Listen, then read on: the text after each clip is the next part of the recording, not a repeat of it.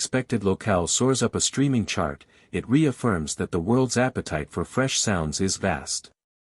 The mutual exchange goes deeper than mere appropriation. It can highlight the beauty of cultural diversity, offering sonic experiences that dissolve biases and build international camaraderie. Reflecting on this global wave prompts an understanding that the very notion of mainstream is shifting. Instead of being set by a few major labels in Western markets, the mainstream now arises from a kaleidoscope of influences, fueled by audiences who refuse to remain siloed. The synergy between streaming, social media, and hungry new fans paves the way for localized artists to break out internationally.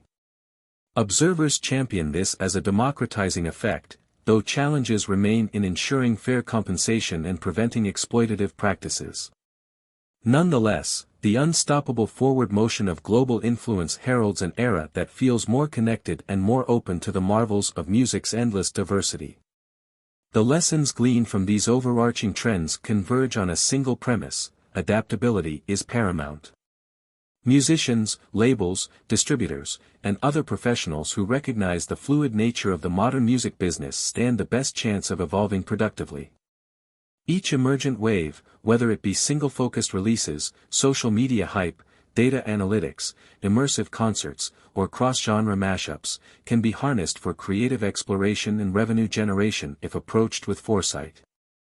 The industry's cyclical nature means that older models might resurface, as seen with the vinyl renaissance, while brand new concepts, such as AR or VR shows, jostle for acceptance. For an individual artist to flourish, they need to remain responsive, gleaning insights from market changes without sacrificing their core identity. The immediate effect of these ongoing shifts is that career pathways are less linear. An artist might find initial acclaim online, sign with an indie label for physical releases, land a global sync license that funds a major tour, then scale up their operation with brand partnerships. Another might deliberately remain independent, leaning on direct-to-fan strategies, yet still tap into global streaming platforms to connect with international audiences. In essence, each trend fosters multiple offshoots. This branching environment can feel overwhelming but also liberating. Gone is the era of one-size-fits-all routes to success. Today, a more entrepreneurial mindset can help creative minds tailor strategies that reflect their personal strengths. For students seeking to enter the music business, these trends underscore the value of well-rounded expertise. Understanding both the creative spark and the commercial framework fosters collaboration that benefits everyone. Marketers, data analysts, concert promoters, legal advisors, and brand specialists each contribute to making contemporary music ecosystems function. People who straddle multiple skills, such as a musician who also codes digital experiences, might find themselves in high demand. The interplay of roles, from influencer relations to cultural ambassadors, reveals that the future belongs to those unafraid to merge disciplines. The end result is a community that extends beyond the simple artist-manager-label triangle, drawing from technological, social, and cultural spheres. As new challenges arise, the core of music's value remains the same: the emotional bond between artists and listeners. Trends act as frameworks that shape how that bond is experienced or monetized, but the essence of music's power endures. Recognizing these patterns while holding on to that artistic heart can position creators to flourish. The industry's shape tomorrow may look very different from today's. Still, by blending resilience, open-mindedness, and a passion for the craft, artists and professionals can navigate shifting tides, forging fresh possibilities within an endlessly renewing tapestry of musical culture. The ongoing evolution is a testament to music's capacity to connect, inspire, and reflect its time. While technology may alter distribution and consumption, the universal need for sonic storytelling persists. Each wave of innovation, from streaming to immersive events, reaffirms that the listener's thirst for genuine experiences never disappears. In the context of each new development, the faithful anchor remains the artistry itself. Trends bring novel forms of expression, but at their core, they revolve around shared emotion. The momentum driving the industry forward is fueled by the collective ambition to harness creativity, spark connections, and write the next page in the ongoing saga of how humanity embraces and evolves its musical heritage. Lesson 11. The evolution of physical media. In contemplating the development of physical media within the music industry, it becomes clear that formats such as vinyl records, cassette tapes, and compact discs have undergone cycles of innovation and public fascination. Although today's landscape places great emphasis on digital streaming, physical media still holds a cherished place in many listeners' hearts. Tracing its evolution shows a continuing dance between technological progress, audience demand, and cultural significance. This lesson explores the rich story of how these tangible formats rose to prominence, adapted in the face of new challenges, and secured pockets of loyal fans who defy the notion that physical releases are relics of the past. By appreciating how each format shaped listening habits, influenced music marketing, and even molded artistic decisions, students gain deeper insight into the persistent appeal of something tangible in an increasingly digital age. The contours of physical media's evolution reveal the interplay of nostalgia, collector culture, and the sincere desire to experience music in a personal, material form. This journey is not a mere retrospective. It offers a contemporary blueprint for how certain listeners yearn for deeper connections with the art they consume, while also illuminating how the industry balances convenience, cost, and creative vision. There are many angles to consider when viewing physical media's evolution, each reflecting changing technologies, shifting musical trends, and broader cultural transformations. One must look at the early breakthroughs, such as the transition from shellac records to more durable vinyl, which made mass distribution feasible and introduced entire generations to the concept of building personal music libraries. Yet, as the decades progressed, new formats like cassette tapes and compact discs took center stage. Each was hailed as a step forward in portability or sound clarity, yet each, in time, faced its own displacement. Still, the appeal of each generation's tangible format never wholly faded. From record store excitement to box set collectibles, physical media retained a mystique built on ownership, album art, and the satisfaction of handling a physical product that digital bytes cannot replicate.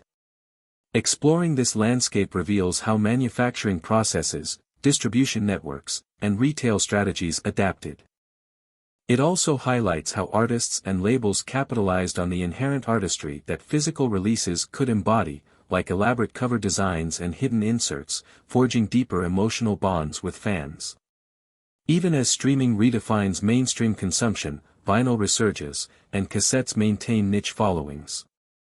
This demonstrates that physical formats have not died but instead found new roles, often steeped in nostalgia.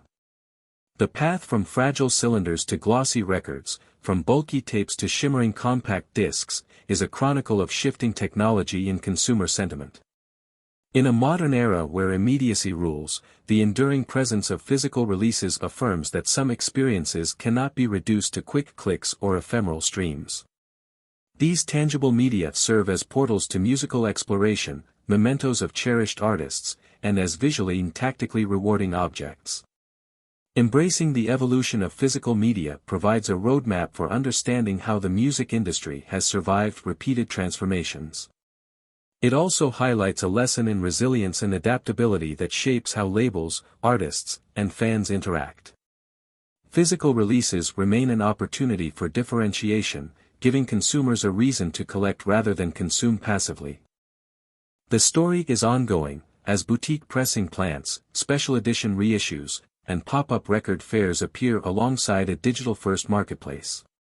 The reciprocal influence of technology and nostalgia ensures that physical formats remain relevant, blending yesterday's charm with tomorrow's innovations.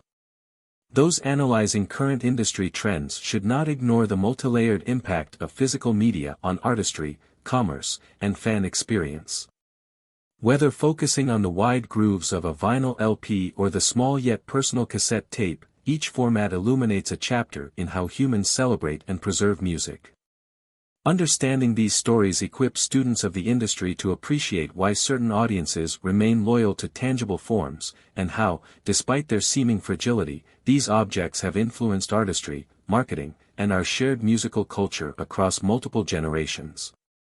Vinyl as a cultural mainstay. The initial transformation from shellac records to the now iconic vinyl format revolutionized the way listeners experienced music in the 20th century. Vinyl's durability allowed for longer playtime and improved sound fidelity compared to earlier discs that were heavier and more prone to breakage. This advancement coincided with a post-war economic upswing, prompting record labels to invest in marketing and distribution that made vinyl the default method for purchasing and owning songs. Families gathered around record players, forging communal listening rituals that deepened emotional attachments to both artists and the music itself. The large album sleeves became canvases for artistic expression. Designers had the space to incorporate intricate artwork, photography, and liner notes, transforming each LP into a collectible artifact. This shift set the stage for the album-centric culture that would dominate popular music for decades. Fans appreciated not only the music but also the visual narrative that accompanied each release. Albums like the Beatles' iconic covers, for instance, cemented the idea that these large sleeves could be creative statements in their own right. Collectors soon emerged, prizing first pressings or unique cover variants. Through them, vinyl transcended being just a playback format and became an integral part of music fandom. Vinyl's dominance spanned genres, as rock, jazz, classical, and emerging pop styles all found a home on those black discs. Specialty record shops sprang up in countless towns and cities, shaping local music scenes. Knowledgeable employees would recommend lesser-known releases, fostering discovery in niche enthusiasm. In that environment, crate digging turned into a cherished pastime, encouraging fans to unearth hidden gems or unique pressings. An entire culture took root, one that prized tangible ownership and the thrill of physically searching for rarities.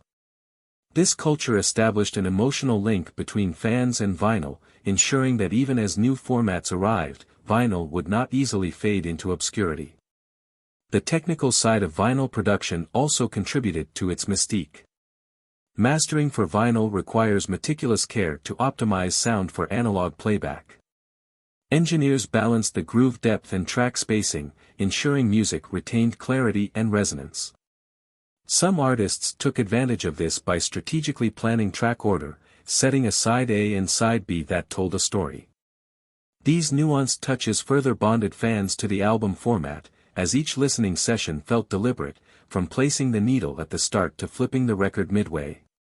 While cassettes and CDs promised convenience, the tactile process of playing vinyl became a ritual. It reminded listeners that music consumption could be something more physical and intentional. Despite the eventual surge of digital formats, vinyl resurged decades later in the early 21st century. Enthusiasts cited the warmth of analog sound, the enjoyment of collectible packaging, and a pushback against ephemeral digital libraries.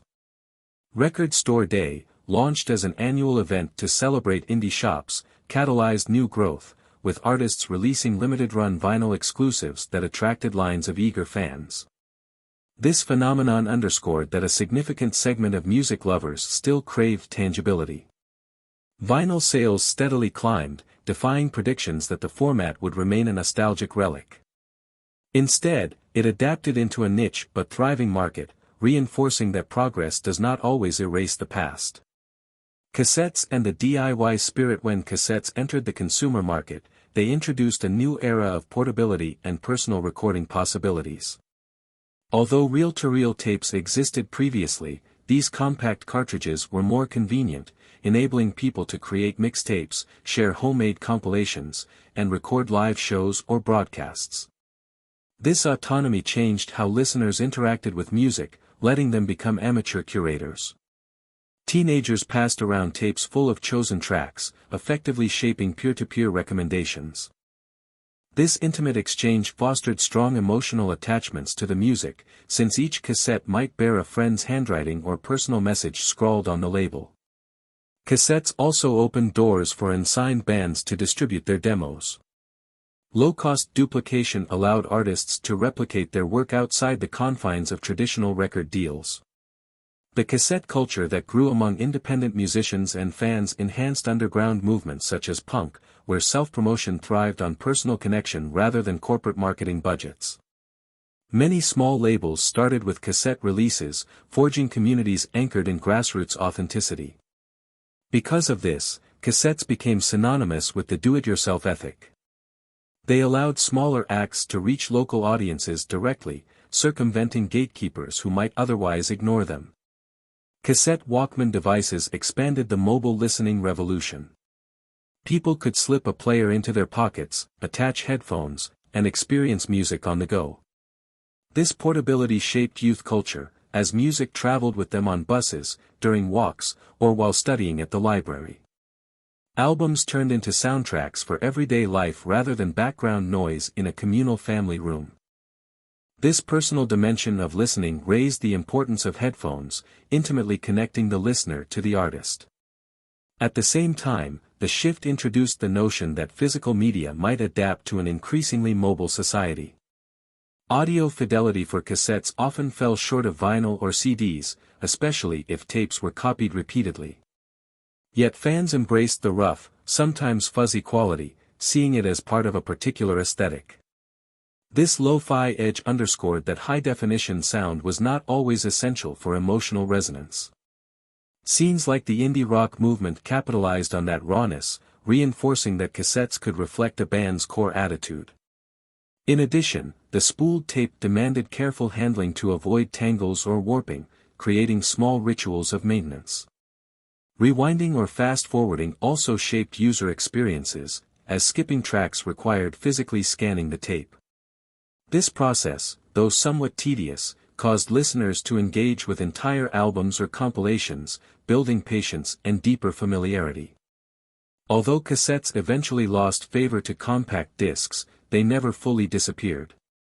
Like vinyl, cassettes experienced a cult revival decades later, buoyed by nostalgia and new generations curious about tactile media. Small labels began releasing limited cassette runs of modern albums, marketing them as collectible or retro chic. The do-it-yourself ethos remained intact. Handmade covers, personal notes, or special packaging updates retained the format's sense of intimacy. While mass adoption was less likely in comparison to vinyl, cassettes found their niche among fans who relished physical expressions of counterculture. This perseverance demonstrates that older formats do not simply vanish when overshadowed by new technology, they find specialized roles that reaffirm the power of physical media to provide distinct experiences. Compact discs and the digital leap. When compact discs appeared on the scene, they embodied the future of digital precision. Audiophiles hailed their crisp, noise-free playback, while mainstream consumers celebrated convenience. Slim jewel cases stacked neatly, and skipping tracks no longer required manual winding. Initially, CDs were pitched as nearly indestructible, though time would reveal their susceptibility to scratches and data corruption. Nevertheless, for an era unaccustomed to digital clarity, the improvement in sound quality felt extraordinary. Major labels swiftly adopted the format, reissuing back catalogs with promises of remastered brilliance. The emergence of mega retailers that sold CDs reinforced their dominance. Shoppers no longer had to rely solely on dedicated record stores, chain electronics or media outlets displayed rows of shiny jewel cases. Marketing campaigns often boasted compact disc exclusive bonus tracks, encouraging fans to repurchase albums they already owned on vinyl or cassette. This spree of reissuing back catalogs generated vast profits for labels, as older recordings gained new life. Consumers embraced the chance to upgrade their collections, enticed by the promise of improved fidelity and longevity. The transformation to a digital medium also carried symbolic weight, signaling an era where technology streamlined the listening process. CD players began appearing in cars and portable devices, matching cassettes' mobility. The convenience factor soared, as skipping tracks or randomizing song order was just a button press away. For some fans, the tactile engagement with vinyl or cassettes was replaced by a more clinical push-button approach, though the crisp sound and ease of use balanced any loss of tradition. Larger album booklets allowed for expanded liner notes or lavish photography, bridging some of the gap left by the smaller packaging. Nonetheless, the uniformity of jewel cases meant a narrower window for elaborate cover art expressions. Many releases compensated with glossy pages that included lyrics, artist commentary, or behind-the-scenes images, aiming to maintain the sense of collectability. As the 1990s progressed, CDs became the default format for new releases, pushing vinyl and cassettes to the margins. High profits, stable production costs, and public enthusiasm propelled record labels into an era of commercial success. This fueled blockbuster album sales, where certain artists sold millions of copies worldwide, helping shape star-driven culture that revolved around album cycles. While some criticized the perceived sterilization of the listening experience, with digital cleanliness overshadowing analog warmth, the majority embraced the format as the pinnacle of modern convenience. Artists and labels exploited the ample storage capacity, stuffing discs with bonus tracks or hidden content. This encouraged deeper exploration, though the novelty wore off as the practice became common. The CD era began to wane with the turn of the millennium, partly due to the explosive rise of file sharing and digital downloads. Piracy cut into physical sales, altering the financial dynamics that had long supported large-scale album campaigns. Even so, a strong segment of listeners and collectors continued to prefer discs, whether for car stereos, personal libraries, or the simple reliability of a physical backup. Some smaller labels and independent stores lingered on the format because it remained a cost-effective solution for distributing new material. As streaming advanced, CD sales dipped further. Yet in many regions, particularly certain parts of Asia, CDs stayed relevant, with fans treasuring the collectible nature of well-produced releases, especially in pop idol spheres. The format story thus mirrors that of previous physical media: monumental impact, eventual decline, yet lingering presence among loyal supporters. The cassette revival and boutique vinyl pressings. While mainstream focus pivoted to digital, subcultures cultivated a renewed interest in cassettes and vinyl, reigniting formats once dismissed as obsolete. This resurgence linked nostalgia to a fresh generation's discovery of analog aesthetics. Independent labels championed cassette releases for emerging indie bands, pairing lo-fi sound with handcrafted covers that signaled authenticity. Underground scenes that valued direct artist-fan relationships embraced cassettes precisely for their limited distribution and personal warmth. A brand new wave of tape enthusiasts swapped copies at gigs or through mail-order channels, mirroring the do-it-yourself spirit that first propelled cassettes decades earlier. Meanwhile, vinyl's renaissance took on a more substantial commercial dimension. Major artists began pressing or reissuing albums on 180-gram heavyweight vinyl, emphasizing enhanced audio fidelity. Collectors relished these premium pressings, delighting in the heft and robust packaging. Special editions often featured colored vinyl, etched designs, or gatefold sleeves containing exclusive posters. These releases frequently sold out quickly, fueling a secondary market where certain vinyl pressings commanded steep prices. Record Store Day accelerated this phenomenon, with many labels scheduling unique or previously unreleased materials for a single date, inciting lines outside independent shops. This event overshadowed the notion that vinyl existed merely as a relic, proving there was a viable market. The shift wasn't solely about sales. It illustrated a cultural pivot where tangibility took on fresh meaning in a hyper-digital environment. Listeners yearned for a slow, ritualistic approach to music consumption, placing a record on a turntable, lowering the needle, and immersing themselves in physical album notes. This turned the act of listening into a deliberate event, contrasting with the endless playlists of streaming platforms. For artists, these boutique formats served as canvases for deeper expression. They could incorporate large-scale artwork, bonus tracks hidden on the B-side, or etched designs in the run-out area. Every detail, from the color palette to the weight of the vinyl, shaped the user experience. Small pressing plants experienced backlogs as demand soared, revealing an infrastructure strain that few predicted. For newer or smaller acts wanting to release vinyl, wait times extended, forcing them to plan campaigns months in advance. Cassette duplicators likewise saw expansions, though on a smaller scale. The entire supply chain, from specialized cardboard printing for cassette sleeves to mastering engineers adept at preparing vinyl lacquers, adjusted to a resurgence they once deemed improbable. Retailers, especially independent shops, capitalized on renewed foot traffic from fans seeking exclusive pressings or lesser-known cassette releases. Some stores integrated listening stations, letting customers sample hidden treasures or new arrivals, rebuilding community ties that had eroded during the apex of digital downloads. Beneath these revival stories lies a tension between genuine passion and commodification. Many critics argue that big labels exploit nostalgia to repackage catalogs without necessarily adding fresh artistic value. Others see the re-emergence of cassettes as kitschy, overshadowing the practical drawbacks like tape hiss or degradation. Even so, the fact remains that these older formats are not purely throwbacks, they have adapted to a shifting marketplace. Their persistent presence, even in limited markets, underscores a continuing appetite for tangible, curated music experiences. The revival of cassettes and boutique vinyl signals that progress in the music industry can be non-linear, blending the new with the old in ways that continue to surprise both insiders and casual fans alike. Physical media in the streaming era. Balancing physical formats with digital proliferation has become a nuanced dance. Many artists release music simultaneously on streaming platforms and in limited vinyl or cassette runs. The goal is to satisfy diverse audience preferences, ensuring that younger, digitally oriented fans can access tracks instantly, while collectors gain the tangible pieces they crave. Labels carefully calibrate these releases, tying physical media to special incentives like autographed covers or deluxe packaging that might include behind-the-scenes content or art prints.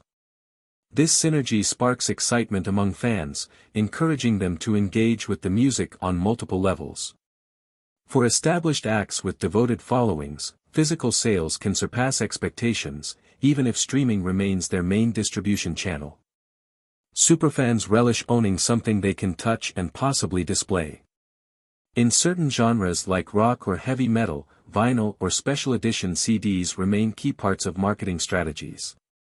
These communities see the product as a badge of membership, fueling releases that are miniature events, complete with teasers, countdowns, and unboxing videos on social media. The emotional bond is palpable. Fans might never unwrap their collector's edition album, hoping to preserve it as a cherished keepsake, while streaming the songs separately. Physical media can also double as a promotional tool for tours. Artists bundle tickets with exclusive vinyl pressings, creating a package that encourages fans to attend concerts while securing limited merch. Such moves help build hype and ensure that performances connect with tangible experiences. Some might argue that these strategies represent a nostalgic ploy or a marketing gimmick, but they undeniably sustain interest among those who want to feel intimately connected to their favorite musicians. This type of synergy bolsters smaller acts too. Limited-run cassettes sold at shows help them recoup travel costs and strengthen personal bonds with attendees. While streaming provides immediate access, the ephemeral nature of digital catalogs can lead to out-of-sight, out-of-mind consumption patterns. Physical objects, on the other hand, occupy visible space in one's home, reminding listeners to revisit an album. This lingering presence can spark conversation pieces when guests notice a vinyl collection or unique cassette displayed on a shelf. The personal library concept extends beyond convenience, representing an evolving tapestry of the owner's musical tastes and memories. Physical media's role, then, becomes not just about playback but about forging identity. In a sense, each record or tape is a milestone in a listener's journey, shaping how they recall certain phases of life. Critics note that the environmental impact of producing and shipping physical media, particularly vinyl, cannot be ignored. Manufacturing plastic records, printing covers, and the logistics of global distribution contribute to resource use. Proponents of these formats emphasize that vinyl and cassettes, when well cared for, can last generations, contrasting with the upgrade cycles of digital devices. Still, the concern remains valid, prompting some pressing plants and labels to explore more eco-friendly materials or production methods. Consumers who value physical media might accept these complexities, seeing them as part of a trade-off in sustaining a beloved art form. The result is an ongoing conversation about how to align the emotional and cultural value of physical releases with responsible environmental stewardship. Collectors and superfans. Collectors represent a subset of music enthusiasts who elevate physical ownership into an art form. They track down first pressings, import editions, or rare promotional variants, spending considerable sums to build carefully curated archives. Their passion preserves historical moments in music, ensuring that older pressings, unique sleeve designs, or misprints do not vanish. This zeal for the hunt often extends beyond mainstream releases, embracing bootlegs or tour-only tapes that capture ephemeral live performances. Within these collector circles, knowledge sharing flourishes, from tracking matrix numbers on vinyl to deciphering cryptic cassette run details. This collaborative environment helps maintain a meticulous record of music's physical heritage. Superfans, on a slightly broader scale, are individuals who follow a favorite band or artist with intense devotion. Physical releases allow them to connect more intimately, transcending the intangible stream.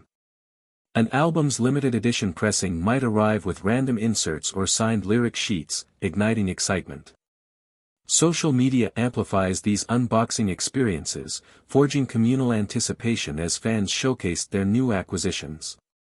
The synergy fosters a shared mythology around the artist's releases, each object embodying a milestone in the group's evolution. Superfans do not merely consume music, they champion an artist's entire ethos, and collecting physical media becomes part of that identity. Collecting can also be an investment. Certain records or box sets appreciate over time, especially if the run was small or the artist soared to fame after the initial pressing. Secondary markets thrive, hosting auctions or resale platforms where sought-after items command premium prices. While some cynically see this as profiteering, many collectors argue it underscores the enduring worth of physical formats. When a rare record sells for hundreds or thousands, it reflects the cultural significance embedded in that artifact. This financial angle, however, can incite hype cycles, with speculators snapping up new releases hoping to flip them at a markup. Genuine fans may feel squeezed out, spurring labels to consider how many copies to press or how to distribute them fairly. Superfans also spur the revival of entire back catalogs. If an iconic band reissues their discography in deluxe vinyl sets, loyal supporters rush to buy them for improved remastering or exclusive packaging. This reissue culture shows how record labels can revitalize older recordings, bridging the gap between longtime fans and newer admirers who missed the original pressings. Box sets often incorporate outtakes, demos, or extensive liner notes that recount the recording process, contextualizing the songs. These releases become historical documents, forging a new conversation around classic albums. The physical manifestation of previously unreleased tracks or rare photos fosters a sense of discovery akin to exploring an archive. Collectors and superfans, then, help sustain the physical media ecosystem in an era dominated by streaming. By valuing tangible formats, they incentivize artists and labels to keep producing them, fueling the creative packaging and special edition market. Their dedication also reminds the broader industry that not all segments of music culture revolve around instant digital access. Some revolve around the devotion of individuals who relish the tactile and emotional components that only a physical object can provide. Their communities ensure that even if mainstream consumption trends shift, the underlying passion for collecting endures, bridging generational gaps and forging a lineage of appreciation that transcends ephemeral hype. Box sets, special editions, and deluxe packages. In parallel with collectors' interests, box sets and deluxe packages have emerged as a lucrative avenue for labels and artists aiming to revive older material or enhance new releases. These comprehensive editions serve as both retrospectives and celebrations, exploring a band or artist's evolution in depth. Often, they contain unreleased demos, alternative mixes, live tracks, and lavish booklets that detail the creative context behind iconic songs. For fans, acquiring a box set is akin to entering a curated museum exhibit.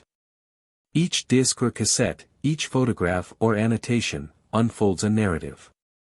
Rather than being a simple reissue, these expansions become experiences, weaving new layers into the music's legacy. The production of box sets can be elaborate. Handcrafted outer packaging, embossed lettering, or thematic design elements transform them into display pieces. Artists sometimes collaborate with designers or illustrators to capture the spirit of the era being revisited. This collaboration extends to carefully chosen paper stock, color schemes, and a consistent aesthetic that unifies everything inside. When the final product is unveiled, fans eagerly sift through the contents, savoring each artifact. From replicas of vintage tour flyers to meticulous track-by-track commentary, these extras feel like personal invitations into the album's creative world. Such attention to detail elevates these editions beyond standard physical releases, aligning them more with art collectibles. Deluxe packages for new albums similarly tap into the appetite for immersive experiences. In an otherwise streaming-first climate, offering a fancy edition can entice fans to spend, especially if it includes behind-the-scenes studio footage, bonus songs, or exclusive merchandise. Some artists embed personal items, handwritten lyric pages, Polaroid snapshots, or fabric swatches from their stage outfits, reinforcing a sense of intimate connection. The brand synergy can extend further, with packaging that complements an album's themes or storyline.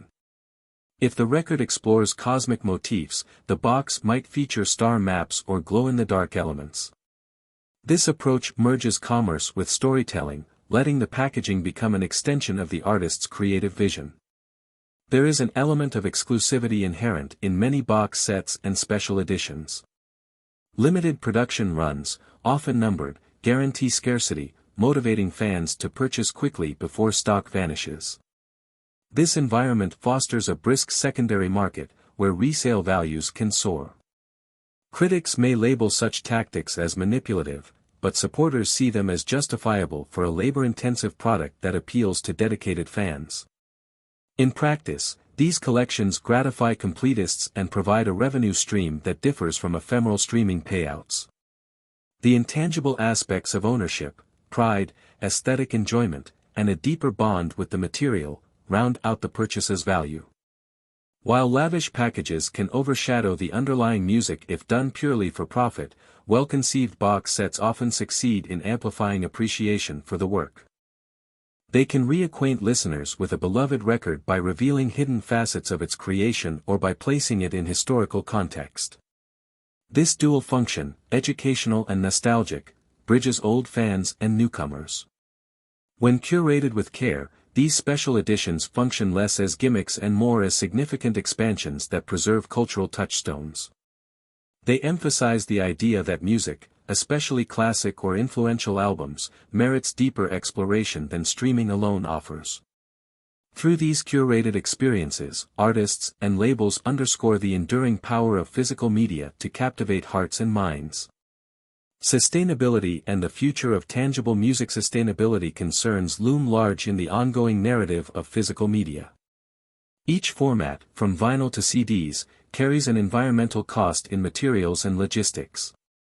Ecological campaigns highlight plastic usage, energy consumption in manufacturing, and pollution from shipping.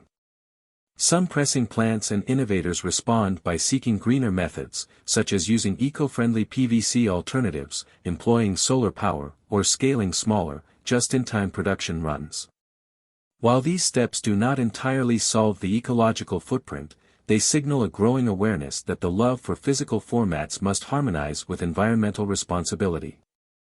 Fans, too, grapple with the trade-off. They desire tangible items but wish to minimize harm. Recycling and upcycling initiatives have surfaced. Artists or labels might encourage the return of damaged vinyl or broken jewel cases, offering discounts on new releases.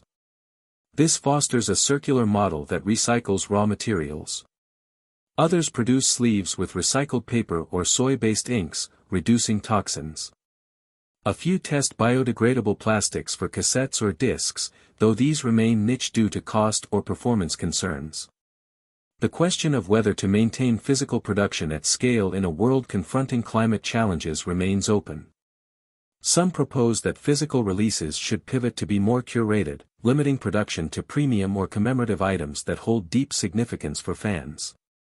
Parallel to sustainability is the conversation about how technology could keep bridging physical and digital. Augmented reality might eventually merge with vinyl covers, offering interactive experiences without significantly altering the product's material footprint. Download codes inside records or CDs remain common, letting owners access digital versions while cherishing the tangible artifact. The industry might adopt streamlined production cycles driven by pre-sales, printing exactly as many copies as are demanded, thereby reducing waste. Crowdfunding could become central for larger projects, ensuring that only the needed volume is produced. Another angle is the potential integration of blockchain or near-field communication chips in physical releases, verifying authenticity or granting exclusive digital perks. This approach appeals to collectors who value proof of rarity while still wanting digital convenience. For instance, an album might come with a blockchain-verified certificate of ownership, preventing counterfeiting and allowing fans to resell it with transparent provenance. Although in early stages, these innovations point toward a future where physical and digital coexist seamlessly, each reinforcing the other's unique strengths. The interplay of tangibility, technology, and sustainability can define the next era of the music industry's physical output. Ultimately, the future of physical media appears shaped by careful balancing acts. It must reconcile nostalgia with ecological accountability, tradition with modernization, and exclusivity with accessibility. Artists and labels experiment with ways to keep physical offerings fresh, creative, and aligned with fans' deeper needs. If those needs revolve around connection, aesthetic appreciation, or a sense of communal history, then physically packaged music will continue to hold an important space. The capacity for innovation remains, revealing that even an old idea can be repurposed to fit new priorities. By acknowledging the broader environmental context, focusing on limited yet high-quality runs, and melding digital perks, the industry can keep physical media relevant. In doing so, it preserves a space where music transcends intangible bits, manifesting as a tangible keepsake that merges art, identity, and lasting cultural resonance. The legacy and lessons of physical formats reflecting on the evolution of physical media exposes key lessons about audience psychology, cultural memory, and the music business's ability to adapt. Each format initially arrived as a technical improvement on its predecessor, promising better sound, portability, or durability. Over time, each also accrued intangible value. Vinyl exuded warmth and artistry, cassettes captured spontaneity and intimacy, CDs boasted pristine audio and convenience. When digital music threatened to obliterate these physical realms, the core emotional aspects of collecting, ownership, and personal connection ultimately saved them. The industry learned that progress does not have to mean total erasure of earlier forms. Instead, new and old can coexist, each appealing to different sensibilities. Musicians themselves glean important insights from these historical arcs. Emphasizing packaging, storytelling, and the tactile joys of experiencing music fosters deeper loyalty among fans. Strategic choices, like releasing limited runs, pressing vinyl in special colors, or including personal notes, reinforce an artist's identity. Physical media can become an extension of self-expression, a testament to the care invested in every aspect of the work. Meanwhile, acknowledging that digital streams remain the mainstream reality helps them maintain a balanced approach. Hybrid strategies, where an album sees a digital release plus a carefully orchestrated physical rollout, invite fans from all corners to join the conversation. The broader music community grasps that physical media shapes marketing and distribution frameworks as well. Record store culture, though diminished, still exists as a hub of curation and discovery, forging relationships that purely digital channels cannot replicate. Physical formats also guide how listeners structure music experiences. A vinyl LP naturally divides an album into sides, while a cassette enforces linear playback, pushing people to embrace entire tracklists rather than skipping around. These elements encourage a more reflective, less fragmented engagement. The lessons gleaned from these interactions endure, informing how new services are designed or how live shows integrate merchandise displays that highlight album art or limited collector's items. Contemporary discourse often focuses on ephemeral streaming, but the deep roots of physical media present a valuable counternarrative. They remind us that the love of music extends beyond instant gratification, that people cherish tangible souvenirs from meaningful cultural expressions. There is something timeless about holding an LP from 50 years ago, a testament to how songs outlast the moment of their creation. Physical artifacts can be passed from one generation to another, bridging eras in a way that fleeting digital files cannot mirror. This longevity offers continuity in a fast-shifting cultural tapestry. In conclusion, the story of physical media in the music industry is one of innovation, decline, and surprising rejuvenation. Each format introduced new dimensions of musical enjoyment, forging emotional ties through ownership and artistic packaging. Though overshadowed by digital platforms, vinyl, cassettes, and CDs persist as symbolic and sometimes profitable niches, reminding everyone that progress is not always linear. By studying this evolution, students and professionals gain insight into resilience, the power of nostalgia, and the fundamental bond people form with music. Far from a relic, physical media stands as a testament to the resilience of human connection, storytelling, and the tangible gratification that emerges when technology meets emotional investment. Lesson 12, Introduction to Music Charts. Music charts serve as barometers of success, reflecting which songs or albums resonate with listeners in a given time and place. They trace a long history of evolution, starting as simple listings of top-selling sheet music before morphing into diverse rankings for radio airplay, physical sales, and now digital streams.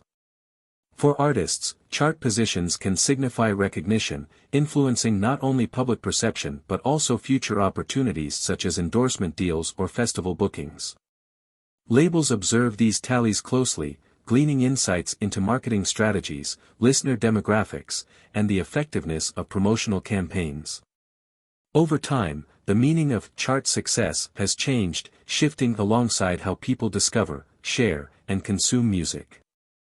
Yet at every turn, music charts retain their aura of competition, ambition, and cultural significance, capturing the public's fascination while guiding industry decisions. They persist as a tangible way to gauge popularity in an otherwise subjective medium. A chart peak, whether on a local radio countdown or a global streaming platform, can propel an artist from relative obscurity to mainstream attention. For fans, charts often become a lively conversation point, sparking debates about quality, integrity, or the ephemeral nature of certain hits. Some celebrate the thrill of following weekly updates, checking if their favorite tracks ascend, descend, or vanish. Others question the metrics behind each ranking, suspecting manipulation or creative accounting that may not truly represent genuine public sentiment. This tension underscores how deeply people care about measuring music success, even when these measurements can be flawed or incomplete. The continuing relevance of charts demonstrates that, as the industry evolves, people still seek clear benchmarks of what is trending or admired. Far from static lists, music charts have embraced new methodologies to keep pace with shifting consumption habits. Where once they mainly reflected retail purchases, they now attempt to incorporate streaming data, downloads, video views, and even social media engagement. This broadening scope mirrors how listeners shape charts through a variety of digital and physical actions. As a result, chart compilers constantly refine formulas, aiming to balance old and new metrics to represent broader audience behaviors. These steps spur controversies and innovations alike. Do certain services carry disproportionate weight, or do chart changes accurately reflect evolving realities? For students and professionals in the industry, understanding these mechanisms is vital, as they shape marketing tactics, release timelines, and even creative decisions. The complexity of music charts grows with each adaptation, reminding everyone that behind simple numerical rankings lie intricate webs of data collection and interpretation. People often underestimate how much effort labels invest in chart positions. Strategic release dates can exploit quieter weeks, seeking a number one spot with minimal competition. Surprise album drops might front-load streams or sales within a short window, maximizing impact. Promotional stunts, discount pricing, or bundling merchandise with digital copies can boost chart performance, prompting debates about fairness. Ultimately, though, an artist who cements a strong chart presence often garners an enduring place in public memory. Even those who claim indifference to numbers sometimes feel pressured to match or surpass past chart achievements. This layered interplay of statistics, marketing, and cultural prestige reveals how charts function as more than just ephemeral lists. They are deeply intertwined with how the industry chooses to present and celebrate music. Amid all the talk of chart accomplishments, it is crucial to recall that the numbers, while influential, are not the sole indicator of musical worth. Many revered albums never topped the charts or even appeared there. Still, from a commercial vantage, consistent appearances can unlock doors, creating momentum that paves the way for label investment, larger media exposure, and stronger touring prospects. Consequently, aspiring and established artists alike benefit from examining how charts are compiled, which data sources matter most, and how to avoid pitfalls like artificially inflating numbers. By engaging with the layered nature of charts, at once historical artifacts, modern marketing tools, and cultural milestones, those in the music industry cultivate a clear-eyed understanding of why these rankings matter and how they evolve with each new wave of technology. They emerge from physical sales and airplay. When music charts first took form, they revolved around tangible measures like sheet music sales or the number of physical records purchased.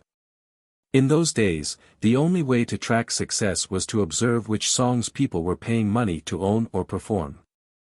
Local newspapers and magazines might publish weekly lists of top-selling titles, offering artists and labels a snapshot of regional popularity. As radio grew in influence, airplay emerged as another factor, providing insight into which tunes reached the widest audiences. Certain stations became known for shaping national or genre-specific charts, meticulously logging which songs they played and how frequently. The resulting tallies, though sometimes imprecise, nurtured an early sense of music chart culture, convincing fans and professionals that these rankings captured the pulse of public taste. Record buying habits during the mid-20th century underscored the power of distribution networks and local retailers. Enthusiasts lined up to purchase new releases, especially when a national magazine announced that a track was climbing the charts. The synergy between physical retail and radio spins meant a label could promote a single heavily on air, then watch sales spike if listeners were enthralled. This feedback loop helped build star power, as repeated radio exposure pushed listeners toward record stores, which in turn propelled a song further up the listings. While data collection varied, and some areas might not be covered rigorously, the general consensus formed around whichever songs consistently drew paying customers. Thus, the foundation of chart success lay in a mix of consumer demand and curated radio playlists that occasionally anointed breakout hits. The industry soon recognized that these combined measures of sales and airplay could make or break a career. The concept of paying promoters, also known as payola, entered the picture. Certain labels or artist managers might incentivize DJs to spin their releases more frequently, hoping to sway public interest. Although payola was decried as unethical and periodically scrutinized by authorities, rumors persisted that the practice shaped which tracks soared up the charts. This phenomenon highlighted the vulnerability of chart systems reliant on a handful of gatekeepers, each capable of distorting results through preferential treatment. Despite efforts to maintain integrity, controversies over radio influence reinforced that music charts were never purely about fan-driven consumption. Even so, the broadness of retail data provided a counterbalance, reflecting genuine consumer spending to some degree. Each chart publication devised its own methodology, further complicating the picture.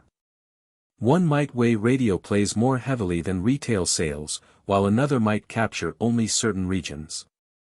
An artist could rank highly on one list while barely registering on another. Rivalries between major magazines or newspapers spurred competition to perfect data collection methods, promising readers the most accurate or comprehensive results. In turn, acts that achieved success across multiple lists achieved special prestige, as it signaled universal acclaim.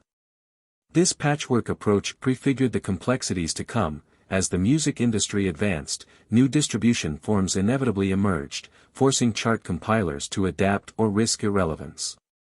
Airplay also grew in complexity as specialized stations catered to different genres: country, rock, soul, and so forth. Chart creators responded by subdividing lists, acknowledging that a top pop song might not resonate in regional or niche formats. Over time, these subcharts became pivotal for artists aiming to dominate particular scenes, from jazz to urban contemporary. The deeper the segmentation, the more charts proliferated, and the more intricate the ranking systems grew. Ultimately, the era of physical sales and airplay, while seemingly simpler compared to today's streaming-driven landscape, laid the crucial groundwork for how charts would gather and interpret data, shaping the earliest definitions of chart prestige. They adapt to the digital landscape as technology ushered in downloadable music. Chart methodologies encountered their first seismic shifts. Digital retailers like iTunes began reporting weekly sales data, capturing user purchases in real time. Suddenly, the industry possessed clearer metrics about how single tracks fared independently from full albums. This slicing apart of sales data led to the resurgence of the single as a potent commercial force. Listeners no longer had to buy an entire album if they wanted just one song. Chart compilers took note, integrating downloads into their formulas. Yet a new question arose: how should these digital purchases compare to physical ones? Ultimately, many lists assigned them equal weight, reflecting a philosophical stance that a fan paying for a track, regardless of format, demonstrated authentic demand. Digital sales accelerated the pace of chart movement. If a song went viral or featured on a popular TV show, immediate spikes in downloads propelled it swiftly upward. Where physical distribution once constrained how quickly a single could climb, digital stores offered near-instant availability. This compressed the timeframe for success, amplifying the impact of well-timed marketing or unforeseen viral moments. At the same time, older tracks could resurface, entering the charts long after release if an online event or cultural flashback reignited interest. This phenomenon complicated the traditional cycle of album promotion, hinting that hits could emerge unpredictably. Just as chart compilers adjusted to downloads, streaming services entered the scene, creating another puzzle. Early on, some resisted blending streaming data with sales, arguing that free or subscription-based listening did not equate to an outright purchase. However, consumer habits were changing, making streaming a dominant mode of discovery and enjoyment. Ignoring it risked chart irrelevance. Soon, most major charts integrated streaming counts, devising point systems where a certain number of streams equaled one sale. The question was how many plays should be considered the same as a purchase.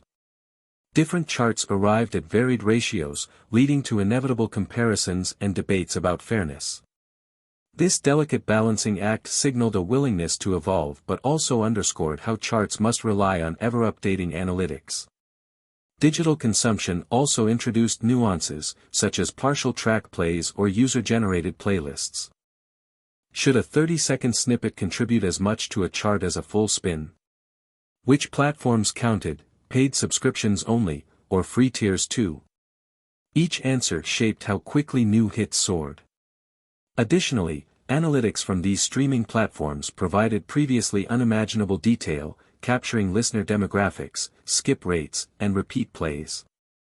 Chart compilers endeavored to reflect these behaviors, though the complexity sometimes baffled even industry insiders. Meanwhile, promotional strategies shifted again. Labels sought playlist placements, influencer endorsements, and social media triggers to spike streams.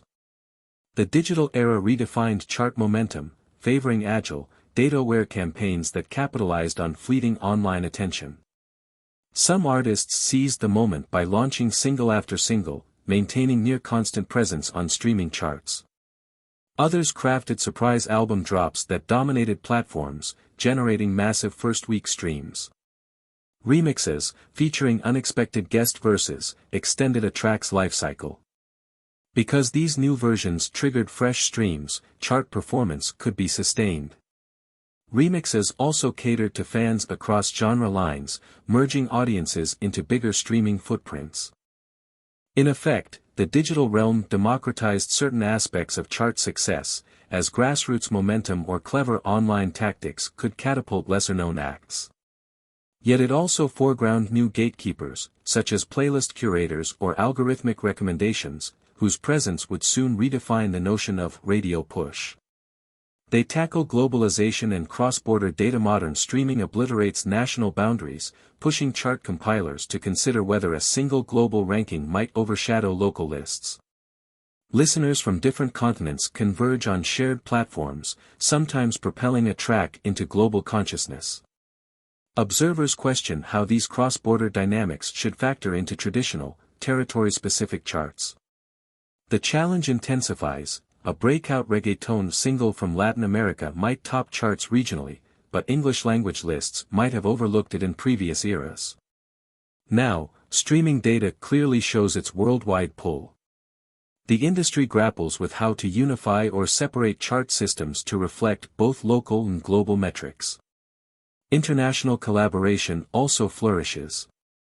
A pop star from one country might collaborate with a rapper from another, resulting in a track that thrives across multiple regions simultaneously.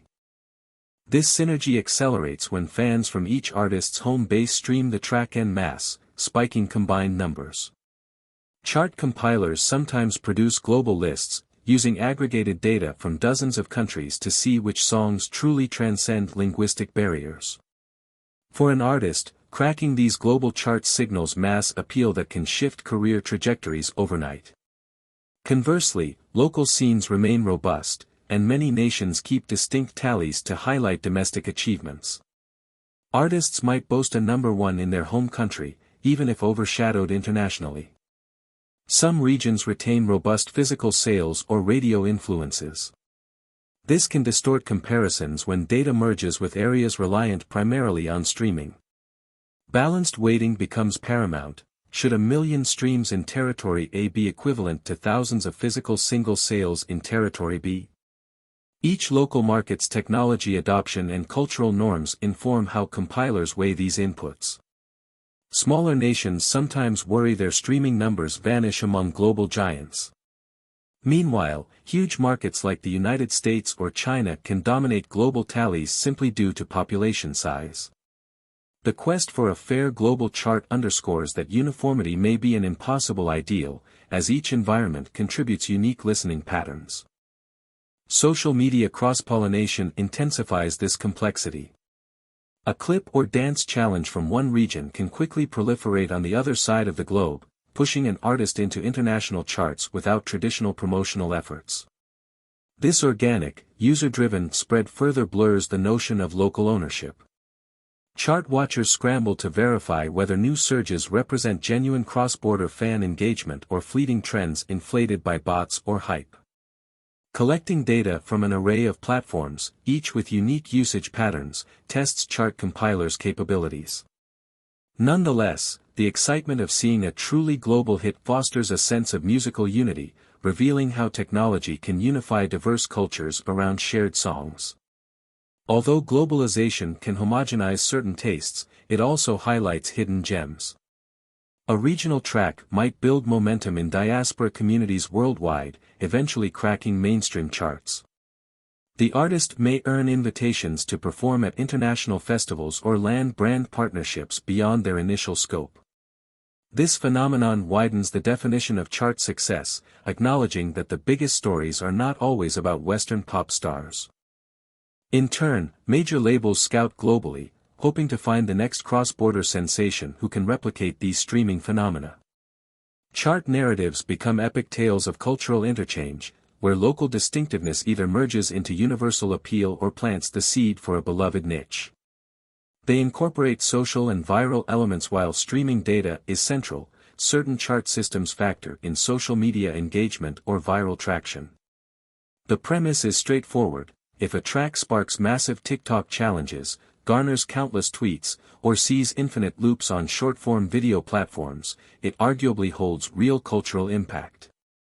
By quantifying these signals, charts strive to reflect buzz that might not fully translate into streams or sales. This is especially relevant for tracks that fans constantly repost but might not purchase. The shift recognizes that modern fandom manifests through shares, memes, and online chatter, not just ownership. Yet critics ask whether ephemeral posts and memes equate to genuine music appreciation. Chart compilers counter that public engagement and user-generated content represent meaningful influence in the digital age. Artists, especially up-and-coming ones, harness social platforms to orchestrate viral moments. A teased snippet can build anticipation before a release. If the snippet becomes a trending sound, the final track's official debut might experience explosive streaming. Observers label this approach meme-led marketing, where comedic or relatable content fuses with a snippet or dance routine. The potential is enormous, but it can be fleeting. A viral track might skyrocket for a few weeks, only to plummet once novelty fades. Chart systems that track these surges might depict a dizzying churn, unlike older charts where songs could linger for months. The ephemeral nature of viral success underscores how quickly cultural attention shifts online. Identifying authenticity is another challenge. Some worry that paid influencers can artificially inflate a track's presence, leading to short spikes that do not reflect broader interest.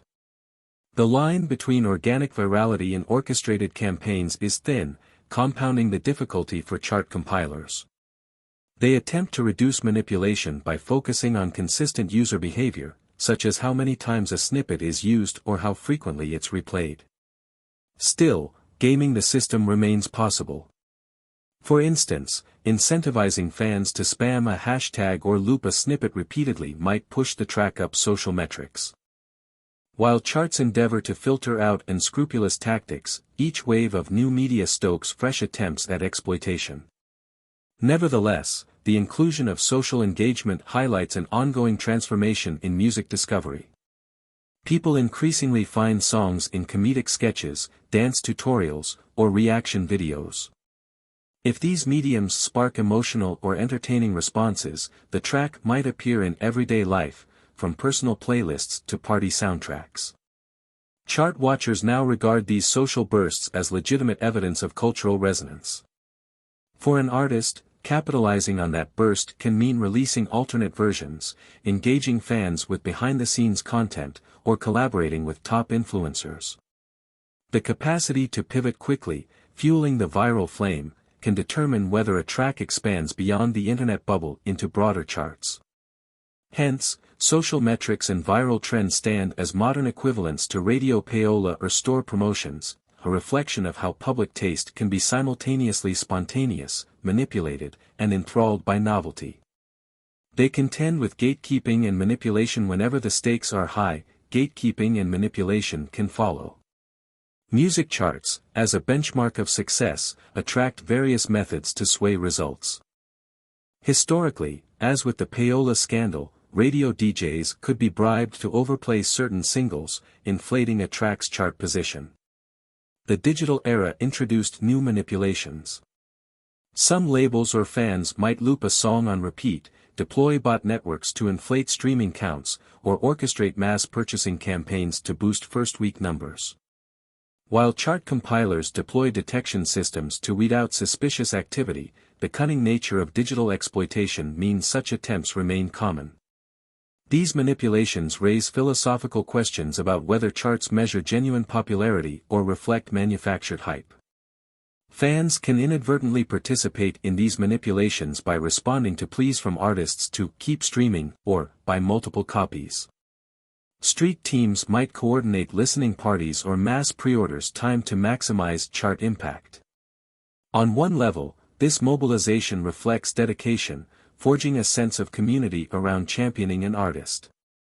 On another level, it skews data by turning chart performance into a game. Critics argue that it subverts the intended function of charts, to measure organic consumer preference. Defenders maintain it's merely an extension of fan enthusiasm. Charts adapt by instituting rules like limiting how many sales can come from a single credit card or how many streams from a single account count toward the totals. Even with these protections, fervent supporters find loopholes. On the label side, bundling tactics came under scrutiny. Offering a merchandise item, like a t-shirt or poster, that automatically included a digital album could inflate chart positions if each bundle counted as a sale. Similarly, concert ticket bundles artificially boosted album tallies, whether or not the buyer cared about the music. Once chart compilers recognized how prevalent these methods had become, they tightened guidelines. They required that the album be actively redeemed or that merchandise and music be clearly priced separately. The debate remains whether all these measures effectively curb manipulation or simply encourage more elaborate schemes. Independent artists face a different kind of gatekeeping. Major labels can afford advanced analytics, playlist connections, and robust marketing that funnel tracks onto prime real estate across streaming platforms. Smaller acts may struggle to secure similar exposure, limiting their chart potential. Though the digital realm has democratized access to distribution, algorithms and curated playlists still function as gatekeepers, favoring certain sounds or partnerships. Some argue that a portion of chart success stems from label relationships with platform editors or promotional deals. Even if direct pay-for-placement is disallowed, cyclical alliances form. While not as overt as paying DJs, these subtle influences can shape which tracks appear on the biggest playlists, effectively guiding streams towards certain releases. Ultimately, the pursuit of fair, transparent charts might never be fully resolved. As soon as compilers implement stricter rules, new forms of manipulation arise.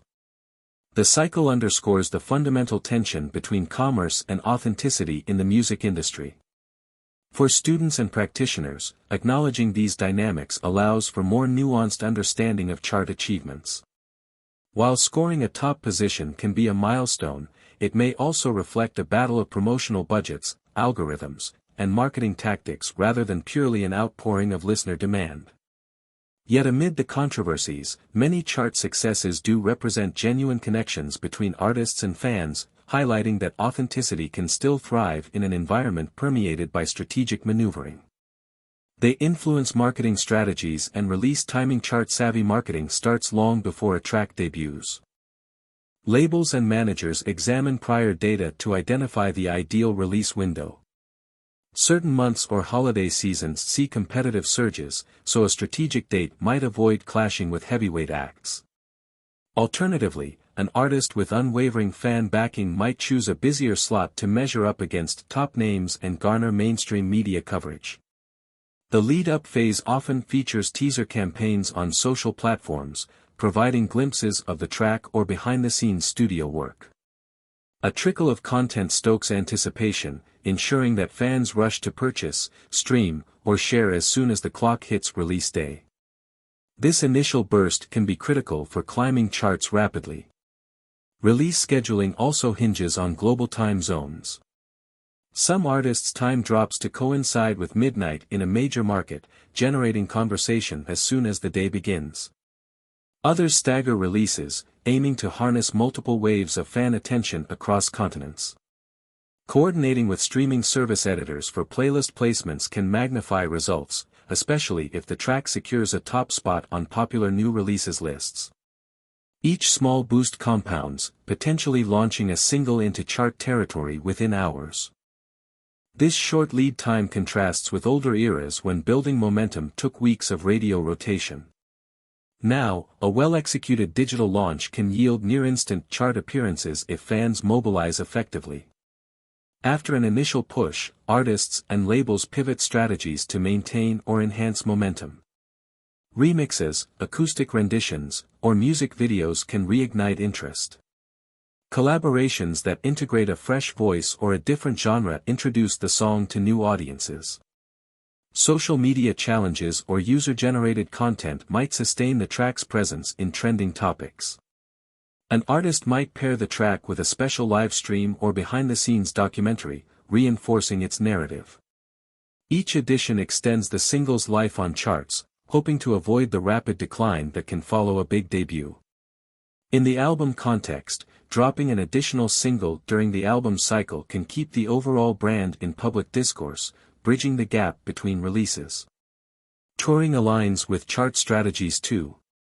Announcing dates or launching a major performance near a release can galvanize fans to stream or purchase the track, strengthening its chart position.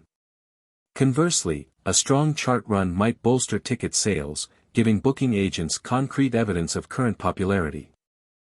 Where charts were once purely reflective of success, they now form an active component of marketing frameworks. Extended chart presence can prompt late-night TV invitations or festival lineups, fueling further cross-promotional opportunities. Observers who trace an artist's timeline from single release to promotional appearances see that chart performance frequently dictates how intensively the label invests in future content. If results lag, the next single might get a smaller push, or an album release might be delayed or reworked.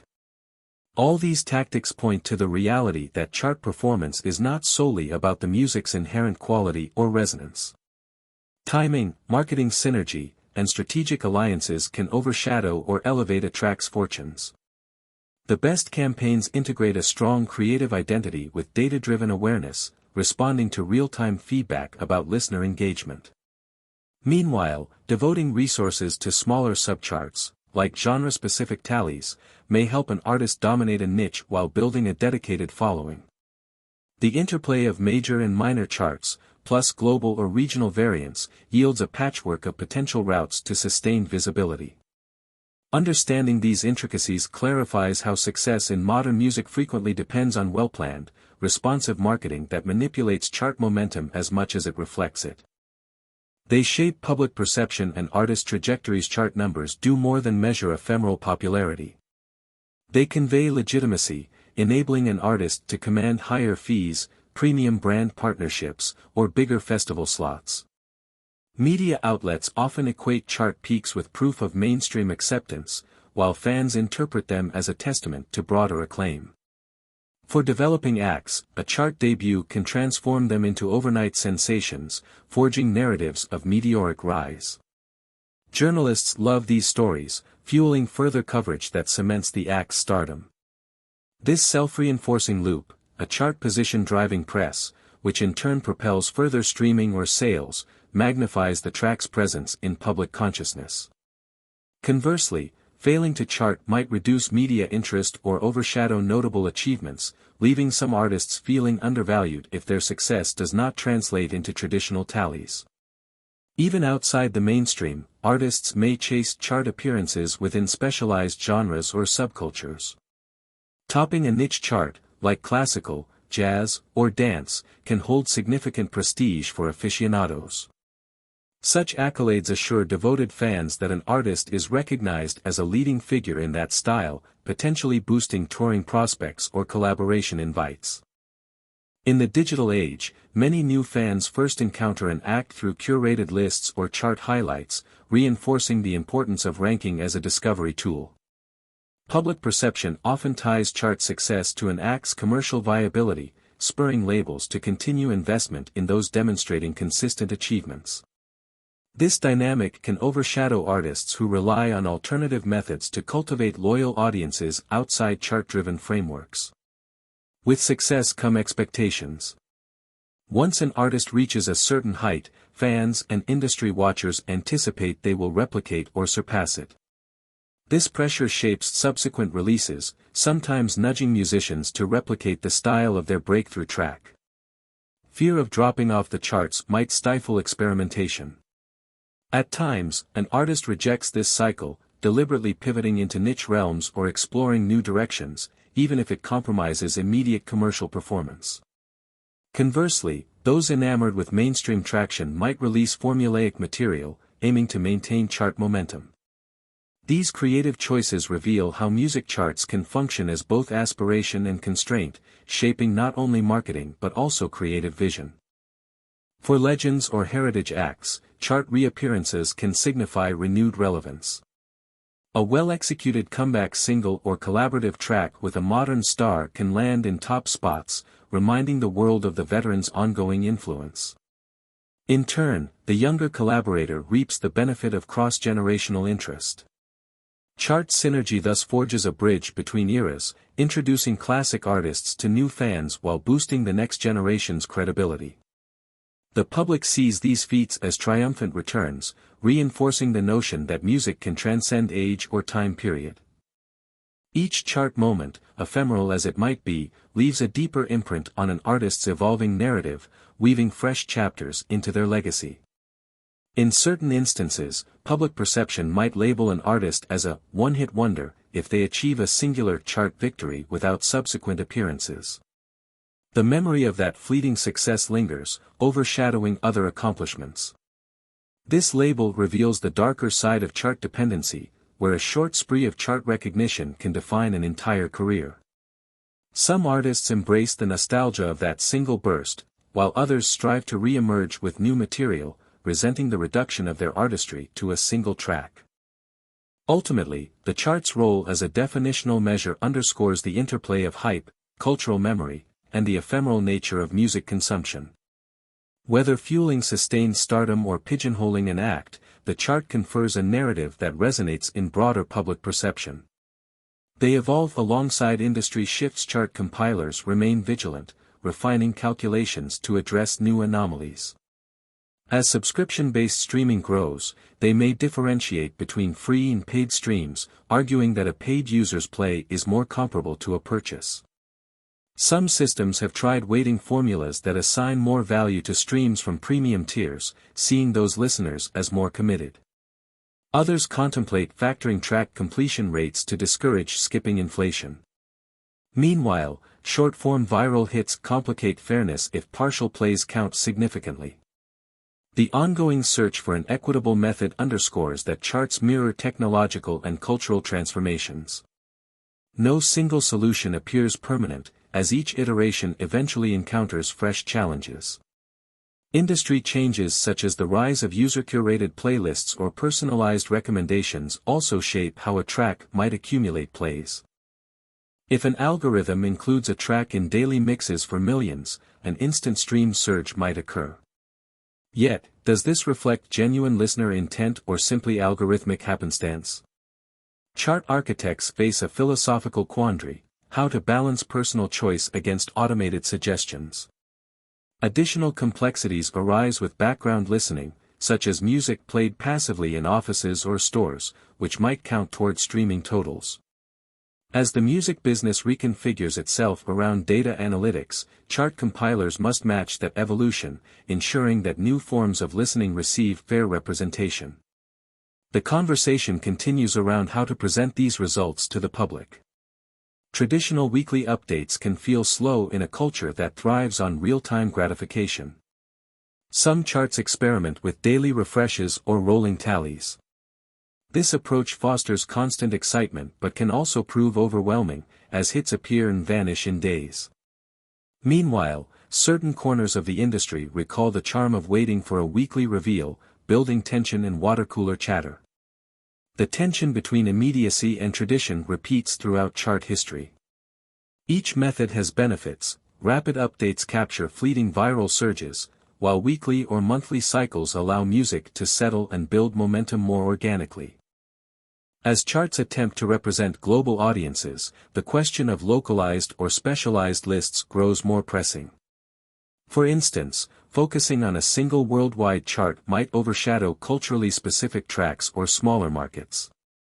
In response, compilers maintain multiple layers, a global top 100, plus country or genre charts that reflect localized nuance. This multi-pronged approach may cause confusion for casual observers but offers deeper insight for industry professionals. An artist might not crack the global top 50 but could dominate an influential subchart, harnessing that momentum for local tours or brand deals. These layered systems illustrate that the concept of chart success is flexible, shaped by each participant's objectives and vantage points. All signs point to ongoing experimentation. If a new platform or technology influences how listeners engage, like immersive streaming or interactive music experiences, chart guidelines will need to adapt yet again. The enduring lesson is that music charts are neither static nor infallible. Instead, they remain living barometers, shaped by an ecosystem of fans, artists, compilers, platforms, and evolving distribution channels. Their future depends on continuous dialogue about fairness, significance, and the deeper truths of audience behavior. As the industry reshapes itself in tandem with cultural and technological innovations, so, too, will the charts that aim to measure its pulse. They remain culturally relevant despite their flaws. Music charts continue to intrigue both insiders and casual fans. Countdowns on streaming services or radio segments attract listeners curious to see which tracks lead the pack. Major publications or entertainment shows spotlight chart milestones, presenting them as markers of success or signals of changing tastes. Social media buzz erupts each time a track hits a record-breaking number of streams or maintains a top slot for consecutive weeks. Even in an age flooded with statistics, certain symbolic thresholds, like debuting at number 1, or unseating a long-standing chart champion, capture public imagination. This cultural resonance endures, fueled by the human love of competition and recognition. Recording artists capitalize on the spotlight. Celebratory posts or press releases announce each achievement, reinforcing that the climb was a collective effort, shared by fans who contributed their downloads, streams, or social engagement. In certain fandom circles, chart battles resemble sports championships, with daily updates and rallying cries. This spectacle can overshadow the music itself, but it also deepens the bond between performer and supporters, weaving a collective narrative of victory. The excitement mirrors older traditions, like the communal act of watching a weekly TV chart show, but multiplied by modern connectivity. Suddenly, a top chart placement is an event that unites listeners in real-time exultation. Chart victories also enter the broader entertainment landscape, influencing award nominations and industry recognitions. Prominent ceremonies, from the Grammys to local honors, often take chart momentum into account. An act that consistently ranks high can see greater chances of sweeping multiple categories, fueling further success. Music channels or editorial outlets base coverage partly on chart presence, giving prime slots to those riding high. This cyclical synergy means charts are more than ephemeral tallies, they're integral to the entire system of accolades, coverage, and business deals that revolve around popular music.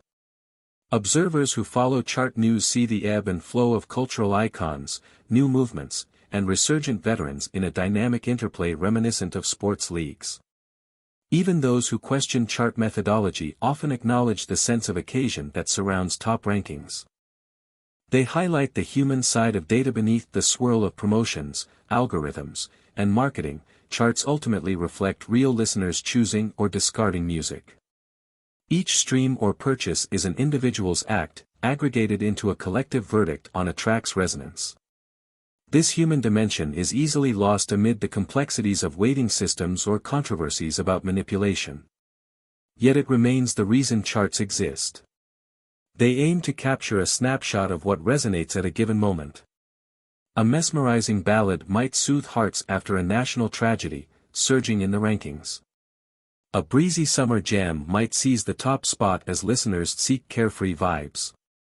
In that sense, charts become diaries of public mood, intertwined with social or emotional contexts. Artists attuned to this reality often strive to cultivate genuine connections, rather than rely solely on gimmicks. While marketing matters, lasting chart success typically arises from forging an authentic bond with fans who repeatedly engage. A strong track endures beyond a strategic launch, maintaining or reviving its position because people truly love it.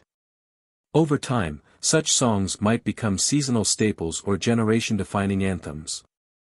Reflecting back, the chart history of an era reveals which tunes captured the spirit of the times, forging collective memories. Even so, watchers of the industry realize that behind every big surge lie numerous small decisions by thousands or millions of fans. The intangible synergy of personal taste, peer influence, and media coverage can catapult a track higher than the most carefully orchestrated campaign could alone. Chart data is, therefore, a mosaic of countless personal moments, someone choosing a workout playlist, a driver tuning in to a particular radio station, a family deciding to purchase an album together. The bigger a track's presence, the more these micro-instances align.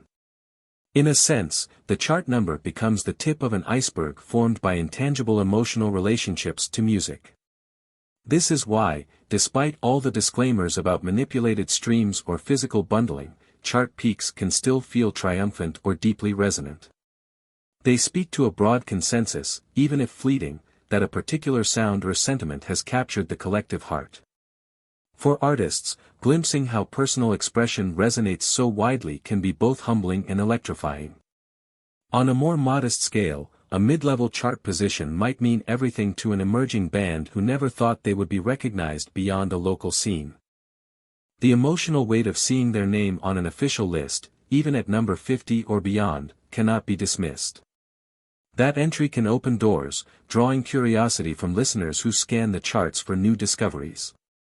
Each rung climbed might correspond to more invitations for interviews, collaboration offers, or the ability to negotiate better deals with distributors or promoters. In short, chart positions are not mere numbers but catalysts for human stories of ambition, passion, and sometimes heartbreak if the track tumbles down faster than it rose. When fans celebrate an artist's chart triumph, they often see it as their own achievement, especially in the era of interactive social media. They share in the victory because their streams or purchases contributed. Some fandoms collectively brand themselves as chart warriors, meticulously coordinating times to stream or buy. This collaborative effort cements the relationship between artists and fans, forging deeper loyalty. Even though the charts might not always perfectly reflect unbiased popularity, the sense that fans have influenced a tangible result fosters a powerful communal bond. The emotional dimension underscores that charts, at their best, foster a sense of shared experience, a ritual that merges data with passion to reaffirm music's place in people's lives. They continue to evolve and inspire. Looking toward the future, it is likely that music charts will keep reinventing themselves in tandem with emerging technologies and audience behaviors. Just as they embraced digital downloads and streaming, they might someday account for interactive listening, in-game music experiences, or more intricate user data that captures repeated listens over time. New platforms or listening habits, including short-form videos or live-streamed concerts, could find their way into chart formulas if they prove to be influential markers of engagement. The impetus behind these evolutions remains the same: to encapsulate which songs and artists hold current sway, no matter how audiences discover and interact with them. As new generations grow up in a world where all music is effectively a click away, the challenge of capturing genuine sentiment in charts will persist. Some believe that with continued fragmentation and micro-communities, the concept of a single universal hit might lose relevance. Instead, multiple parallel charts could coexist, each significant to its own niche. Others argue that blockbuster songs will always exist, rallying millions around a unifying tune, even if only for fleeting moments. Whether the future resides in further niche specialization or in heightened global hits, chart compilers remain watchful of these inclinations, balancing tradition with experimentation.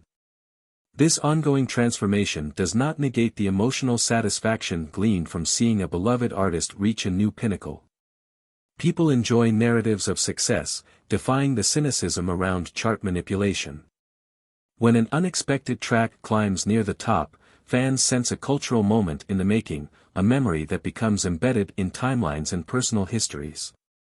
The flip side might be heartbreak for artists whose creative leaps fail to produce the same chart numbers as past releases, prompting them to question whether the tide of public taste has changed. These cyclical processes keep chart watching vibrant, ensuring that each new iteration of the music industry spawns fresh debates about authenticity, artistry, and commercial viability. Ultimately, the significance of music charts endures because they spotlight the shared experience of music consumption. Even in a world overrun by on-demand content, people relish communal events, such as collectively anticipating Friday's chart announcements or reacting to surprise surges. Chart news supplies digestible storylines, the sleeper hit that topples a giant, the iconic band that retakes the crown, or the boundary-crossing collaboration that unites fans across genres. These stories reinforce music's capacity to bring people together, fostering conversations that transcend demographics. In that sense, charts function like cultural snapshots, capturing intangible waves of collective enthusiasm and transforming them into a visible, albeit imperfect, reflection of the musical moment. For students of the music industry, grasping the ongoing evolution of charts is indispensable. It reveals the many levers artists and labels can pull, the metrics shaping distribution strategies, and the cultural dialogues that arise from each new success or controversy. In an environment defined by ceaseless innovation, the humble chart remains a focal point, both revered and critiqued, but undeniably relevant. Observing how charts adapt to technology, globalization, and audience demands offers a window into the music world's broader metamorphoses. And as the centuries-old tradition of ranking songs marches into the digital future, the unifying force remains a timeless passion for melody, rhythm, and the simple delight of witnessing whose music resonates across headphones, dance floors, and hearts the world over. Lesson 13: The importance of networking in music. Networking in the music industry carries a profound influence on how artists, producers, managers, and numerous other professionals advance their careers. This interconnected community depends on forging relationships that can lead to collaborations, performance opportunities, or supportive alliances that open doors. While raw talent and compelling art remain essential, knowing how to connect with others who share one's passion often impacts the pace of progress. The pursuit of recognition, whether locally or on a broader scale, requires knowledge of who handles bookings, which promoters align with a given genre, and how to align strategically with tastemakers. Understanding the nuances of relationship building offers anyone serious about music a distinct advantage, helping them navigate a domain where personal connections can accelerate every step.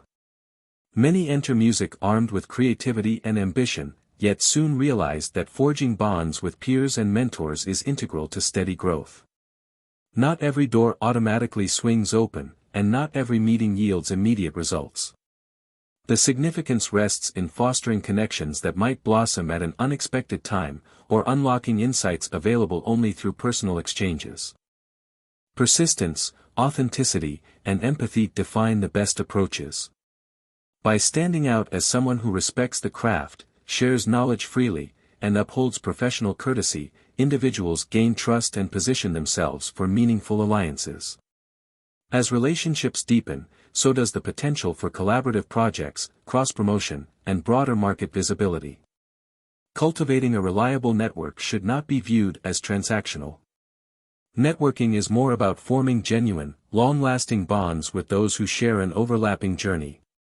The music realm thrives when people unite around the shared objective of amplifying creativity and shaping the cultural soundtrack. Whether that involves finding a compatible band member, forging a promoter partnership, or working alongside an experienced manager, each relationship can extend beyond pure business.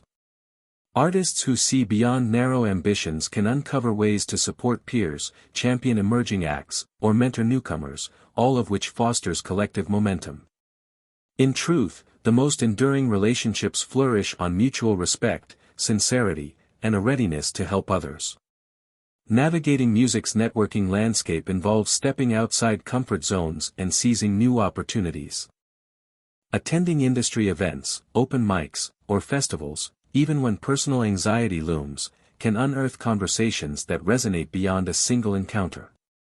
Online tools also broaden reach, bridging geographical boundaries through targeted outreach or virtual events. Modern technology affords the ability to meet a collaborator across the globe, but turning that connection into something tangible still hinges on one's authenticity and openness. No single route guarantees success, yet consistent efforts to meet and build trust often distinguish those who make strides from those who remain stalled. Networking also extends beyond direct peers. Labels, distributors, music supervisors, media outlets, and venue managers all influence an artist's trajectory. Even a short conversation can kindle interest, as long as there is a compelling demonstration of passion or relevance. Effective networkers master the art of presenting themselves in a genuine, friendly manner, without forcing agendas. By striking this balance, they create a supportive web of contacts who might champion their work at unexpected junctures. Those who neglect these connections risk isolation in a field that increasingly revolves around shared resources and creative intersections. In the following parts, a closer look at various facets of networking will illuminate how it shapes artistry, career momentum, and professional growth. From developing an authentic personal brand to merging digital outreach with in-person encounters, each element weaves into a cohesive strategy for forging bonds that last. Whether just beginning or already deep in the industry, embracing the potential of sincere connections proves critical. The music ecosystem depends on the synergies formed when people unite around common aspirations, making networking not just a tactic, but a cornerstone of the industry's heartbeat. The personal brand as a foundation identity forms the basis upon which all industry relationships rest. When approaching potential collaborators or mentors, an artist who understands their unique artistic identity can articulate it with confidence. This personal brand encompasses musical style, visual presentation, values, and long-term ambitions. While some might assume branding is purely a marketing construct, it actually offers clarity that helps people figure out where they fit. Those who demonstrate authenticity, in both their music and their public persona, find it easier to connect meaningfully with individuals who appreciate their creative essence. One advantage of a defined personal brand is the immediate recognition it sparks. If someone encounters a musician consistently presenting cohesive imagery and sound, they grow more likely to remember them and perhaps extend opportunities. This consistency does not demand rigid uniformity, it merely entails clarity about what the artist stands for and how they differ from others. Striking a balance between being unique and being relatable draws interest from booking agents, producers, and fans, all searching for fresh perspectives in a saturated field. Connections flourish when people feel a sense of familiarity in a brand's message or style. A personal brand can also function as a filter for deciding which networking avenues to pursue. There is no obligation to attend every conference or event, nor does one have to collaborate with individuals who do not resonate with personal objectives. By aligning with circles that reflect one's creative identity, an artist avoids wasted energy and fosters more genuine bonds. For instance, a singer who merges folk influences with modern production might fare better at folk-oriented meetups or alternative showcases, rather than generic gatherings where the synergy might be weaker. The brand-driven approach ensures that each networking endeavor builds on a coherent vision, increasing the chances of forging lasting relationships. Establishing a personal brand demands introspection. Artists must articulate what core qualities they wish to convey. Maybe it is an emphasis on emotive storytelling, a devotion to activism, or an eclectic fusion of cultural sounds. Communicating these qualities both on stage and online fosters a sense of continuity. Potential allies can quickly assess whether the style and ethos align with theirs. Honest self-awareness also helps artists navigate the inevitable comparisons that arise in networking circles. If someone references an existing act or genre, the best response is to highlight how the brand offers a novel twist on what might seem familiar, thus emphasizing distinctiveness. Brand authenticity extends beyond stage presence into day-to-day interactions. Casual conversations with colleagues, social media updates, or press interviews all shape how others perceive an artist. Inconsistencies, such as presenting a conscientious persona yet ignoring or mistreating potential collaborators, undermine the brand's sincerity. Over time, the music world, which thrives on word of mouth, uncovers insincerity quickly. Contrarily, those who stand by their beliefs through consistent actions, philanthropic efforts, or supportive community gestures solidify their credibility.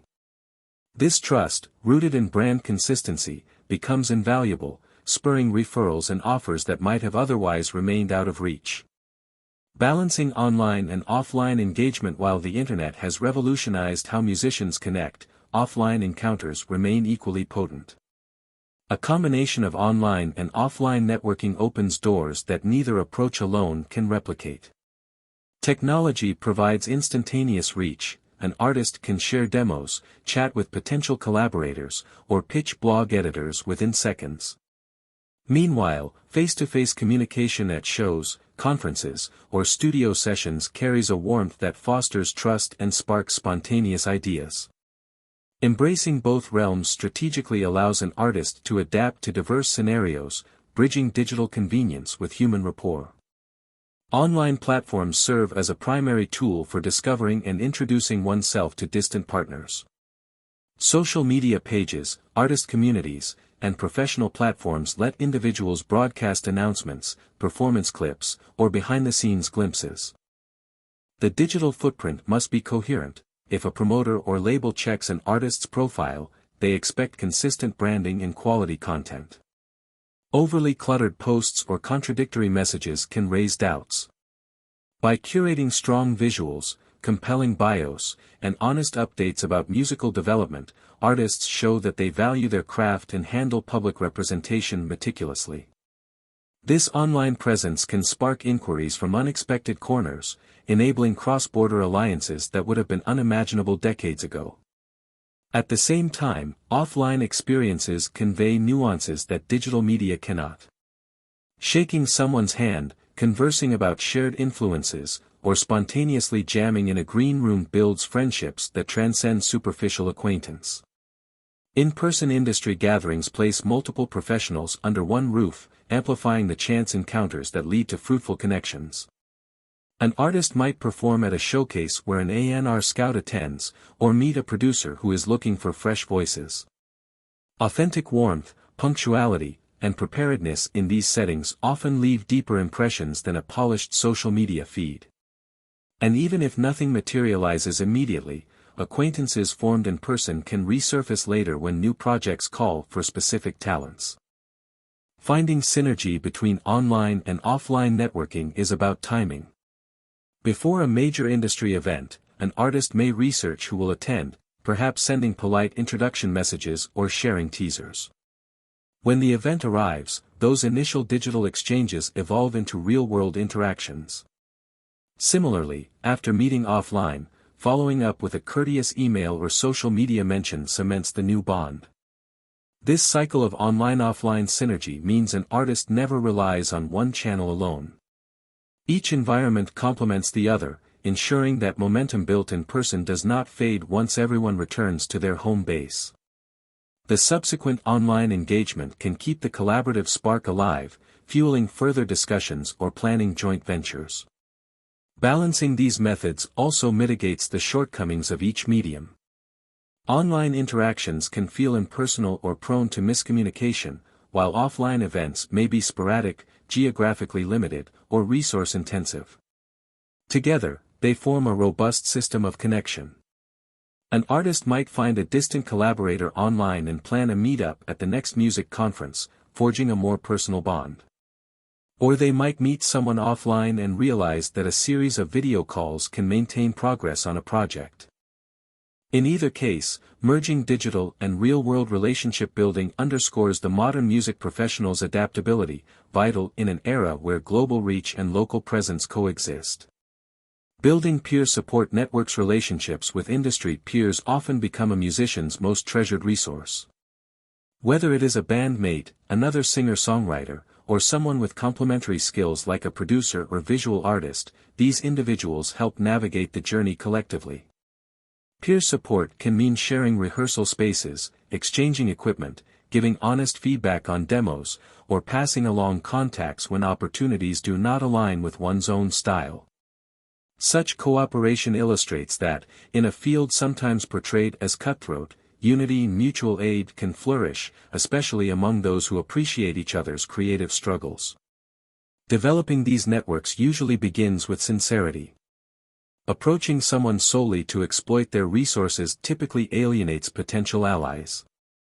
Instead, taking a genuine interest in others' work fosters reciprocal respect.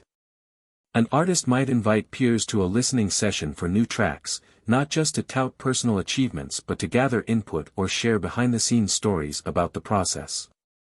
In these communal settings, trust grows, forging a sense that each participant invests in collective success. Meanwhile, it is crucial that feedback or criticisms remain constructive. Tactful honesty can enhance a piece of music or a stage performance without creating hostility. Peer support also extends to emotional well-being. The music industry, rife with unpredictability, can test one's resilience. Having friends who understand the challenges, whether it is dealing with performance anxiety, rejections, or creative blocks, provides a network of empathy. This camaraderie cannot be overstated. It lessens isolation, offers encouragement, and can reignite motivation when obstacles loom. Collaborations often flourish in these circles, because members feel secure enough to experiment, fail, and learn together. Sometimes, these alliances evolve into formal joint endeavors, like a collaborative EP or a touring mini-collective, magnifying individual fan bases by uniting them under shared performances or compilations. Active participation in local or online communities helps sustain such peer networks. Whether it is an indie rock group formed around a beloved venue or an international circle of electronic producers connected through a specialized forum, the synergy depends on consistent involvement. Reading each other's updates, celebrating releases, and showing up at gigs, even as audience members, can strengthen bonds. Over time, reputations form around collaboration and helpfulness. The outcome is that a larger ecosystem emerges, where each member can benefit from an open flow of information about booking opportunities, potential managers, or recommended studios. The spirit of rising together invigorates everyone, challenging the notion that growth must come at another artist's expense. Maintaining peer networks requires kindness, patience, and respect for differing goals.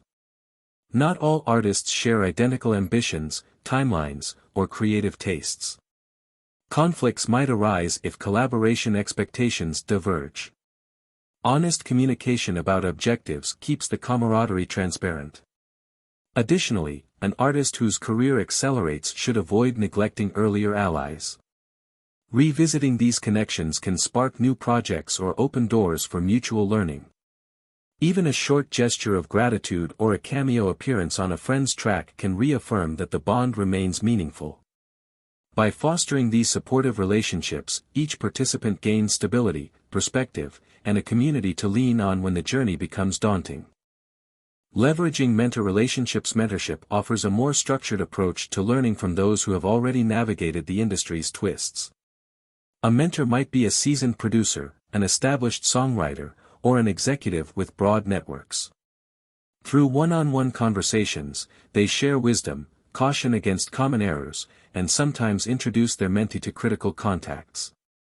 The guidance can extend beyond music itself, touching on contract negotiations, marketing strategies, or emotional resilience in high-stress situations. For an aspiring professional, such mentorship can offer clarity and speed up progress by bypassing pitfalls.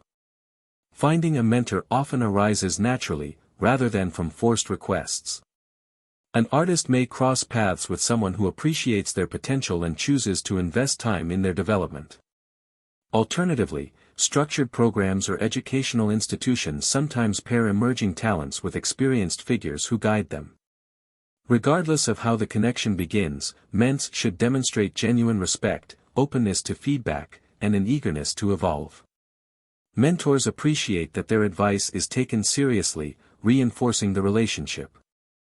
Overly demanding behaviors or taking the guidance for granted might strain the bond. Mentorship does not have to be formal or rigid. Some mentors engage sporadically, responding to important questions or stepping in during big career decisions. Others prefer regular check-ins to monitor progress and provide consistent direction. Each arrangement must be mutually agreeable, with the mentor's schedule and boundaries respected. Mentors, for their part, should maintain self-sufficiency. Expecting a mentor to solve every problem stifles personal growth. Instead, Having initial strategies or possible solutions before seeking advice showcases initiative and fosters more profound discussions. Mentors can also serve as conduits to influential networks. Because they have established credibility, their endorsements can open opportunities that would have been closed to a new artist. These introductions can lead to manager meetings, label showcases, or festivals that jumpstart visibility. However, mentors typically offer such connections only when they trust the individual's professionalism. Therefore, reliability and consistent improvement remain vital. Building a track record of small successes reassures the mentor that recommending the mentee upholds their own standing. Over time, a well-developed mentor-mentee relationship can evolve into collaborative partnerships, as both parties glean satisfaction from joint achievements. Reciprocation underpins longevity in mentor relationships. Even if the mentor is more experienced, the men can offer fresh perspectives, new digital-savvy tactics, or help with small tasks that highlight gratitude. Simple gestures, like assisting at an event or sharing innovative marketing ideas, demonstrate that the relationship is not one-sided. Eventually, as the mentee's star rises, they, too, can champion the mentor's legacy or support new endeavors. The cycle of knowledge transfer continues, perpetuating a culture of generosity. In that way, the music industry invests in its future by bridging generations and harnessing the synergy of curiosity, altruism, and ambition. Connecting with industry professionals beyond artists and peers, many other professionals shape an artist's trajectory: venue owners, booking agents, music lawyers, publicists, and marketing specialists, to name a few. The combined networks of these individuals effectively structure how events get organized, contracts are signed, and promotional campaigns roll out. An artist who cultivates relationships with these gatekeepers or service providers often experiences smoother operations. For instance, a good relationship with a promoter can secure prime spots at festivals or club nights. A friendly conversation with a lawyer might lead to fair contract terms. Each tie contributes to a streamlined environment where an artist can focus on creativity rather than constant logistical barriers. Approaching these professionals demands clarity about mutual benefit. If a musician seeks a booking agent, the agent typically wants an act that draws crowds or that aligns with certain venue aesthetics. Demonstrating reliable fan engagement or a compelling creative angle can spark interest. Similarly, a publicist seeks stories they can pitch to media outlets. Providing interesting narratives, like an artist's background, community initiatives, or innovative production methods, makes the publicist's job easier. By recognizing what each role values, the artist can tailor interactions, showcasing synergy between their goals and the professional's objectives. Politeness and punctual communication remain key. Industry veterans often juggle tight schedules, handling multiple clients or projects simultaneously. Writing professional emails, responding quickly to requests, and respecting outlined processes foster a positive impression. This approach underscores seriousness, mitigating the notion that one might be a time waster. When artists respect boundaries, like adhering to booking windows or not pestering a producer at inconvenient hours, trust develops, forging longer-term alliances. These professionals might then recommend the artist to colleagues, creating a ripple effect that broadens the network. As relationships deepen, collaboration can take more innovative forms. For example, an artist might partner with a venue to organize a themed monthly residency, boosting both the venue's profile and the artist's local standing. A marketing specialist might co-create a campaign that merges music release schedules with brand tie-ins, transforming what would have been a basic rollout into a noteworthy event. Each synergy that thrives hinges on an initial respectful connection, an ongoing dialogue about shared aims, and the adaptability to pivot based on results. In this sense, networking with professionals transcends the superficial exchange of business cards, evolving into alliances that meaningfully shape an artist's path. Transparency enhances the sustainability of these partnerships. If a musician stumbles, such as missing a performance or facing personal struggles, straightforward explanations and attempts to rectify the situation can preserve goodwill. Attempting to hide mistakes or shift blame ruins credibility. Meanwhile, professionals who know they can rely on an artist's integrity are more likely to help during tough times. This principle echoes across all corners of the industry. Loyalty and honesty underpin lasting networks. Over time, an artist who maintains these values might find that even if a single collaboration ends, the relationships persist, ready to blossom anew in a future context. Navigating networking events and conferences. Music conferences, festivals, and industry gatherings concentrate influential people in one location, making them prime platforms for building or strengthening professional ties. However, these events can also be overwhelming, flooded with participants vying for attention. Going in with a plan helps. An artist might identify targeted panels or showcases relevant to their niche, focusing on quality interactions rather than randomly handing out cards.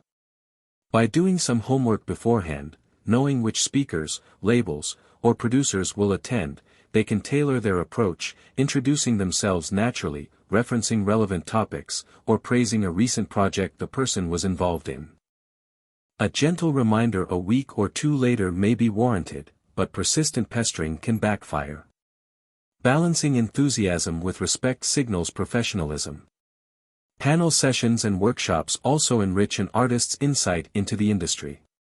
Sitting in on expert discussions about publishing rights, marketing innovations, or mental health in music can inform strategies for future networking.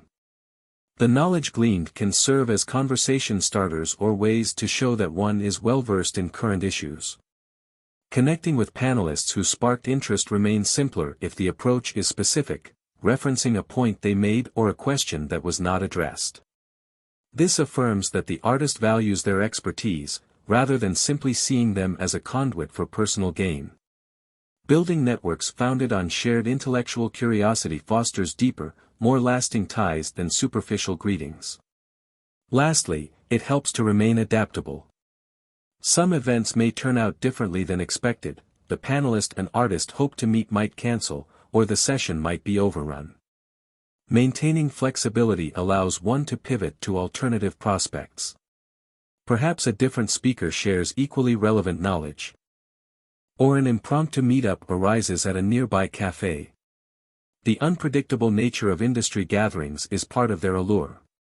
Being open to the moment, prepared to engage with any promising angle, allows an artist to capitalize on opportunities that might never reappear. The readiness to adapt underscores the spirit of networking, seizing every chance to connect, learn, and evolve. Maintaining relationships over time. Networking is not a static endeavor, it thrives on consistent nurturing. Once initial connections are made, following up periodically can keep them alive. Sending updates about recent achievements, invitations to shows, or a new track can remind others of an artist's work and ongoing progress. Conversely, checking in on the contact's latest endeavors or praising a new project they have released fosters genuine reciprocity. The emphasis is on showing interest in each other's journeys rather than only seeking favors. This mutual courtesy cements a dynamic where both sides feel valued. Selective communication ensures that the artist remains considerate of the contact's time.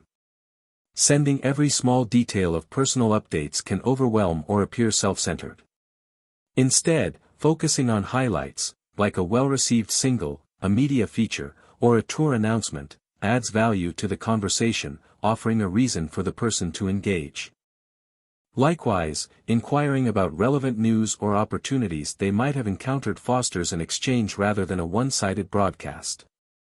The best relationships resemble friendships, where two parties share milestones and provide genuine support. Adaptability plays a role, as both the artist and their contacts will evolve. Someone might shift roles from manager to label executive, or a promoter might relocate to another city. By maintaining contact, an artist can track these transformations and tailor their approach to fit the new context. The same promoter in a bigger city might now handle a more diverse roster, opening unforeseen doors. Embracing change ensures the relationship remains fluid rather than tethered to static assumptions. In time, these evolving connections can spark unexpected synergy. Although digital messaging aids this process, occasional real-world meetups or calls refresh the personal bond. Scheduling lunches, casual coffee breaks, or attending each other's events fosters an environment where conversation flows more naturally. Even short face-to-face interactions can reinforce goodwill. If geographical distance is an issue, video calls might suffice, providing visual cues that enrich communication. The main point is to demonstrate consistent regard for the professional connection, avoiding the appearance that it was merely transactional. By letting relationships breathe and flourish organically, the network becomes a genuine support system. Overcoming conflicts or misunderstandings also stands as part of long-term relationship management. If a collaborative plan falls through or a miscommunication occurs, openly addressing it and extending apologies or clarifications helps preserve harmony. Sweeping tensions under the rug can create lasting resentment.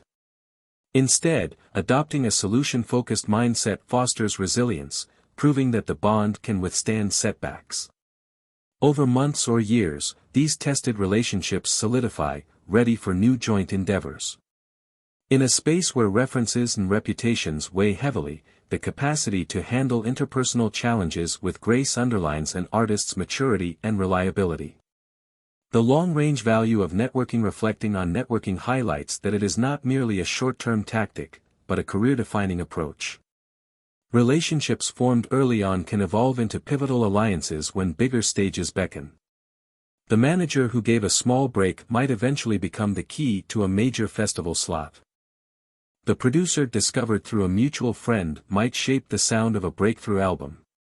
Even seemingly casual acquaintances can morph into co-creators, patrons, or mentors. These turning points often appear unannounced, rewarding those who cultivated enduring networks despite not seeing immediate payoffs. Moreover, networking fosters a sense of belonging in an unpredictable field. The music industry's volatility can breed insecurity and self-doubt, but a robust network provides perspective. When someone faces a professional stumble, like a disappointing launch or a lost collaboration, fellow creatives can share stories of setbacks and recoveries. Encouragement from trusted contacts reinvigorates perseverance. Through each project's ups and downs, having a cohort that believes in one's vision nurtures resilience. This moral support runs parallel to the more tangible benefits of referencing or hiring each other. Another long-range benefit emerges in cross-disciplinary expansions. A musician might pivot to songwriting for film or advertising, guided by a contact in those spheres. A label executive might discover a passion for talent management after forging close bonds with artists. These transitions occur fluidly when the individual has established trust within multiple circles. The same holds for geographical moves. If an artist relocates to a different city or country, pre-existing relationships can ease the transition. Communicating intentions to the network often yields local introductions, tips on relevant scenes, or short-term housing solutions. The intangible web of friends and colleagues cushions major changes that can otherwise derail momentum. Long after an artist gains a certain measure of fame, they often attribute success to supportive people encountered along the way. Public speeches, interviews, or acceptance remarks frequently mention those who offered advice, championed early demos, or collaborated on half-formed ideas. In a field dominated by public-facing stardom, these behind-the-scenes supporters shape the environment in critical ways. For those still forging paths, recognizing how these networks accumulate significance clarifies why consistent relationship building is not an optional add-on but an integral practice. The bonds formed at any stage can echo throughout a career, threading together each milestone. Networking also nurtures the intangible legacy an artist leaves. Creative synergy or philanthropic alliances might produce works that outlive the ephemeral chart cycle. Partnerships that cross cultural boundaries or philanthropic collaborations made possible by strong networks can yield enduring cultural or social impact. Over time, an artist might become a linchpin figure, known for bridging diverse communities or nurturing fresh talent. This role arises naturally when individuals devote sustained care to their network, looking beyond superficial benefits to the broader potential for collective evolution. The continuing influence of these networks ultimately stands as proof that human connection, empathy, and shared passion anchor the music world, transcending fleeting trends or immediate successes. Conclusion on the power of musical alliances. Networking within the music sector transcends mere acquaintanceship, delving into alliances that shape creativity, performance, and career milestones. Each interaction can unlock a possibility, a collaboration, a performance invitation, or a piece of wisdom. The depth and breadth of an artist's relationships often parallel their ability to adapt, explore fresh directions, and garner recognition. Far from transactional, these bonds serve as catalysts for shared ambition, emotional support, and the expansion of collective artistry. By merging authenticity with strategic outreach, individuals create a brand that resonates, attracting peers and professionals who admire their vision. Blending online convenience with the intimacy of offline exchanges ensures multifaceted engagement, appealing to both digital-savvy contacts and those who prefer face-to-face encounters. Peer networks foster communal growth and emotional reinforcement, while mentorship channels crystallize the lessons of seasoned veterans. Wider alliances with professionals and gatekeepers streamline logistical hurdles, transforming obstacles into collaborative triumphs. Events, conferences, and gatherings can initially appear crowded and competitive, but for those prepared with a clear focus, they become fertile ground for unplanned convergences. The art of consistent follow-up transforms fleeting introductions into lasting relationships. Nurturing these connections through supportive gestures, mutual respect, and empathetic understanding cements a foundation that endures the unpredictability of the music world. Over time, the synergy of multiple alliances yields breakthroughs that might never happen without collective backing. The ultimate value of networking is revealed by the long-range impact on personal growth and professional stability. An act nurtured by robust networks can more seamlessly shift directions, expand globally, or refine their creative identity. The abiding bonds formed through community engagement, mentorship, and cross-disciplinary cooperation keep the industry evolving, generation after generation. Despite all transformations in technology or market preferences, the underlying truth remains that music thrives on relationships. In forging genuine ties, individuals do more than enhance their prospects, they strengthen the fabric of an industry bound by shared rhythms, communal passion, and the timeless pursuit of transcendent art. Lesson 14. Building industry connections. Networking and collaboration within music take on deeper dimensions when individuals move from one-on-one introductions to a broader set of strategic connections. The notion of building industry connections extends beyond personal relationships, focusing on how a wide web of influential contacts can intersect to create new prospects. By identifying the synergies among labels, media platforms, live events, sponsors, and specialized professionals, artists and other industry participants discover hidden pathways toward exposure and sustained careers. An ability to see the bigger picture of how these relationships interlock sets apart those who thrive in a business known for unpredictability. While single alliances can spark initial progress, weaving a diverse tapestry of affiliations ensures adaptability in the face of shifts. The following pages explore how industry connections develop across various fields, how they support creative and commercial objectives, and why cultivating them is an ongoing art rather than a simple task. For those committed to forging lasting ties, understanding the broader ecosystem can illuminate the role of every contact, enabling them to pursue a holistic approach that aligns artistry with professional growth. Developing cross-label and cross-platform links. When artists and entrepreneurs begin to see beyond personal branding and direct peer relationships, they realize that label-to-label or platform-to-platform connections hold immense value. A small independent label can team up with a larger label's distribution network, enabling broader physical and digital presence while preserving creative autonomy. These collaborations also encourage pooling promotional resources, as bigger labels might handle radio campaigns or playlist pitching, freeing the indie partner to focus on scouting unique talent or nurturing niche fanbases. By bonding rather than competing, labels can deliver more impact, ensuring that each release benefits from synergy. This model mirrors how co-publishing deals or co-management agreements function, uniting resources to elevate artists more efficiently than a single entity could manage alone. Collaborations across streaming services or content platforms likewise demonstrate how forging ties at the institutional level can ripple into countless individual artist benefits. A music platform might partner with a social video app, allowing direct integration of tracks for user-generated content. This expands an artist's potential for viral breakouts, as the track becomes an accessible audio snippet in a flourishing environment. Meanwhile, a streaming giant might collaborate with a video-sharing service to showcase exclusive behind-the-scenes documentaries or mini-concerts. These cross-platform endeavors demand that music professionals nurture connections at multiple layers, analyzing which alliances are most likely to elevate brand recognition and audience reach. The result can be a cohesive ecosystem where fans shift seamlessly between listening, viewing, and creating. Regional events also facilitate cross-pollination between platforms and organizations.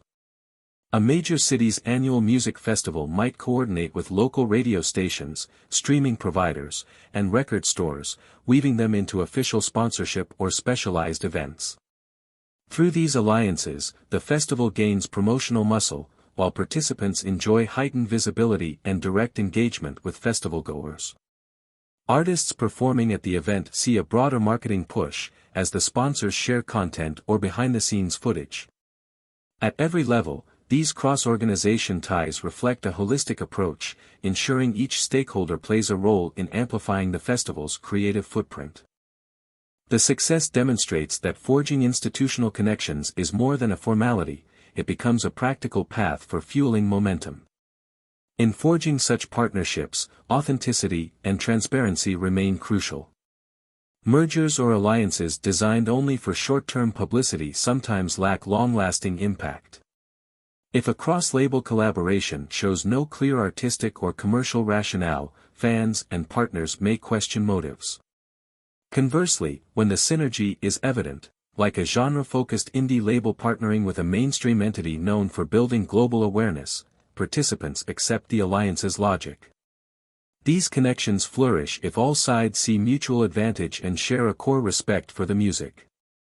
The emotional resonance that flows from shared vision and values ensures the partnership resonates with audiences too, who sense the genuine synergy fueling each initiative. Building multi-platform or multi-organization connections requires thorough planning and effective communication. It is not enough to strike an agreement on paper without outlining roles, responsibilities, marketing strategies, and a roadmap for conflict resolution. Each entity has distinct branding priorities, audience demographics, and operational constraints. Bringing them together into a coherent plan demands patience and willingness to adapt. When done correctly, artists are the primary beneficiaries, as they gain comprehensive exposure rather than piecemeal marketing. In that sense, cross-entity alliances channel the essence of industry connection building, reminding everyone that united forces typically surpass isolated efforts, particularly in a crowded, fast-evolving field. Engaging media outlets and tastemakers. The music landscape brims with media outlets, blogs, podcasts, radio programs, magazines, online zines, and more, each curating a slice of the audience's attention. Developing meaningful connections with these channels can transform a modest release into a hot topic, bridging the gap between obscurity and broad recognition. Artists and managers sometimes view media purely as a funnel for publicity, but a deeper understanding highlights how reciprocal these partnerships can be. Media outlets crave fresh stories, behind-the-scenes access, and thoughtful commentary. Musicians benefit from expanded reach and third-party validation. Building relationships with key tastemakers, thus, becomes a win-win scenario that fosters trust and shared creative exploration. By nurturing these relationships, be it with a local community station or a globally known show, artists can establish themselves as recurring guests or contributors, steadily reinforcing brand identity. Key tastemakers also inhabit social media. Influential playlists on major streaming services, curated by recognized personalities, can shape an entire release cycle. While official editorial playlists garner hype, countless user-made lists also amass large followings. Approaching such curators with polite, well-crafted introductions can unlock valuable placements. The same logic extends to influencers on platforms that feature short videos or comedic sketches. If a track complements their style, a mention or background usage can spark viral phenomena. Though these relationships can appear fleeting, repeated success with influential figures can blossom into something more enduring, as they learn to trust the artist's consistent output. Keeping relationships with outlets and tastemakers warm requires consistent updates and authentic gratitude. A simple follow-up message thanking them for coverage and sharing how fans responded fosters genuine appreciation. Providing exclusive content or early previews can further deepen bonds, transforming a standard coverage cycle into a collaborative creative process. If criticism emerges, responding gracefully, thanking them for the honest perspective, presents maturity. Even negative reviews can open dialogue that evolves into mutual respect. Ultimately, every outlet and tastemaker remains part of the broader mosaic of industry connections, each fulfilling a unique role in raising an artist's profile. Fostering partnerships with live venues and promoters' live performance remains a cornerstone of many music careers, spotlighting the synergy between artists, venues, and promoters. Connecting with these professionals can dictate how frequently and successfully one performs in front of prospective fans. From intimate bars to large arenas, each venue has a target demographic, a booking pattern, and a relationship with local scenes. By building rapport with venue managers, an artist can more easily land prime-time slots, be considered for opening acts, or negotiate favorable terms. Simultaneously, promoters hold the keys to organizing cohesive events, marketing them effectively, and tapping into established ticket-buying audiences. Approaching venues demands a blend of confidence, professionalism, and deference to the space's established vibe. Sending booking inquiries that succinctly detail genre, track record, audience draw, and digital press kit links helps managers quickly assess compatibility. While smaller venues might be more flexible with new or local acts, bigger stages typically seek evidence of consistent fan engagement or past successes.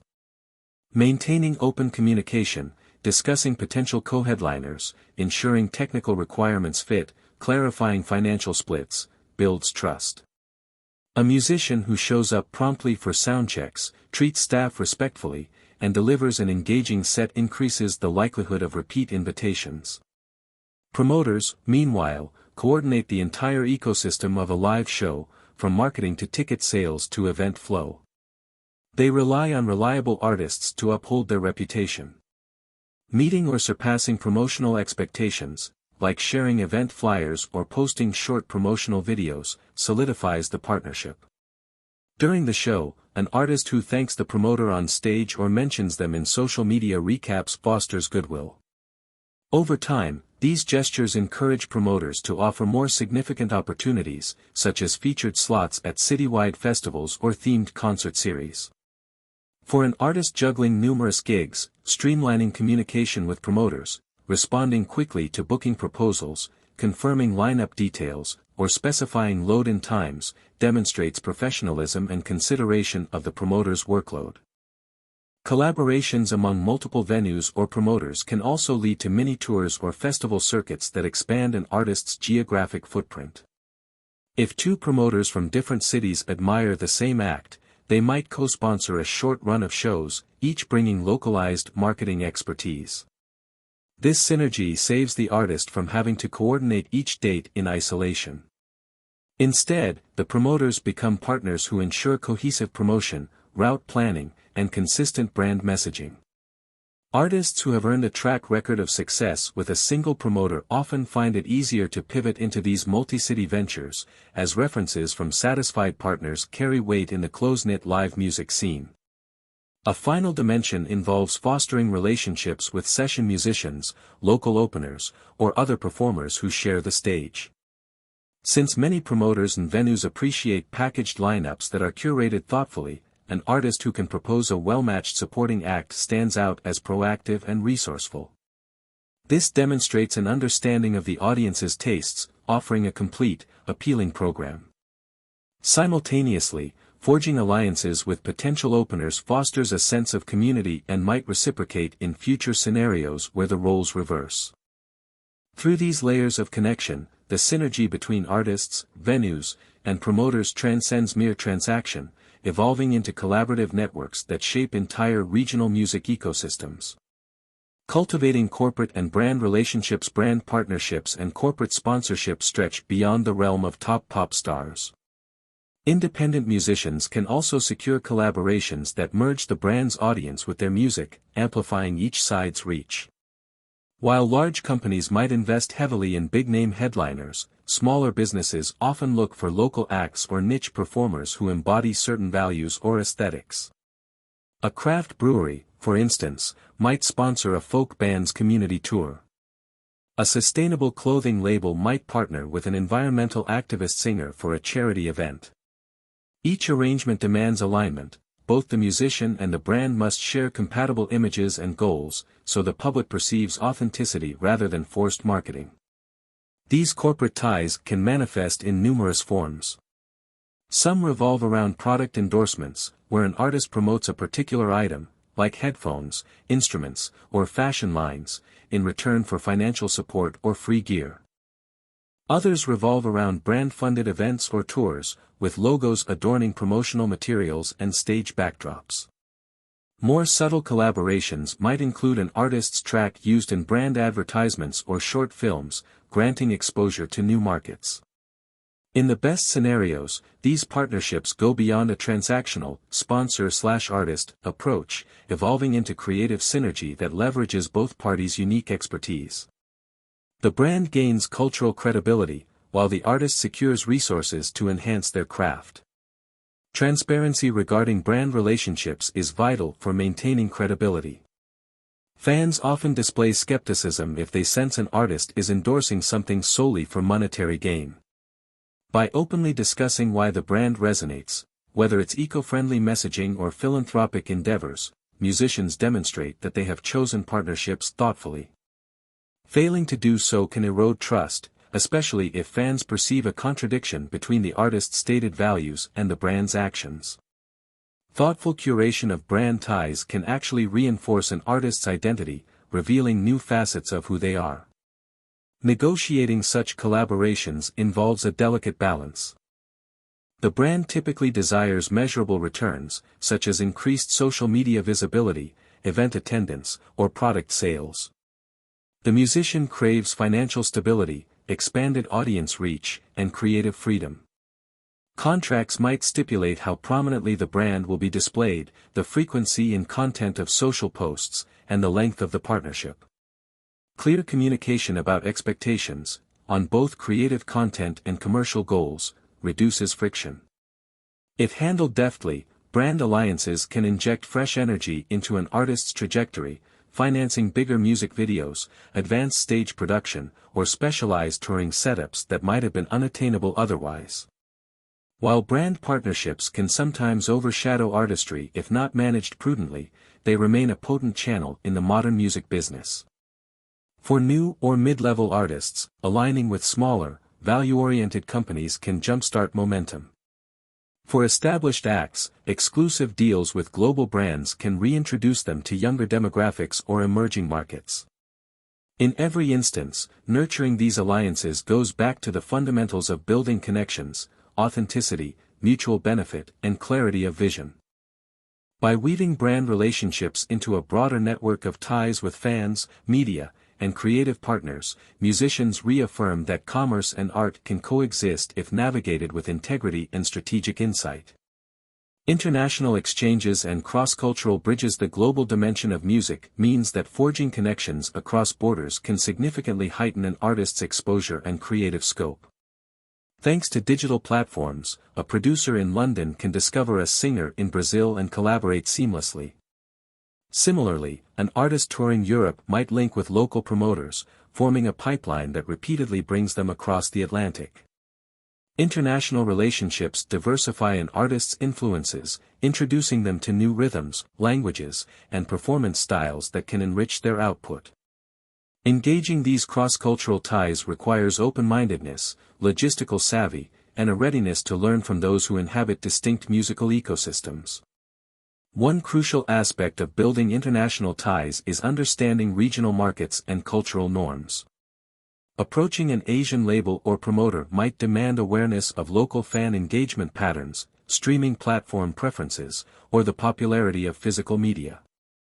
Similarly, a band seeking traction in Latin America should consider how radio, festivals, or social media shape audience discovery differently than in North America. By researching and respecting each environment's distinctive traits, an artist presents themselves as serious and capable of adapting. This respect fosters trust, indicating that the goal is genuine exchange rather than parachuting into a scene for quick profit. Language barriers and cultural nuances also arise. While English remains a dominant language in global music business, not all deals or events revolve around it. Having multilingual representatives or translators can smooth negotiations, ensuring that nothing gets lost in translation. Equally, showing an interest in local languages, even learning key phrases, enriches personal connections. Many collaborators appreciate that small gesture, perceiving it as a sign of humility and willingness to meet them halfway. This courtesy extends beyond the boardroom into how an artist engages fans on foreign soil, whether greeting them in their native tongue or referencing local traditions during live shows. Cross-cultural alliances also manifest in creative output. Producers might inject regional instruments or rhythmic structures into an artist's track, forging an innovative sound that appeals to multiple markets. Partnerships with local artists can yield joint releases or co-tours, each collaborator leveraging the other's domestic fanbase. This synergy boosts streaming numbers in previously uncharted territories, simultaneously unveiling fresh influences that can reshape the artist's musical identity. While it can be challenging to merge disparate aesthetics authentically, the reward is a unique signature that stands out in a crowded global stage. Fans often celebrate these fusions, sensing genuine respect for diverse musical heritages. Sustaining international relationships, like any networking, requires thoughtful follow-up and consistent engagement. Touring once in a region, forging a few alliances, then disappearing for years can diminish the impact. By periodically connecting with local contacts, exploring remix projects, or coordinating smaller promotional pushes for new music, an artist remains visible to that audience. Each new release can include references or special touches that cater to the established base abroad. Over time, these ties accumulate, leading to broader recognition and unique collaborative opportunities. The cross-cultural dimension underscores that building industry connections is not just local or national, it can be a worldwide venture, nurturing a deeper sense of unity amid diverse music traditions. Tapping into alumni, education, and workshop networks. Educational institutions, from music schools to comprehensive universities with strong arts departments, often serve as microcosms of industry potential. They gather aspiring musicians, audio engineers, event coordinators, and even aspiring A&Rs or managers in one place. Fostering these connections early, whether through classes, ensembles, jam sessions, or campus events, can yield lifelong creative and professional bonds. Alumni networks, in particular, comprise a powerful resource, as former students might have landed roles in labels, studios, or media outlets. Reconnecting through official alumni groups or informal social channels can open lines of support, collaboration, or even job referrals. Workshops and masterclasses, whether online or in person, further expand these educational-centric ties. Participating in a respected producer's workshop can lead to introductions among peers who share a deep passion for craft. Students often form smaller cohorts, critiquing each other's work and building synergy that persists after the class ends. The workshop mentor might also notice promising talents and recommend them for sessions, tours, or label rosters. Similar to academic environments, workshop settings encourage an openness to learning, making them ideal spaces to forge humble, knowledge-driven relationships rather than purely commercial ones. This ethos fosters authenticity and mutual support. Music conferences sometimes offer satellite workshops targeting specific aspects: songwriting technique, business management, vocal production. Engaging in these sessions, particularly those taught by industry veterans, provides a hands-on context for networking. When the group collectively solves a creative or technical challenge, participants form a sense of camaraderie. They leave with not only the acquired skills but also a circle of future collaborators. Success stories frequently emerge from these educational huddles, as the shared experiences transcend superficial acquaintance.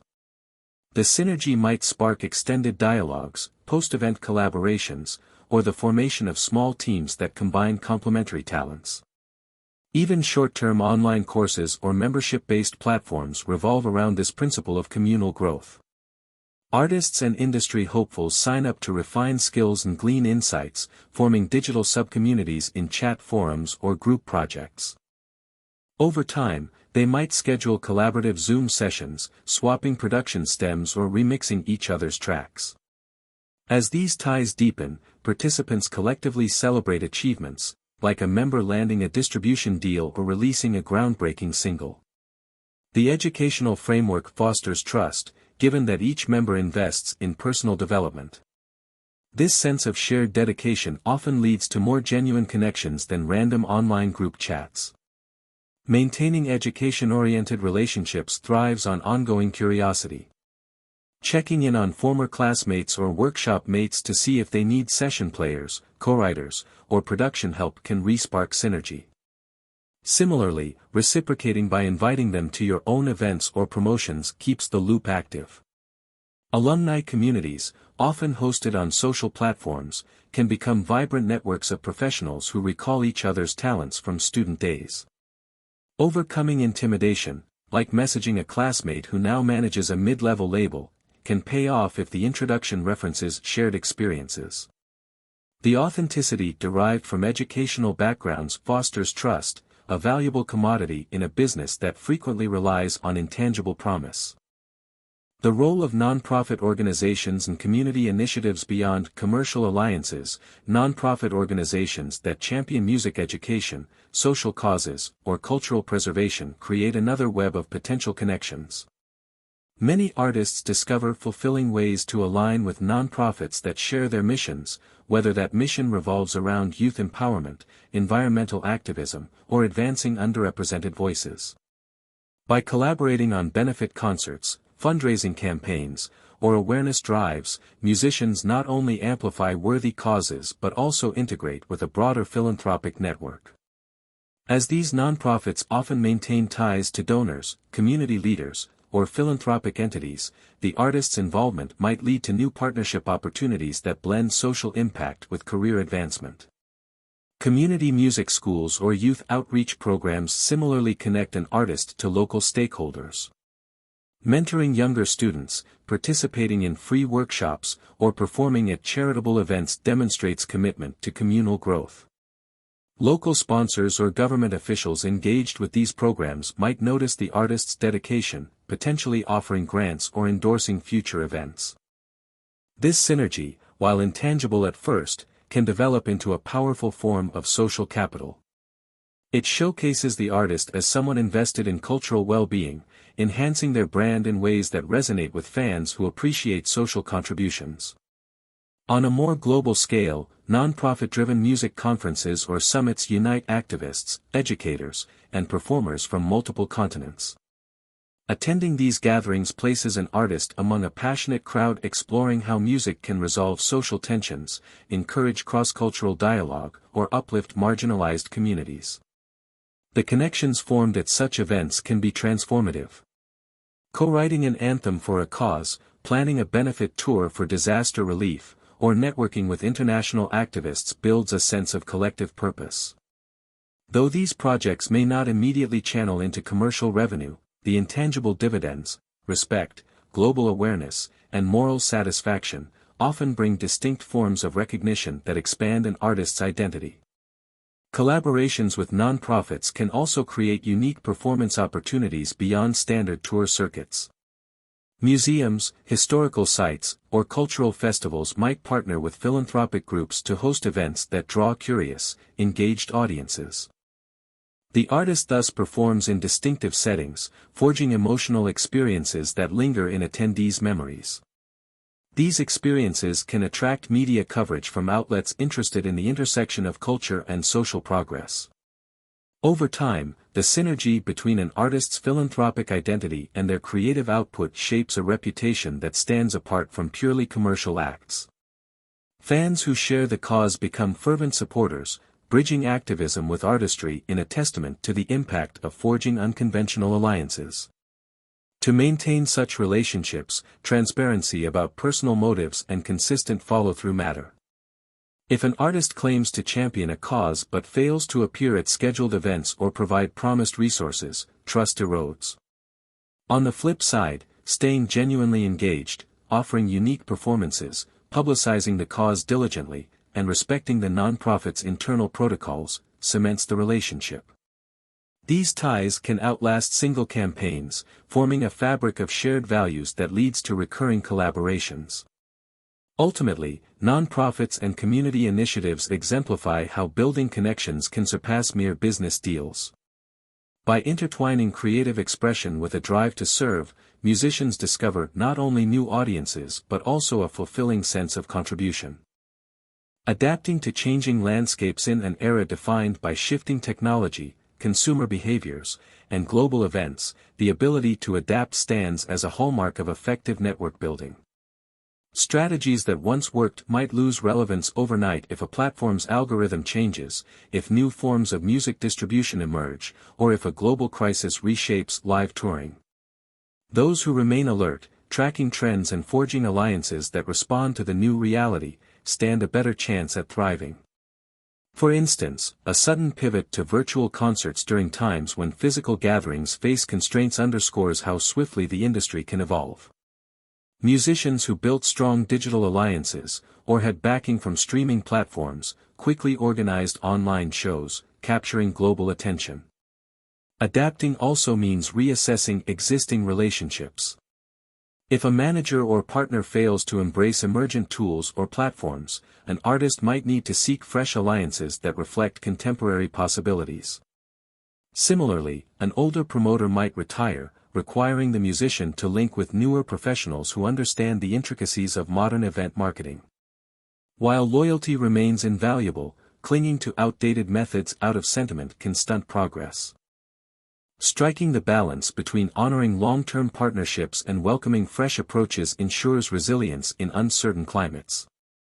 Technological breakthroughs also spawn new categories of potential allies, like app developers who gamify music discovery, blockchain-based music royalty platforms, or innovators experimenting with immersive VR performances. By stepping into these frontiers, artists can distinguish themselves and attract curious audiences craving novel experiences. Building connections with tech entrepreneurs or early adopters at specialized conferences, online meetups, or even hackathons can spark pioneering collaborations. The synergy might yield interactive album releases, NFT-based collectibles, or other avant-garde formats that merge creativity with next-generation tools. While the success of these ventures might be unpredictable, forging such ties positions an artist at the cutting edge, ready to capitalize on emergent mainstream acceptance. Global socio-political changes also influence how networking evolves. Immigration policies, currency fluctuations, or travel restrictions can disrupt previous touring routes. Cultivating robust local networks in multiple countries helps mitigate these obstacles, as regional promoters or fan communities can adapt logistics. Similarly, if philanthropic concerns or social movements surge, alliances with relevant nonprofits or cause-driven initiatives gain renewed significance. Musicians able to pivot thematically or operationally to address pressing societal conversations might discover fresh traction. The lesson is consistent: every shift in environment, whether technological or cultural, redefines the playing field, and those who maintain flexible alliances stay ahead. Adapting is easier when artists maintain open dialogues with the entire network. If they anticipate changes or sense upcoming trends, communicating with managers, promoters, brand partners, and fans fosters cohesive transitions. Collaborators might pool knowledge to identify new distribution channels or collectively plan multi-artist digital events. This sense of collaborative evolution underpins the notion that industry connections are never static. They must continually shift, renew, or branch out, mirroring the flux inherent in an industry driven by creative innovation in rapidly changing global contexts. Through proactive engagement, these alliances endure beyond any single wave of disruption. Sustaining a personal vision amidst a vast network building extensive connections offers abundant benefits but also risks diluting an artist's unique voice if they become overly swayed by external demands. Remaining true to one's core creative purpose ensures that networking complements rather than overrides artistic intent. Each partner or alliance should enhance what the artist already embodies, not force a jarring redefinition. The ability to say no to opportunities that clash with personal values or brand integrity remains crucial. While networking opens myriad doors, not all lead to a fulfilling destination. Discerning which invitations align with deeper goals helps maintain authenticity. This dynamic balancing act influences everything from creative collaborations to marketing campaigns.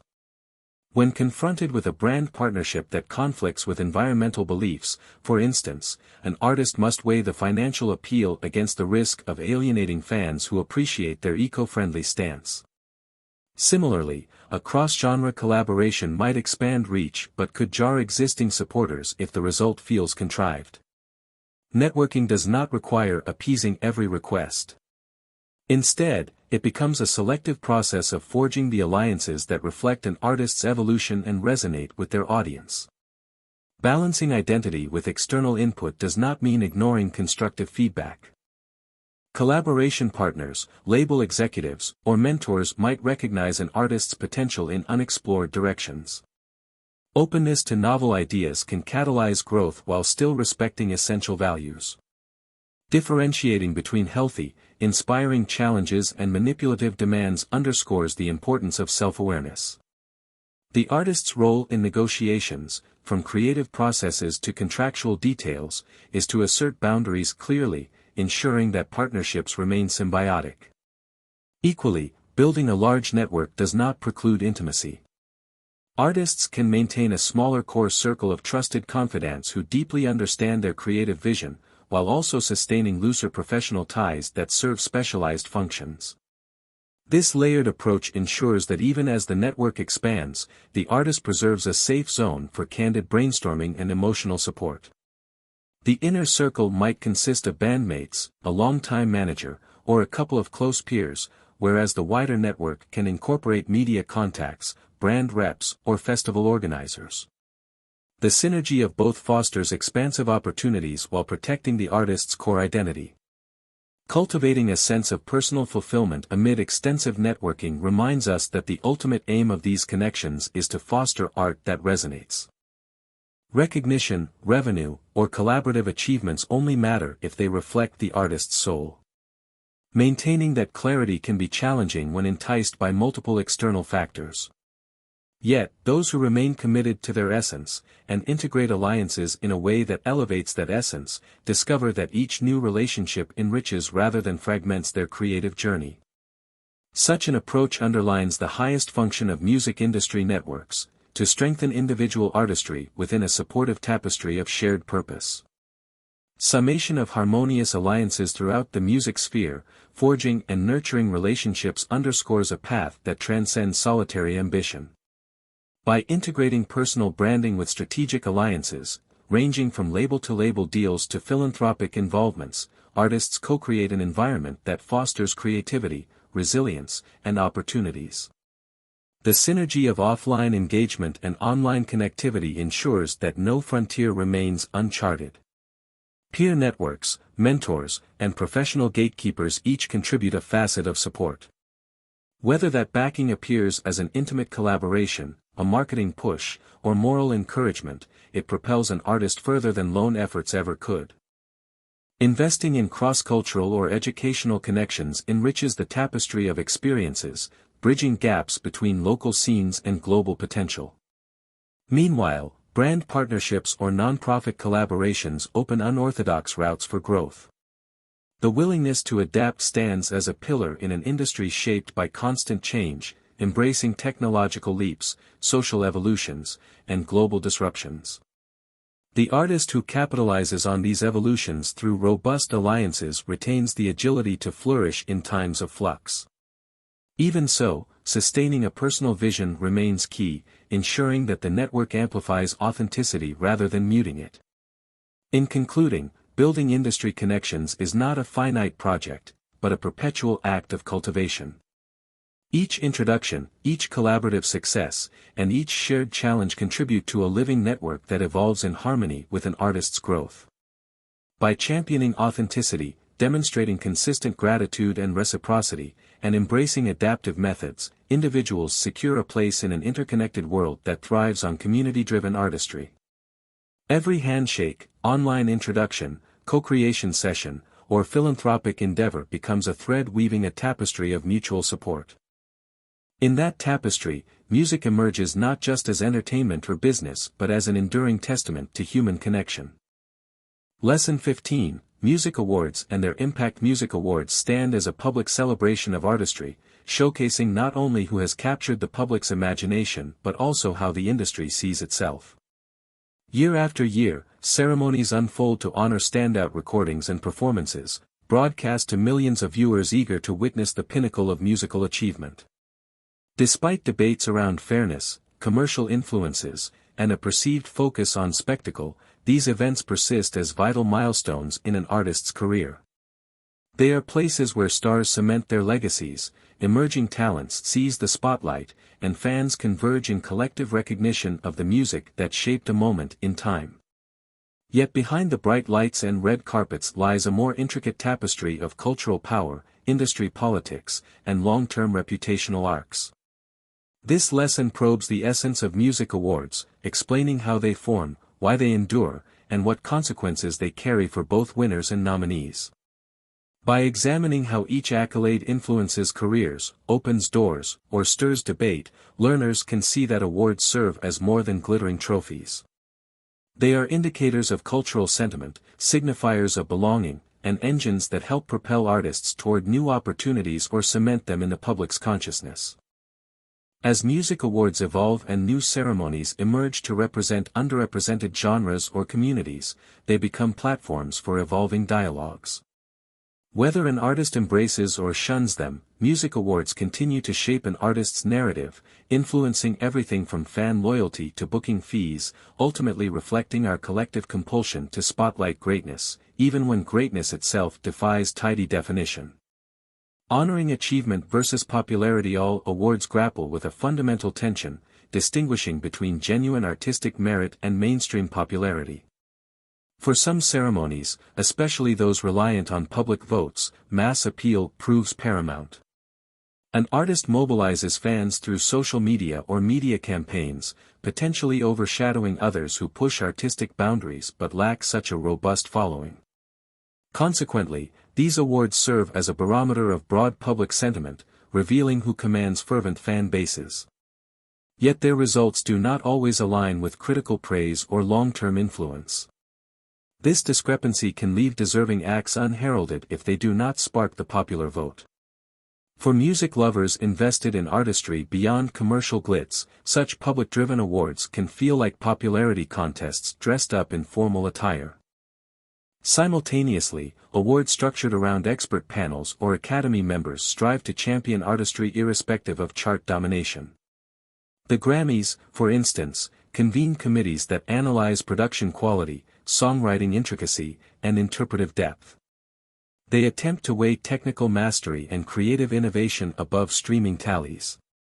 However, these panels also face criticism for potential biases or for rewarding established acts over emergent risk-takers. Selections can surprise fans who associate best with the biggest hits, underscoring that a specialized viewpoint differs from public taste. Tensions arise if an album widely celebrated among critics fails to connect commercially or if a blockbuster release receives minimal nominations from panels unconvinced of its artistry. Debate flares each season. Does awarding an obscure but groundbreaking record better serve music's evolution, or should laurels reflect what truly impacted the masses? Some ceremonies adopt hybrid approaches, blending sales data, radio play, public polls, and jury deliberations. The resulting winners hope to embody both creative excellence and cultural resonance. Yet reconciling such disparate metrics is no simple feat. Weighting streams or album purchases too heavily might overshadow the intangible qualities that define transformative art. Conversely, relying too heavily on specialized judges risks alienating everyday listeners who sense a disconnect from their preferences. The outcome can be an uneasy compromise that pleases neither purists nor mainstream devotees, generating confusion. Nevertheless, these mixed systems point to a broad truth: modern music thrives on multiple forms of validation, critical acclaim, fan devotion, viral momentum. Awards that attempt to reflect all simultaneously underscore the multifaceted nature of success. Beyond the big ceremonies that aim for a comprehensive view, smaller niche awards cater to specialized communities. Metal fans, for instance, have ceremonies focused exclusively on that genre's craftsmanship. Folk enthusiasts, country devotees, or experimental electronic aficionados champion events that highlight achievements overlooked by mainstream shows. In these enclaves, the tension between artistry and popularity can feel less pronounced, since the fanbase shares a common language of taste. However, even within niches, disagreements arise about whether an act is too commercial or too unorthodox for recognition. This pattern reaffirms that awarding music seldom occurs without friction. At every level, from global primetime galas to specialized gatherings in smaller circles, the question lingers: what yardstick best measures an artist's worth? Through each iteration, awards remain a mirror for broader cultural conversations. When a commercial juggernaut sweeps trophies, some cheer the reinforcement of success, while others lament the overshadowing of more experimental fare. Meanwhile, a more esoteric victor might spark discussions about the industry's gatekeeping or the role of critics in shaping taste. This push and pull between artistic and commercial validation is neither new nor likely to vanish. Instead, it is a recurring motif, reminding participants that music's value rests on myriad perspectives. While awarding institutions try to refine their processes, no system can fully eradicate the inherent tension, leaving fans and industry watchers to debate each outcome's legitimacy long after the ceremonies conclude. The Grammys and their enduring influence spanning multiple decades, the Grammy Awards stand as one of the most globally recognized music honors, functioning almost like the Oscars for audio. Their categories span vast genres, from mainstream pop to jazz, blues, classical, and beyond, and their winners typically enjoy a surge in visibility. Historically, a Grammy nod could shift an artist's career trajectory, leading to robust album sales, higher demand for tours, and invitations to collaborate with established names. For major labels and marketing teams, Grammy recognition can form the backbone of promotional campaigns, plastering "Grammy winner" or "Grammy nominated" on album covers and press materials. The swirl of media coverage that follows cements the notion that these accolades reflect industry gold standards. Yet the Grammys do not escape scrutiny. Their voting academy, composed of music professionals, has been accused of favoritism, with some claiming it rewards safe, established acts over boundary-pushing artists. Controversial snubs arise almost annually, fueling debates about whether the institution lags behind cultural shifts. Certain critics point out patterns of awarding artists only after they have endured years of commercial success, effectively bestowing belated approval. Tensions around genre categories also surface. R&B, hip-hop, and global music communities question whether the Grammys fully grasp the nuances of their styles. Despite internal reforms, controversies persist, but so does the show's prominence, underlining an enduring paradox: the Grammys are simultaneously revered and challenged, remaining the subject of impassioned commentary each season. Beyond the main ceremony, the Grammys encompass multiple subfields, awarding everything from engineering prowess to packaging design. This comprehensive approach recognizes the collaborative essence of music making, shining light on producers, engineers, songwriters, and other behind-the-scenes experts whose contributions define a track's excellence. Winning in these technical categories can catapult such professionals into greater demand, proving that their skill meets the highest standards. These lesser-known awards also emphasize that success in music is not confined solely to front-facing vocalists or bands, it is a team effort that merges creative and technical brilliance. In acknowledging broad categories, the Grammys encourage the industry to celebrate a record's entire architecture, not merely the star's final performance. Performances on the Grammy stage also hold cultural weight. Artists often seized the moment for bold statements, tributes, or once-in-a-lifetime collaborations. Duets between artists from different generations or genres can break social media, sparking waves of discovery as fans from one realm explore the other. Politically charged or emotionally raw numbers broadcast globally can redefine an artist's public perception.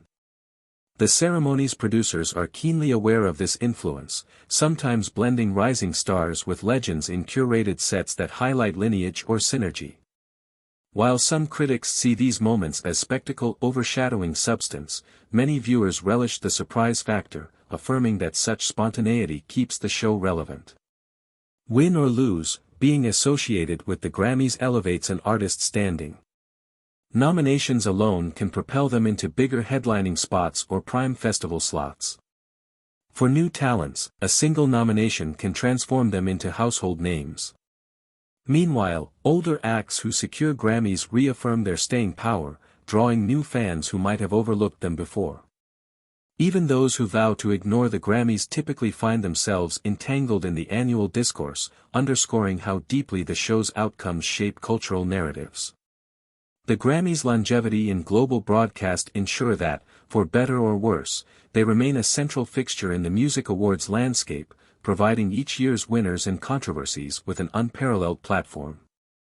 Regional celebrations, Brits, Junos, and beyond. While the Grammys operate at a global scale with an American emphasis, regional awards such as the Brit Awards, Britain, the Junos, Canada, and various national equivalents around the globe hold parallel significance in their respective territories. They embody local pride, shining a light on artists who might be overshadowed on worldwide stages yet form the heart of their national music culture. For UK-based acts, triumph at the Brits can equal or surpass a Grammy in career impact, unlocking media coverage across the British Isles and continental Europe. Emerging artists often find that a Brit nod, or even a live Brit performance, cements them in the public eye. Each region crafts its distinct focus. The Junos, for instance, champion Canadian diversity, celebrating everything from indie pop to First Nations performers, emphasizing the tapestry of cultural voices shaping the country. The ARIA Awards in Australia do much the same, boosting local talents and reaffirming how global hits can originate from smaller domestic markets. These ceremonies typically highlight the year's commercial achievements while providing categories for alternative or niche genres that might not top mainstream lists. By blending big-name performances with nods to lesser-known innovators, they nurture domestic scenes.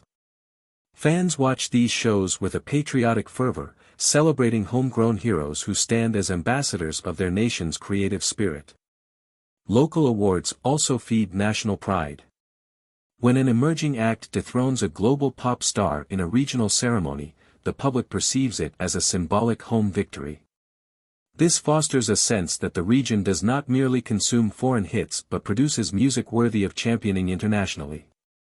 Festivals, touring circuits, and media outlets build around this recognition, amplifying local momentum. At times, these achievements can spark cross-border curiosity, prompting overseas fans or industry figures to investigate the artist's music.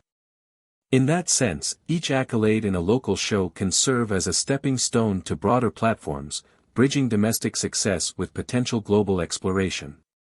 Despite being overshadowed in international headlines, these regional events cultivate intangible benefits for participants.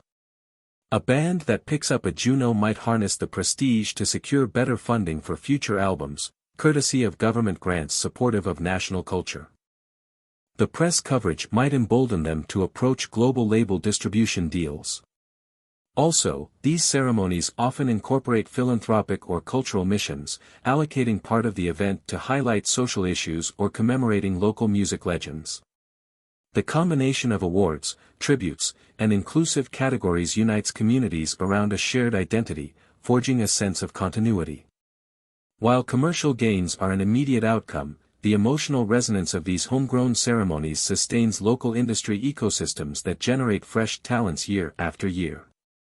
Regional awards may vary in production scale, some offering relatively modest ceremonies compared to the Grammys' global spectacle.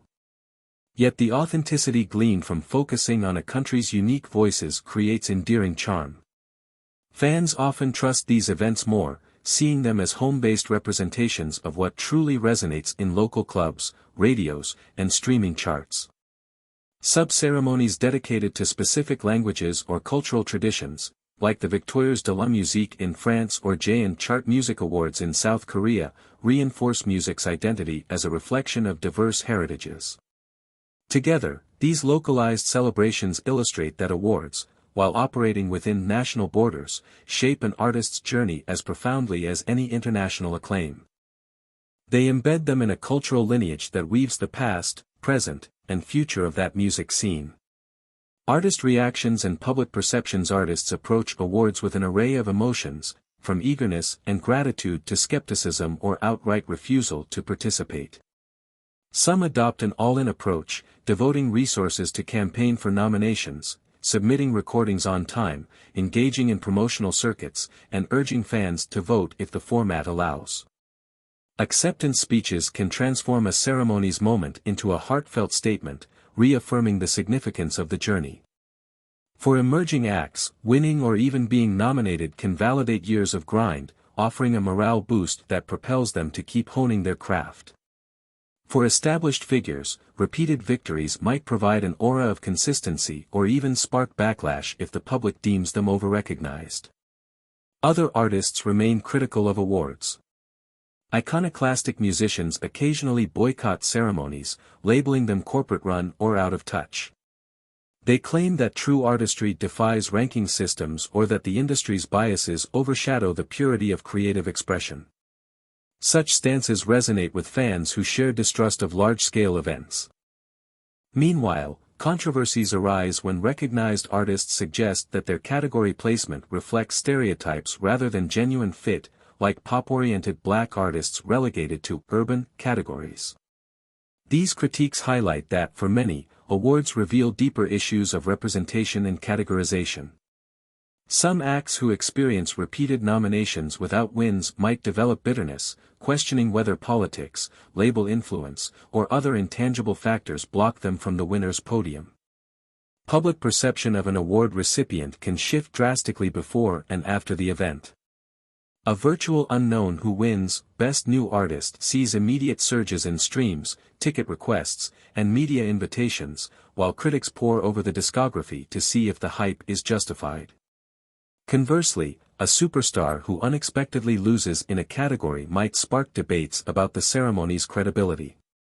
Fans often interpret these outcomes as personal, launching hashtags or campaigns to express joy or disapproval. The emotional charge of such reactions underscores the extent to which awards entangle both artist identity and fan investment, forging narratives that can linger for years. Some controversies become legendary, like snubs that define an entire decade's conversation about who truly deserved the accolade.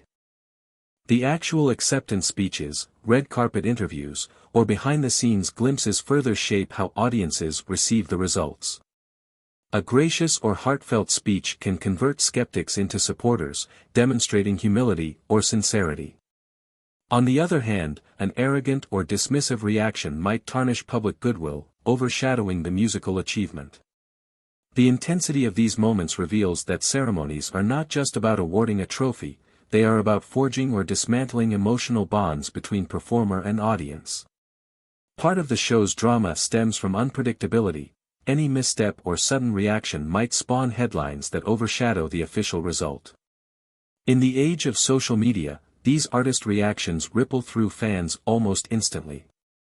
Memes, highlight reels, and commentary swirl within minutes, shaping collective memory of the event. A single facial expression or candid backstage snippet can define the narrative more strongly than the actual outcome. As a result, artists must weigh each gesture carefully, acknowledging that awards are as much about performance art and fan service as about pure music. While some lament the spectacle overshadowing artistry, others embrace it, adeptly turning the moment into a chance to craft a compelling persona. Ultimately, the blend of authenticity, dignity, or strategic showmanship can elevate an artist beyond the evening's trophy, leaving a lasting impression that feeds their broader journey. Industry maneuvers and marketing leverage labels, managers, and marketing teams often view awards as more than accolades, they are strategic assets in the commercial dance of music promotion. Winning or even being nominated furnishes a fresh storyline that can rejuvenate an album campaign, prompt renewed radio rotation, or encourage streaming platforms to spotlight the track in curated playlists. The phrase, award-winning artist, catches eyes in press releases, social media ads, and digital storefronts. Retailers once used in-store displays featuring gold or platinum plaques. Today, streaming services highlight award mentions in algorithmic recommendations. An event victory near an album release can fortify first-week sales, while a mid-cycle nomination might rekindle interest after initial hype wanes. The pursuit of such marketing leverage shapes behind-the-scenes lobbying. Record executives, publicists, and even event organizers engage in subtle negotiations to secure prime performance slots or favorable category placements. Some ceremonies allow, for your consideration, campaigns, reminiscent of Hollywood's Oscars, where billboard ads or targeted emails remind voters of specific works. The more prestigious the award, the fiercer these campaigns can become, albeit typically behind closed doors. While not always fully transparent, these efforts reflect the high stakes. A single well-timed award can boost an artist's profile enough to offset major promotional expenses. Those who master this complex interplay stand to reap substantial benefits, while outsiders may feel the system is rigged in favor of well-connected players. Performance opportunities during award shows similarly serve as marketing gold. A captivating on-stage cameo, collaboration, or medley can overshadow the actual winners. Artists might debut new material or deliver theatrical stunts, hoping to go viral. Managers and labels jockey to secure prime show slots, recognizing that a memorable performance can do more for an artist's brand than an entire tour. Meanwhile, the artist invests in set design, choreography, or guest appearances to maximize impact. The night thus becomes an intensively curated spectacle of brand power, overshadowing the notion that awards are strictly about bestowing honors. Critics argue this focus on ratings and sponsorship reduces the ceremony to entertainment extravaganzas. Yet from a business standpoint, the synergy between awarding bodies and music marketing remains highly effective, injecting events with star-laden content that draws wide audiences. The reality that awards function as marketing engines can overshadow the original premise of celebrating artistic merit. Some watchers fear that spectacle and commerce overshadow nuance, leading to predictable results that favor heavily promoted acts. However, within these constraints, unexpected winners do arise, fueling public confidence that the system retains unpredictability. The publicity machine, meanwhile, churns on. Press coverage analyzing who was snubbed or triumphantly recognized ensures that, even after the ceremony ends, talk persists. This ongoing narrative extends an album's or single's shelf life in public discourse, reinforcing the cyclical synergy between recognition and promotion. Although such promotional maneuvers may appear manipulative, they represent an industry logic where visibility is often as valuable as the music itself. For artists, learning to navigate these waters can be the difference between fleeting exposure and establishing a robust career. Gaining nominations opens additional marketing angles, reissuing a deluxe version featuring an award-nominated sticker, planning celebratory meet-and-greets, or leveraging the nomination to secure festival bookings. The system thrives on these expansions, with each recognized artist fueling a fresh wave of consumer interest. The net result is a frenzied, yet influential interplay of creativity, commerce, and public fascination that keeps music awards consistently in the cultural limelight. Diversity, inclusion, and correcting historical oversights. As social consciousness rises, award ceremonies face mounting pressure to address disparities in representation. Critics highlight how historically, certain demographics, particularly women, people of color, and independent or alternative voices, struggled to gain their rightful place. Instances of glaring underrepresentation, such as repeated years with few female nominees in marquee categories, spurred calls for reform. Movements like Grammy So Male or other hashtags for different ceremonies reflect grassroots frustrations at seeing the same patterns year after year. In response, awarding bodies have taken steps to increase the diversity of committees, institute new categories, or rebrand old ones to reduce bias. While these changes help, progress can appear slow, as entrenched structures rarely shift overnight. Awards also grapple with the question of how to rectify historical oversights. Countless legends who influenced entire genres died or retired without ever receiving recognition. Posthumous tributes or lifetime achievement prizes attempt to fill these gaps, but cynics see them as belated gestures. Others propose that awarding bodies create new categories or highlight older works that shaped modern music, but a sense of tokenism can shadow such measures unless they come with systemic changes, like broadening the pool of voting members, encouraging submissions from underrepresented regions, or actively seeking smaller label participants. Each ceremony's leadership tries to rebrand its image as inclusive, but public trust requires consistent evidence. One year of inclusive winners does not automatically undo decades of narrow curation. In parallel, the rise of global music forms has forced many awards to broaden their scope or risk irrelevance. K-pop's international surge, for instance, sparked debates about whether these artists belonged in specialized world music categories or in mainstream pop. Similarly, reggaeton and Afrobeats, once relegated to niche designations, soared on streaming platforms, claiming universal audiences. Award bodies scurried to adapt, but tensions remain about tokenizing these genres with limited categories or failing to acknowledge them in general fields. True inclusivity requires reshaping how categories and committees evaluate music, championing cross-cultural collaborations as genuine contenders for top accolades. If done well, awarding bodies can shed archaic divisions, celebrating the actual musical zeitgeist rather than clinging to outdated boundaries. Overcoming historical biases also extends to rethinking category definitions. When an album that fuses rock, hip-hop, and Latin influences arrives, deciding which label to affix is tricky. Traditional labeling can force it into an unsatisfactory category, limiting its chance to compete fairly. Award expansions might incorporate Best Fusion or Best Multilingual Collaboration, but these expansions must not marginalize the works. Ideally, an album that truly resonates in multiple spaces could vie for overall awards, acknowledging that music transcends neat packaging.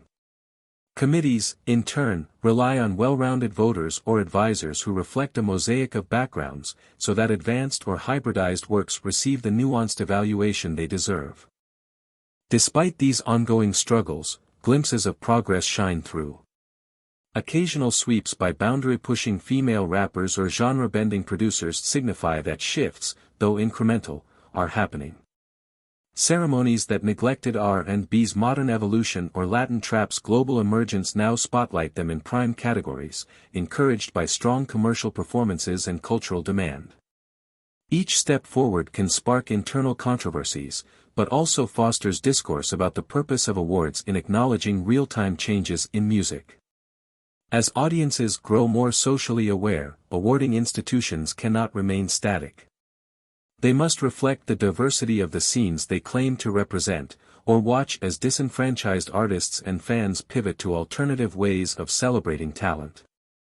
Emerging trends, digital ceremonies and new recognition forms. The digital revolution extends beyond how awarding bodies integrate streaming data, it also reshapes ceremonies themselves.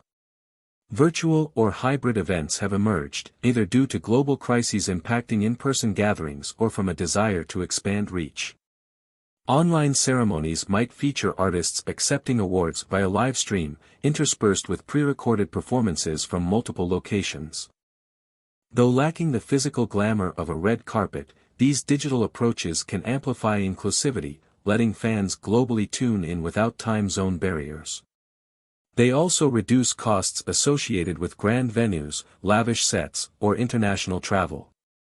Nonetheless, critics mourn the absence of spontaneous live interactions that often define the magic of an awards night. Another contemporary change is the acceptance of fan-voted social media awards, where interactions, hashtags, and platform-based metrics shape the outcome. These events reflect the recognition that millennials and Gen Z fans wield collective power through likes and shares. The ephemeral nature of social media can generate surprising results. A lesser-known artist with a fervent online community might overshadow a mainstream act whose fans are less mobilized online. This more democratic spin enthralls tech-savvy watchers but also revives concerns about how effectively online trends capture genuine artistry. Nonetheless, the advent of such innovative formats testifies to an evolving landscape, where awarding ceremonies repeatedly mold themselves to fresh audience behaviors. NFT-based trophies or blockchain-recorded achievements have entered experimental discussions, with some institutions pondering how to incorporate these novel technologies. In these scenarios, winners might receive unique digital collectibles, adding futuristic flair to the event. Meanwhile, awarding bodies weigh whether fans could hold fractional ownership of an artist's award, bridging the gap between audience and creator in unprecedented ways. These concepts remain at the fringes, but reflect how the interplay of technology and music might create fresh forms of recognition. Whether they succeed will hinge on acceptance by mainstream fans and the willingness of awarding committees to adopt radical shifts.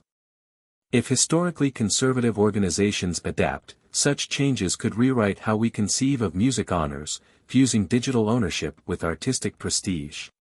Even the concept of awarding a specific song or album might morph if music consumption fragments into shorter forms. If ephemeral TikTok tracks or multi-segment interactive experiences become dominant, awarding bodies face a challenge: how to classify something that extends beyond the notion of a neatly packaged single or LP. Micro-content, collaborative creations across platforms, or immersive VR-based experiences might demand new categories or retooled judging criteria. Each year, awarding bodies edge closer to grappling with the realities of modern listening. For an artist, tapping into these cutting-edge modalities can garner awards that did not exist a decade earlier, illustrating how recognition evolves in tandem with innovation. Among these emergent trends, the spirit of celebration persists. Fans gather online to debate winners, watch hosts attempt comedic monologues or grand gestures, and cheer for their favorites. Even if the medium changes, the impulse to unify around communal validation remains. Some watchers see in this an eternal truth: from the earliest days of music culture, humans have built ceremonies to honor communal bonds. The digital era might reconfigure them drastically, but the principle endures, that awarding music forms an anchor in the shifting sands, binding fans, creators, and the industry in cyclical acknowledgement of what resonates here and now. Long-term impact on careers and legacy for recipients. The immediate aftermath of a big award includes spikes in sales, streams, and public attention. Bookers for talk shows, festivals, and brand collaborations might expedite offers, amplifying an artist's schedule. Often, a victorious album re-enters charts, a second wave of discovery fueled by the ceremony's spotlight. Beyond numbers, the psychological lift can embolden creators to take bigger risks, feeling validated by peer recognition or the fans' unwavering support.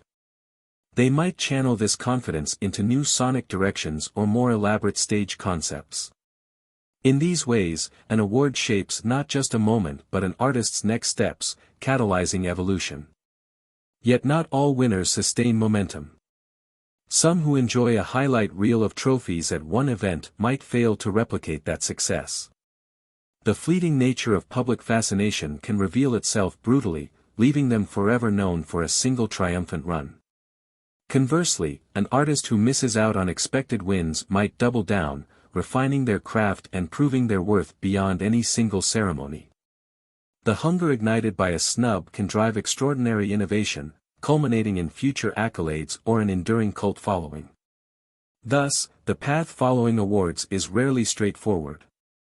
The trophy can open doors, but only consistent effort ensures they remain open.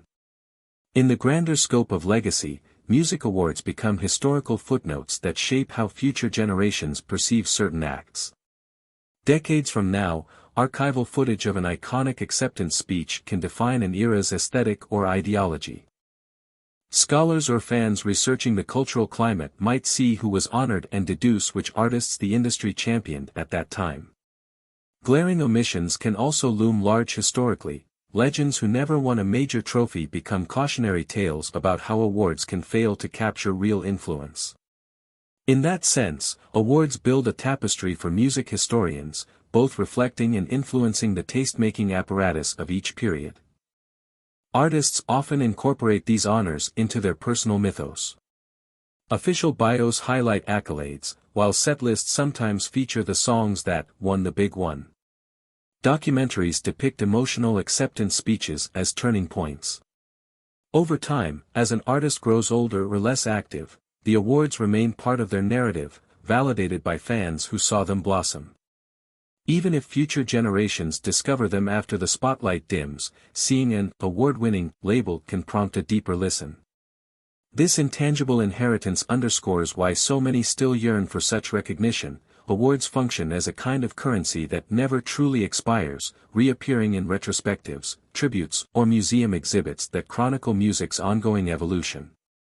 From a broader vantage, awarding music forms a cultural ledger, testifying not only to who performed well in a single year but to the industry's collective endorsement. When done conscientiously, these nods highlight creative leaps or unifying songs that transcend language or boundaries.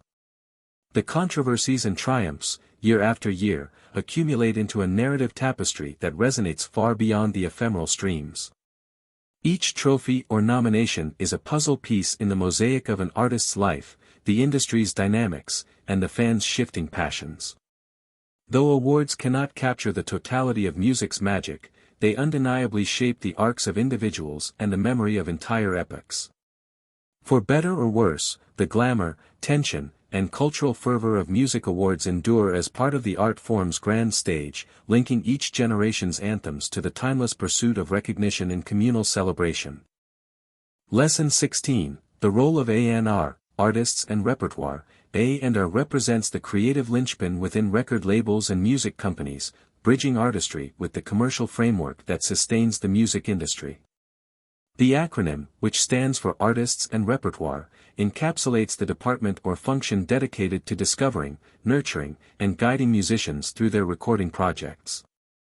Whether it be an emerging act or an established performer seeking a new direction, A&R professionals serve as scouts and curators who can elevate raw potential into polished artistry. Far from operating in isolation, A&R requires continuous interaction with marketing teams, producers, and other executives. The work demands a blend of intuitive taste and pragmatic knowledge of evolving markets. In an era shaped by streaming analytics and online fan communities, A&R's scope has broadened beyond traditional scouting. The transition from scanning local clubs to analyzing digital trends illustrates how A&R remains as vital as ever, yet also subject to shifts in technology and fan-driven discovery.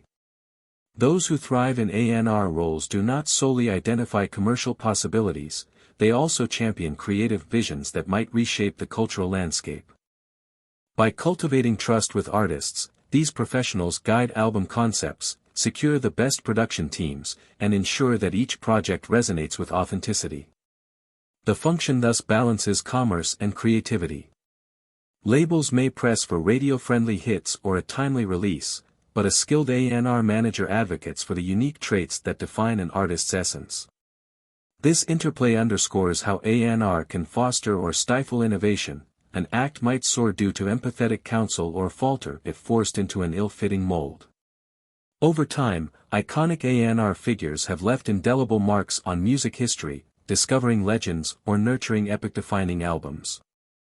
As the industry continues to transform, understanding A&R's multifaceted role becomes paramount for anyone aspiring to shape or comprehend the path from artistic spark to global audience. In the sections that follow, a closer look emerges at how A&R specialists navigate each stage of discovery, development, and repertoire selection. From analyzing the evolving ways of scouting talent to offering creative stewardship, their role remains fundamental despite the industry's constant restructuring. We also examine how data, technology, and shifting listener habits have prompted A&R to evolve from gut-based decisions to a more data-augmented process. And as new challenges appear, like the oversaturation of independent releases, the fragmented nature of audience engagement, or the tension between an artist's artistic freedom and label expectations, A&R is compelled to strike new balances. Through it all, the core remains the same, unearthing compelling artistry, shaping it for commercial or cultural impact, and holding a steady focus on the music that resonates beyond fleeting trends. Scouting and talent discovery. One of the core responsibilities of A&R involves unearthing fresh voices and musical perspectives. Historically, this entailed physically visiting clubs, bars, open mics, or music festivals, watching countless performances in hopes of spotting a spark of genius. A label's success could hinge on the keen eye of an A&R scout who noticed an otherwise overlooked act, forging a connection before rival labels swooped in. This romantic notion persists, though modern times have extended the search field exponentially. Instead of focusing purely on live venues, A&R specialists now comb digital platforms, analyzing an artist's online presence, streaming statistics, or viral social media clips. Emerging acts might surface overnight if a snippet resonates on a short video app, commanding millions of plays. Still, in-person scouting remains integral. Observing a performer's ability to command a crowd, handle stage presence, and convey authentic emotion in real time cannot be fully replaced by metrics. A raw live show can illuminate potential that studio recordings obscure. Likewise, local scenes offer intangible context, how an artist interacts with their fan community, or how they adapt a set based on audience energy. These nuances allow A&R scouts to sense intangible star qualities, charisma, vocal nuance, or the potential for transformation. Some acts might have flaws that overshadow them in a polished digital clip, yet exude a singular presence that can be refined into brilliance. The shift toward digital scouting, however, has expanded the role's demands. A&R personnel juggle data analytics from streaming services, social listening on social media, and direct pitches from managers or the acts themselves. Large volumes of tracks clutter the internet, making it challenging to sift out hidden gems. As a result, scouts incorporate curated playlists, influencer endorsements, and fan engagement metrics in their quest for fresh voices. They observe how an artist's following interacts. Are they passionate and dedicated, or merely passing casual listeners? Are streams consistent or the result of fleeting viral hype? By interpreting these signals correctly, they refine which acts might endure beyond a momentary spike. This digital intuitive balance underscores the creativity demanded of A&R. If they rely too much on data, they risk ignoring intangible originality or emotional depth that numbers cannot capture. Conversely, ignoring analytics might cause them to overlook artists quietly cultivating huge online communities. The best approach merges gut instincts with data-driven leads. A well-rounded A&R scout might notice promising streaming traction, then attend a small gig to confirm the act's stage viability. Alternatively, they might trust a local scene's word-of-mouth buzz before verifying it with streaming stats. In weaving these approaches, A&R professionals stay agile, bridging the foundational tradition of personal discovery with the modern need to parse digital signals effectively. Establishing rapport with prospective talent is equally crucial. Once a promising act is identified, an A&R manager frequently initiates contact, gauging the artist's vision and readiness to collaborate. These early conversations set the tone. A warm, knowledgeable approach helps artists feel valued, building the trust needed for deeper creative discussions. Scouts may discuss the artist's influences, plans for future releases, or readiness for professional coaching. This dialogue reveals whether the synergy aligns, if the artist's goals match the label's objectives. Earning trust at this stage can be essential, because many acts have grown cautious of industry promises. By presenting genuine interest in preserving the artist's authenticity, an A&R manager can lay the foundation for a fruitful partnership that nurtures mutual respect from the beginning.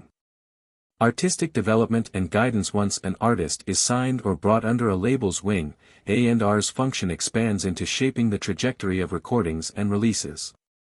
This process requires deep communication with both the artist and the label's strategic teams. The goal is to enhance the artist's unique qualities while ensuring the music stands a strong chance in the marketplace. Some might view this as meddling, yet effective A&R managers aim to amplify an artist's strengths and help refine weaknesses, rather than force them into contrived formulas. This development phase can cover songwriting feedback, selection of producers, and suggestions about arrangement or sonic direction. It can also include matching the artist with co-writers if their composition skills need support, or securing a session musician to bring an extra spark to the track. During these studio sessions, A&R personnel often function as a liaison between the artist's vision and the label's commercial considerations. They might encourage certain tracks to become singles because they sense broad appeal, or they might advocate for an experimental track to remain on the album because it highlights the artist's character. Balancing these dual imperatives is key. A stifling approach that focuses solely on potential radio hits might alienate the artist, eroding authenticity. Alternatively, indulging every experimental whim without structuring a coherent release can leave the project disjointed. Thus, a skilled A&R manager fosters open dialogue, making the artist feel heard while strategically shaping the end product. Artistic development also involves visual presentation and overall branding. If an artist's aesthetic is unclear, the A&R team might suggest stylists, videographers, or creative directors who can distill the essence of the music into visuals that connect with fans. This synergy extends to music videos, album covers, and stage design. Label budgets vary, but however large or modest, A&R ensures that each aspect of the release lines up with the sonic identity. A cohesive brand helps listeners immediately recognize an artist's offerings, from the moment they see the cover art to the final notes of a performance. By guiding these elements, A&R nurtures a consistent narrative that helps an artist stand out amid the clutter of daily releases. The development stage may last months or even years, with the A&R manager checking in regularly to see if the artist's growth remains on track. They may coordinate vocal coaches or songwriting mentors if deemed necessary. For more seasoned acts, they might open doors to top-tier producers who can refine an already established sound. The presence of trust underpins these relationships. If an artist believes their A&R representative truly advocates for their best interests, they become receptive to constructive criticism or bold suggestions. Conversely, suspicion or friction can sour sessions. Ensuring the process remains collaborative and respectful can transform an album's creation into a shared journey, one that forges long-lasting bonds and creative breakthroughs. Ultimately, A&R's guidance impacts how listeners perceive the final record. A well-curated tracklist, wise collaborator choices, and an intelligent blend of commercial-savvy tunes with deeper artistic statements can significantly improve reception. Critics might praise the album's coherence, fans might latch onto unique aspects that reflect the artist's growth, and the label can be proud of supporting a distinctive vision. The A&R manager emerges not as a hidden controller but as a facilitator, bridging the gap between the raw artistry and the refined output that resonates with wide audiences. When done successfully, the sense of fulfillment runs deep for both the artist and the A&R, each having contributed to something greater than the sum of its parts. Song selection and repertoire strategy. An essential aspect of A&R involves curating an artist's repertoire, deciding which tracks see the light of day and when. This goes beyond picking catchy singles, it shapes the entire story a release tells. Whether it is an album, EP, or series of standalone singles, A&R staff work closely with artists to winnow down dozens of demos into a tight collection that best captures the moment. In some cases, an artist arrives with a robust backlog of songs, requiring an outside perspective to spot hidden gems or identify redundancy. In others, a shortage of solid material might prompt the label to coordinate co-writers or external submissions to fill the gaps. Balancing variety and cohesion is crucial. Fans enjoy hearing an artist explore different moods or experiment with fresh genre fusions, but an overly scattered tracklist can confuse them. The role of A&R is akin to that of a curator, ensuring the final product feels coherent, reflecting a central theme or emotional arc. They might advise trimming extraneous tracks that, while individually decent, disrupt the flow. They also weigh the commercial angle. If a particular track has radio potential, it might anchor the release as an early single. Other songs could function as deeper album cuts, forming the emotional core that dedicated fans appreciate. The strategic interplay of singles, pre-release teasers, and official release schedules unfolds under A&R oversight. Timing also enters the equation, especially in an age where an artist's momentum can vanish if too many months pass without fresh content. A&R might propose a drip-feed approach of releasing singles steadily, building up to an album, or conversely, a sudden, surprise drop that capitalizes on a trending moment. They examine seasonality. A bright, upbeat track might resonate in summer, while introspective tunes could find receptive ears in late autumn. Coordinating release plans with marketing teams or brand partners ensures synergy across media campaigns, tour announcements, and promotional content. By orchestrating each track's unveiling at the optimal juncture, A&R maximizes the potential for each piece of music to find its audience. In some corners, the repertoire strategy includes licensing covers or collaborating with established writers.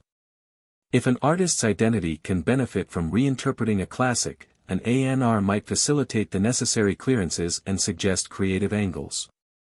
This approach can bridge generational fan bases or illustrate the artist's range. On the other hand, if an up-and-coming writer's composition suits the artist's vibe, the label might acquire the song for the album.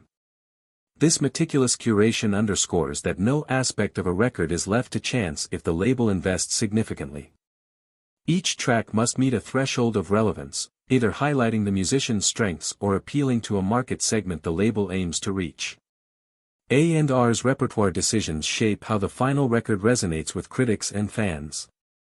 An album that flows seamlessly, with a compelling narrative or a balanced emotional arc, can earn longevity in a market saturated with ephemeral hits.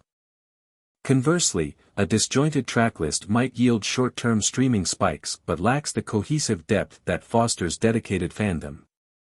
The best A&R managers, therefore, maintain an empathetic awareness of the artist's personal experiences while also aligning the tracklist with label objectives. This dance between commerce and creativity ensures that each song's selection stands as both an artistic statement and a viable product. Through thoughtful repertoire planning, A&R merges the intangible heart of music with the pragmatic needs of a fiercely competitive industry. Producer and collaborator matchmaking. Another facet of A&R's responsibility entails pairing artists with the right producers, engineers, or co-writers, one of the most potent ingredients in forging a signature sound. A synergy can spark breakthroughs, unveiling layers of an artist's potential. A mismatch, however, can stifle creativity or produce uninspired results. By evaluating an artist's sonic aspirations, technical needs, and personality, A&R specialists strive to find a production environment that complements those traits. For example, a raw acoustic singer might flourish under a minimalist producer known for authentic, stripped-down recordings, while a dance-pop performer might need a beat-savvy electronic maestro who can sculpt club-ready anthems. In some cases, the label's stable of in-house producers or established external partnerships shape these decisions. A well-reputed name might be suggested if the label aims for commercial viability, while lesser-known producers might present bolder, more experimental directions. A&R managers weigh the artist's comfort. Do they trust high-profile producers to retain authenticity, or do they prefer a more hands-on, co-creative approach with an up-and-comer? Budgets also factor in, as star producers command higher fees. Negotiating these deals rests in A&R's domain, ensuring that contractual details, royalty splits, production timelines, get hammered out fairly for all. Beyond producers, collaborators can span featured vocalists, session musicians, or specialized songwriters. If an artist yearns for a particular vibe, say, African percussion or orchestral flourishes, A&R might locate session pros adept at those styles. For duets or cross-genre experiments, they might broker introductions to other label artists or external creators. This matchmaking demands both a robust contact list and an understanding of how personalities and styles converge. The delicate nature of creative synergy means A&R invests time in pre-production discussions, gauging whether the chemistry feels right before launching into full-blown collaboration. As the recording sessions unfold, they often remain on standby, resolving conflicts, clarifying label objectives, or encouraging compromise when creative differences flare. The results of well-chosen collaborations resonate beyond the immediate album. Fans can be introduced to new sounds or complementary talents, potentially leading to shared tours or reciprocal features. A synergy that begins in one project might blossom into repeated co-writing sessions or spin-off side projects. For the label, forging these connections maximizes the pool of internal resources, cross-promoting artists on the roster. For the creative participants, it can yield deeper relationships that fuel continued innovation. The entire industry cherishes stories of A&R visionaries who orchestrated iconic pairings, from legendary producers revitalizing a veteran singer's sound to unexpected duets that united diverse fan bases. When these matchmaking endeavors falter, due to clashing egos, artistic differences, or scheduling nightmares, A&R steps in to salvage the situation. Perhaps they reassign the artist to a new producer or encourage mediation to keep the collaboration afloat.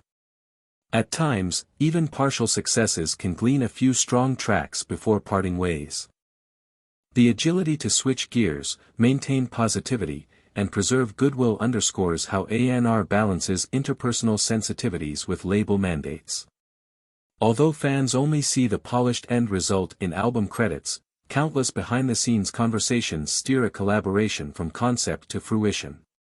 Done right, these alliances reinforce the notion that music thrives on collective effort, with A&R acting as the master connector behind creative triumphs. Navigating label dynamics and budgeting. In addition to identifying talent and shaping recordings, A&R must manage the label's internal systems. Budgets, timelines, and departmental hierarchies all impact how smoothly a project progresses.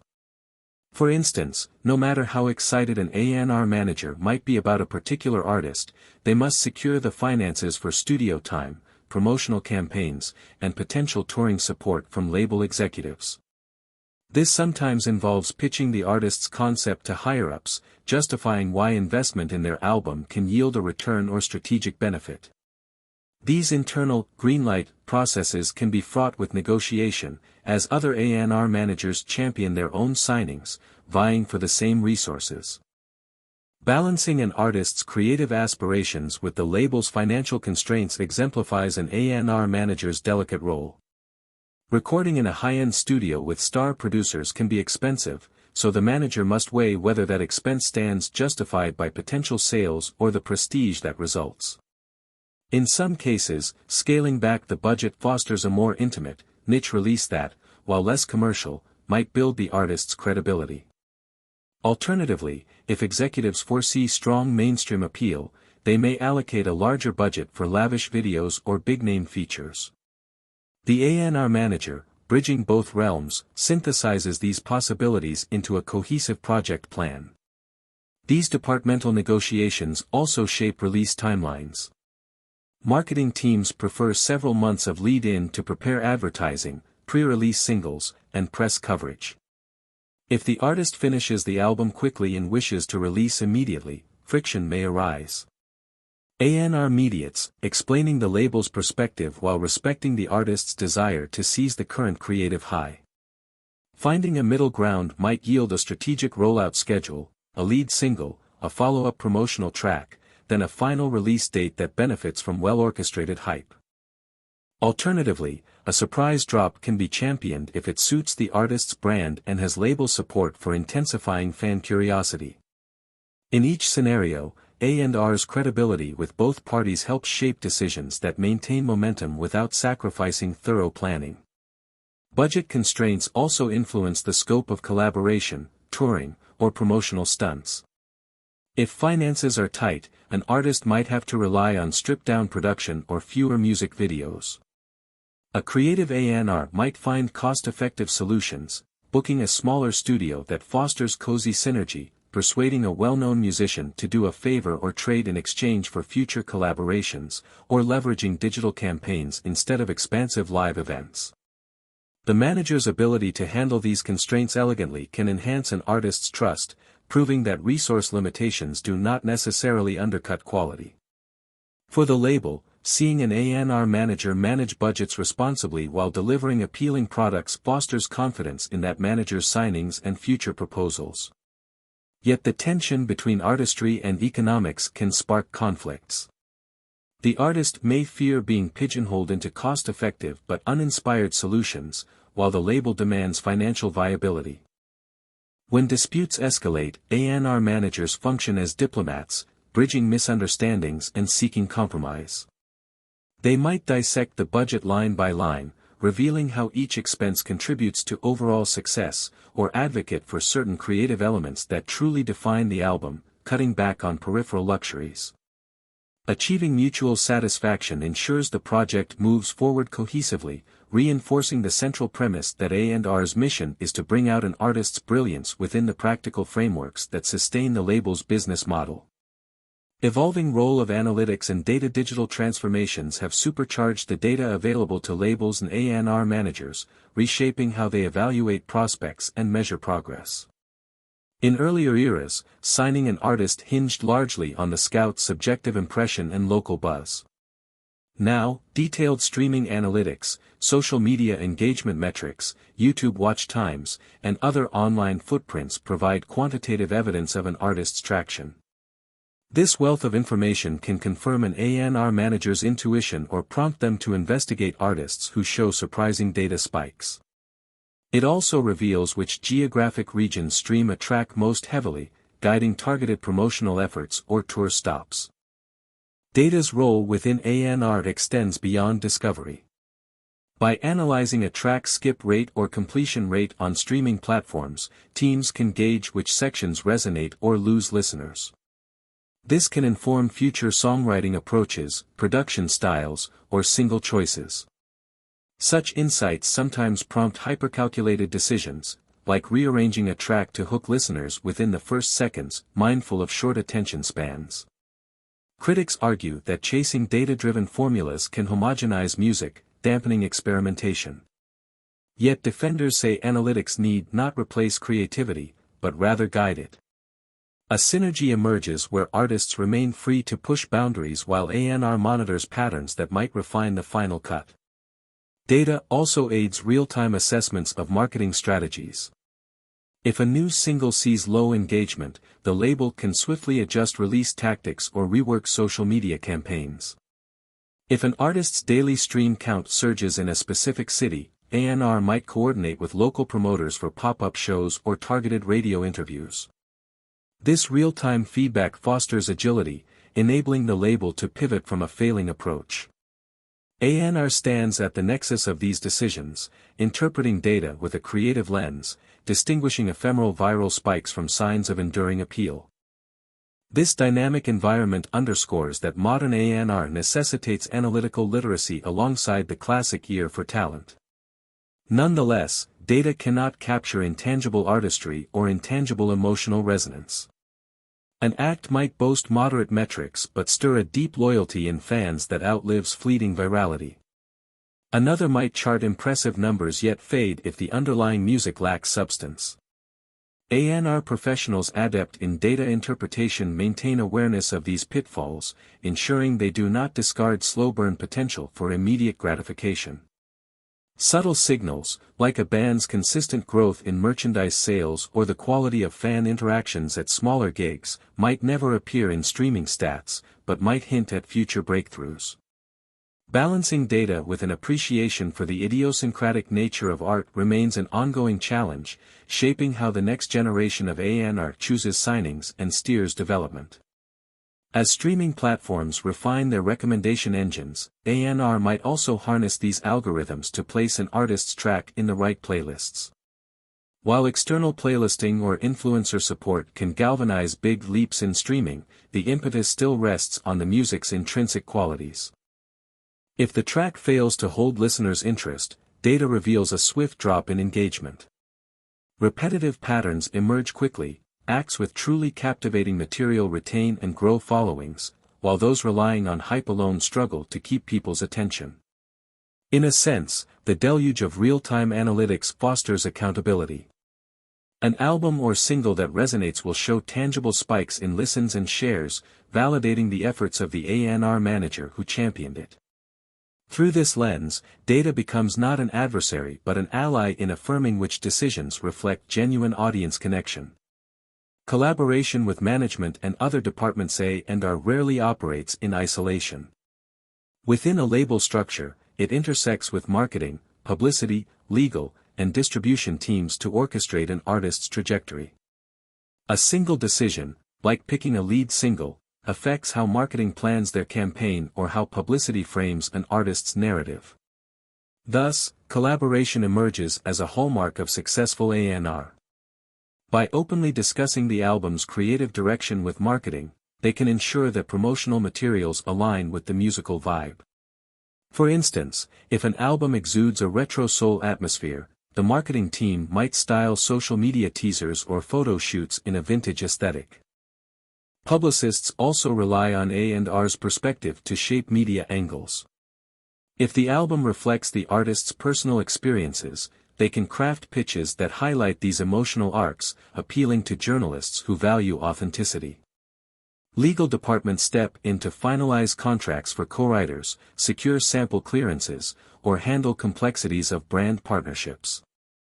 A&R, having guided repertoire and collaborations, offers the context that ensures legal decisions adhere to the creative vision. Meanwhile, distribution teams discuss release dates and formats, vinyl pressing, limited edition bundles, or digital exclusives, again referencing A&R insights about which approach resonates with the artist's brand. This synergy fosters a unified push that frames each release as an event rather than a disjointed rollout. Artist management teams provide another crucial puzzle piece. The manager, who is typically closest to the day-to-day needs of the artist, collaborates with A&R to balance label agendas with personal well-being and creative autonomy. If an artist faces burnout from excessive touring, the manager might request more time to focus on studio sessions, or conversely, they may push for an earlier single if the artist is eager to capitalize on a trending moment.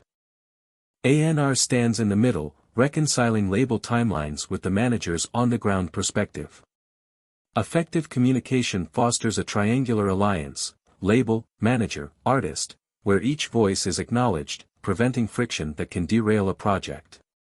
In the best scenarios, this web of collaboration elevates the final music, ensuring each function complements rather than obstructs.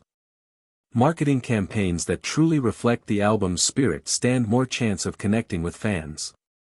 Publicity narratives that underscore the artist's authenticity or evolution can transform neutral or uninterested press into enthusiastic advocates. Legal clarity around sampling or collaborative credits protects the album from post-release controversies. Meanwhile, manager feedback ensures that no decision blindsides the artist or contradicts their personal convictions. A cohesive environment energizes everyone involved, fostering a sense of shared triumph when the release hits the market and resonates with audiences. This integrated approach extends to crisis management as well. If an unexpected controversy arises, like a leaked track or sudden negative press, A&R cooperates with PR and management to mitigate harm. They might expedite an alternate single or clarify creative intentions behind contentious lyrics. The uniform response that emerges ensures that fans see a consistent message, reflecting behind-the-scenes coordination.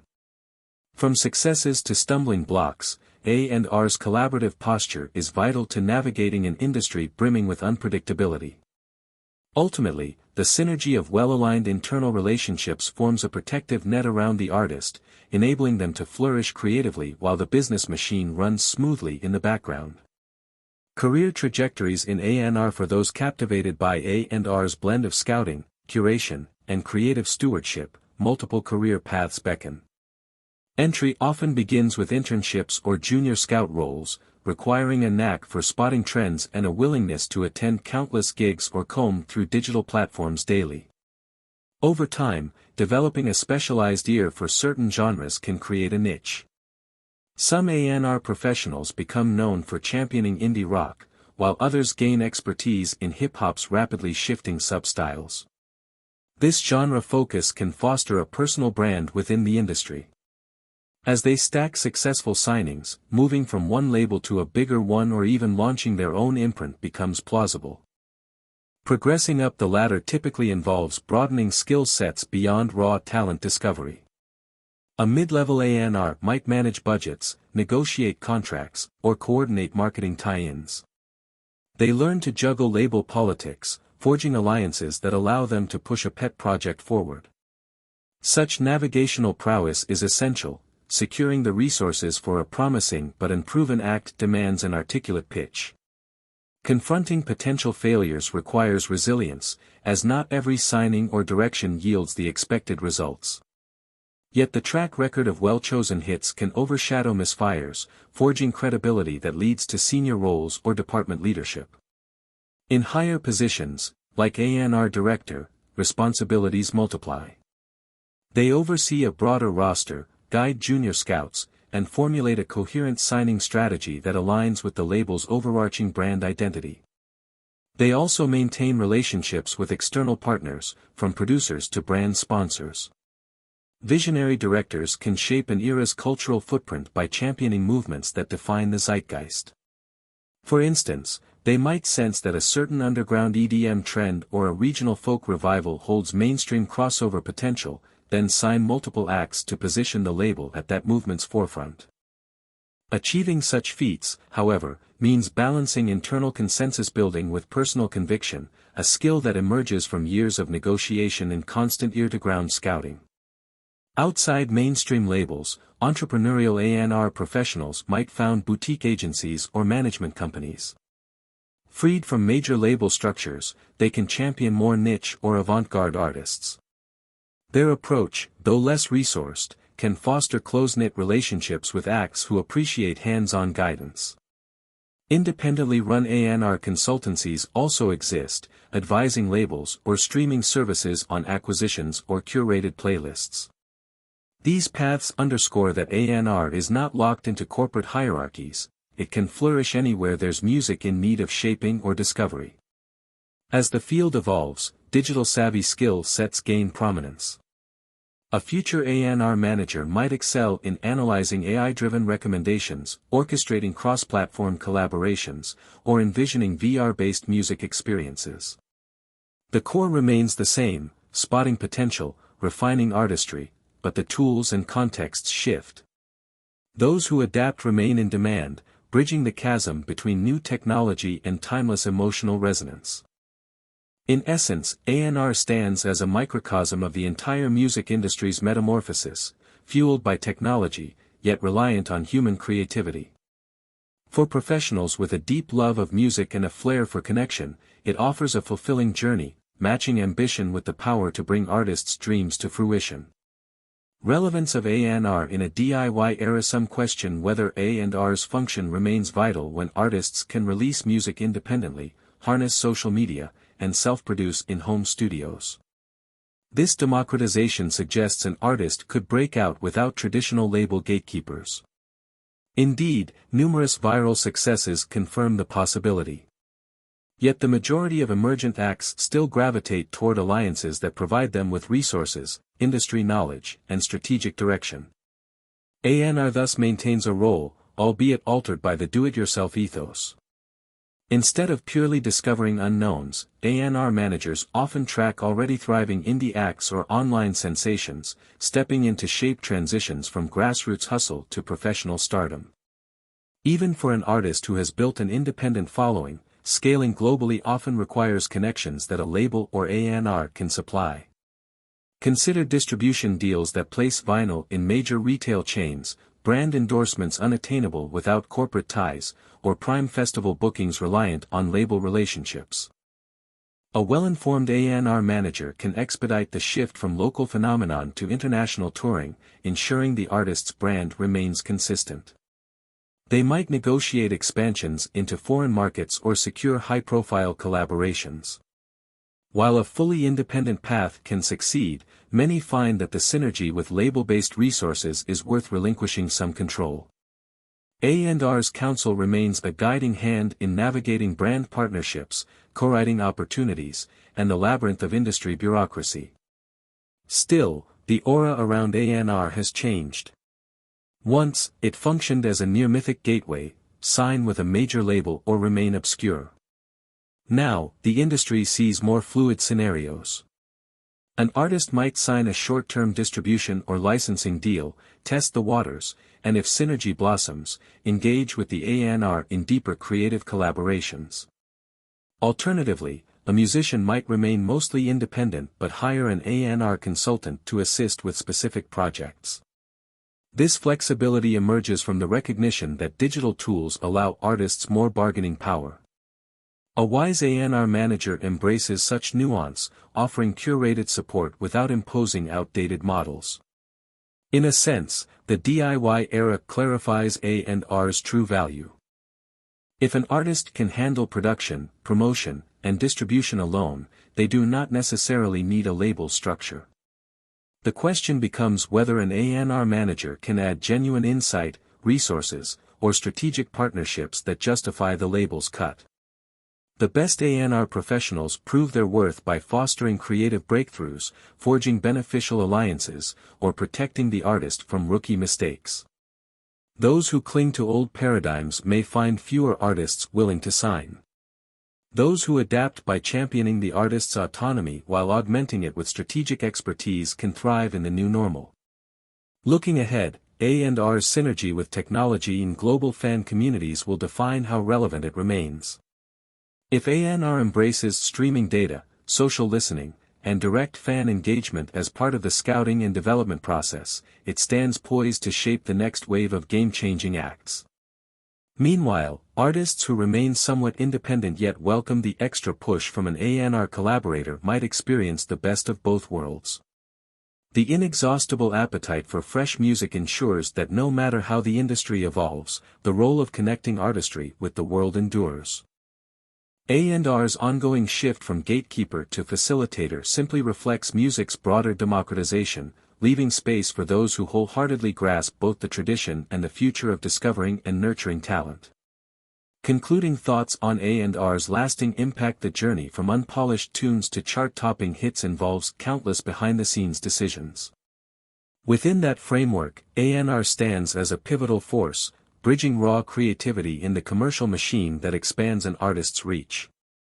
Through scouting, development, repertoire selection, and forging relationships among producers, songwriters, and label departments, A&R orchestrates an environment where music can flourish.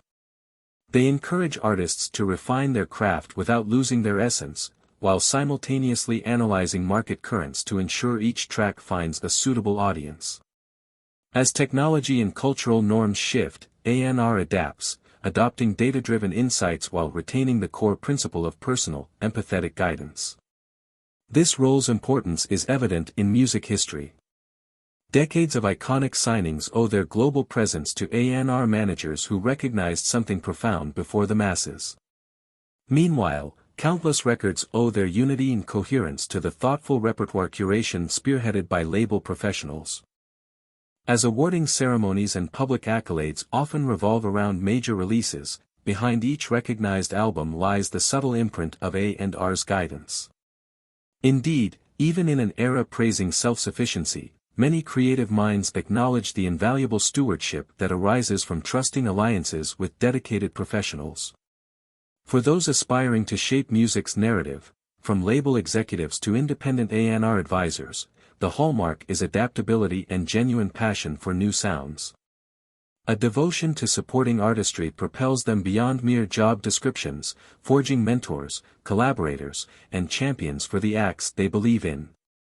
The best A&R managers navigate each project's joys and setbacks with unwavering commitment, forging relationships that often outlast any single album cycle. In this sense, the ongoing influence of A&R extends beyond what hits the airwaves. It resonates in the intangible sense of creative fulfillment and in the very evolution of musical forms. Amid the flux of technology, streaming, and fan-driven discovery, A&R's blueprint remains consistent: identify, cultivate, and propel. As the industry grows more interconnected globally, the opportunity to discover boundary-breaking talents multiplies. By guiding them ethically and strategically, A&R can uphold the spirit of exploration that has always fueled music's progress. And as long as artists find meaning in collaborating with voices who understand their potential, the significance of A&R endures, spinning that timeless tale of taking a spark of brilliance and igniting it into a beacon for listeners worldwide. Lesson 17: Collaborations and Partnerships. Collaborations in music stand at the intersection of creativity and shared vision, spanning everything from songwriting duos to large-scale production teams to cross-genre remixes. The power of a well-executed partnership can transform a modest track into a sensation, bridging fan bases, blending diverse perspectives, and refreshing an artist's brand with novel energy. Whether the impetus stems from an artistic urge or a strategic marketing goal, collaborations often expand each contributor's horizons, driving evolution beyond what they would achieve in isolation. Yet, these alliances hinge on more than good intentions. They require clear communication, a mutual understanding of style and objectives, and delicate negotiations around rights, royalties, and public image. The industry's rich history of groundbreaking pairings, from revered duets to unexpected features, demonstrates that some of music's most memorable breakthroughs arise when creative worlds collide, forging something fresh that resonates widely. No matter their scale, partnerships remind us that music is inherently communal. Even in a market that often elevates the figure of a solitary star, the collaborative spirit remains woven into nearly every step of production and performance. Through this lesson, we delve into how collaborations take shape, how they enrich artistry, and how they might spawn unique marketing angles or come with potential pitfalls. By understanding the mechanics, from initial outreach and conceptual planning to final releases and promotional synergy, musicians and other industry players can harness the full potential of creative partnerships. In a rapidly changing landscape that thrives on discovery and novelty, forging alliances that challenge norms or tap unexplored fan communities remains one of the most effective ways to stay relevant and push artistic boundaries. Defining the types of collaborations. Music collaborations appear in various forms, each offering a distinct blend of synergy and influence. The simplest and most common format is the feature, wherein one artist invites another to perform on a single track, usually contributing vocals or a verse that infuses fresh flavor. Listeners get the best of both worlds, and each artist's fan base cross-pollinates, boosting streams, social media discussion, and potential chart performance. This approach is particularly popular in hip-hop, pop, and dance music, where a signature verse or unique vocal hook can define a song's hook and brand identity. Another form is the co-writing session, which can take place behind the scenes. Two or more songwriters merge their melodic and lyrical sensibilities, crafting a piece that either performer might record or pitch to another act. This method underscores that not all collaborations are about name-brand star power.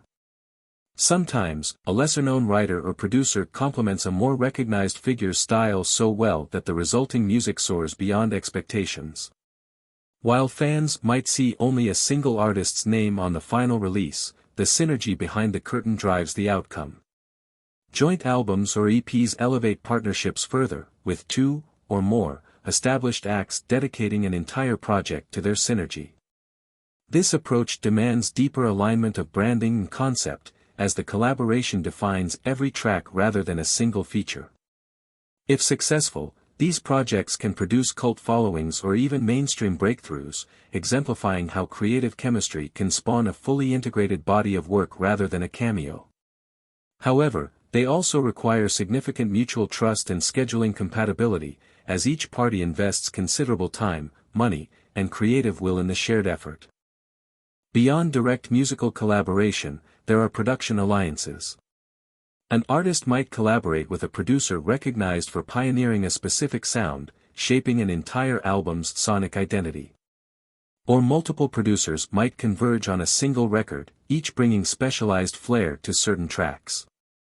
Meanwhile, multi-artist festival sets or philanthropic concerts also count as collaborative events, though less about creating new material and more about generating a shared performance atmosphere. In short, the range of potential partnerships is vast, extending from short cameo appearances to in-depth, project-defining unions.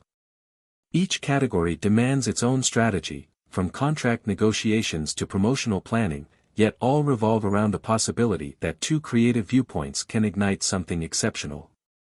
Motivations behind collaborations: artists unite for myriad reasons, often a composite of artistic desire and strategic foresight. On the creative front, collaboration can jolt an artist out of a comfort zone, injecting fresh ideas or cultural references into their music. A singer from a classical background might link with an electronic producer, forging a new classical electro-fusion. An indie guitarist might yearn to jam with an Afrobeat drummer, evolving their rhythmic palette and discovering fresh sonic territory. Such partnerships reflect a desire to grow beyond one's ingrained style, letting the music breathe unexpected textures. On the commercial side, collaboration can be a powerful tool to tap new demographics. Pairing a mainstream pop star with a rising alternative rapper might bridge two sets of fans who otherwise inhabit separate scenes. This cross-pollination fuels exponential streaming spikes and social media chatter, especially if both acts boast fervent followings. Labels and managers often seek out collaborations that complement brand images while maximizing the potential for chart success or playlist features. High-profile, featuring or versus tracks can generate media buzz simply from the novelty of merging seemingly disparate artists. Some partnerships center on narrative or conceptual synergy. Film directors or game developers might commission an artist for a soundtrack or theme, ensuring that the final product aligns with the visual or interactive story. The artist gains a fresh context in which their music is showcased, while the film or game benefits from a distinctive sonic identity.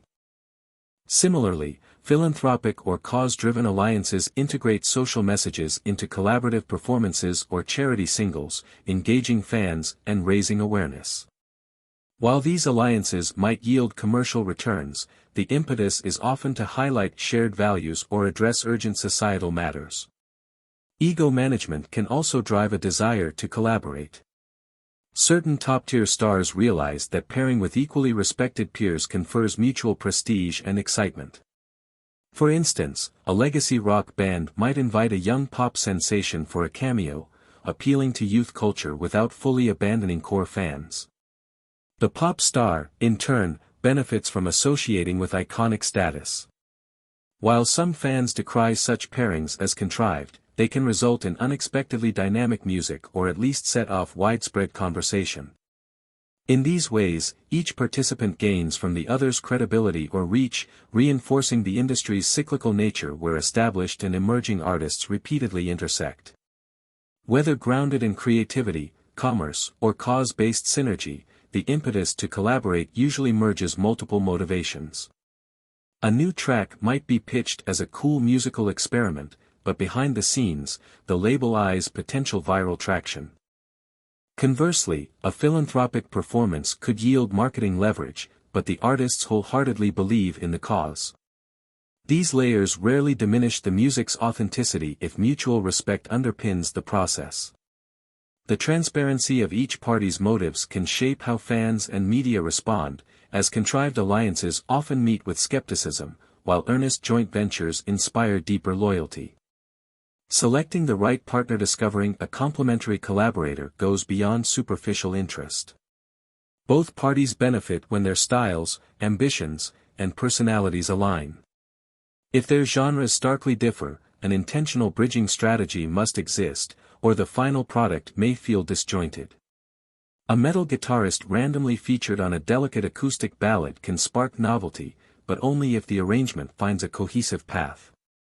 Similarly, if both artists create moody electronic pop, they risk redundancy unless each contributes a distinct dimension, different vocal tones, thematic angles, or production signatures. Therefore, establishing a clear vision up front, encompassing style, aesthetic, and messaging, helps ensure synergy.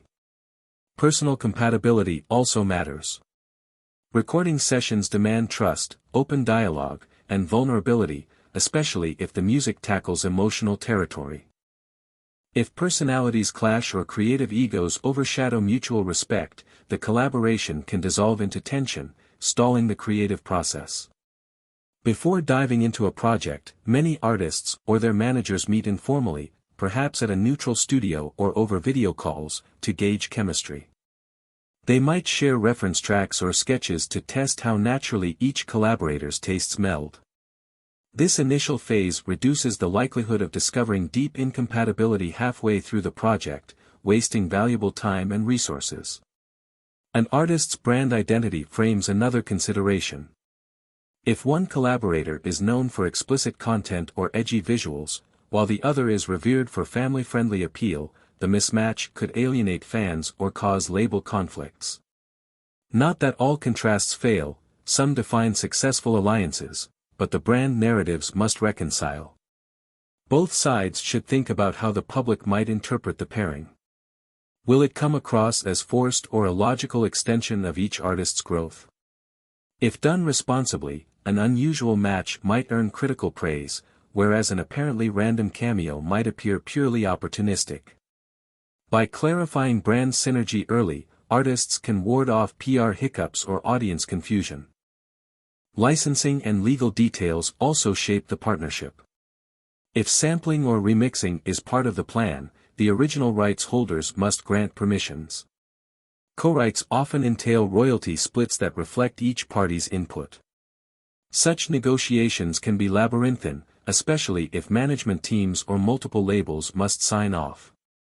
A pre-arranged contract specifying songwriting percentages, release timelines, and promotional obligations fosters clarity.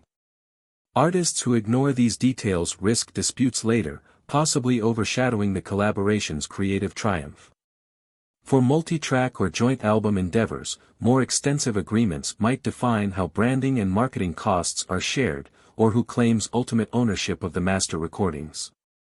In short, a solid legal framework underpins a stable, tension-free environment for creativity. Careful curation from A&R or management can save an artist from misguided partnerships. Even if both parties have star status, not every rumored collaboration yields success. Decision-makers weigh analytics, like overlapping or complementary fan demographics, and intangible cues like personal rapport. They might propose test sessions to gauge how the artists vibe before committing to a major project. This careful approach ensures that each step is taken intentionally.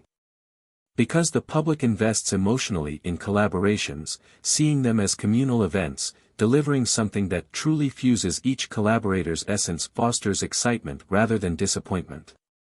Coordinating the collaboration process once an alliance is solidified, the logistics of making music together demand careful planning.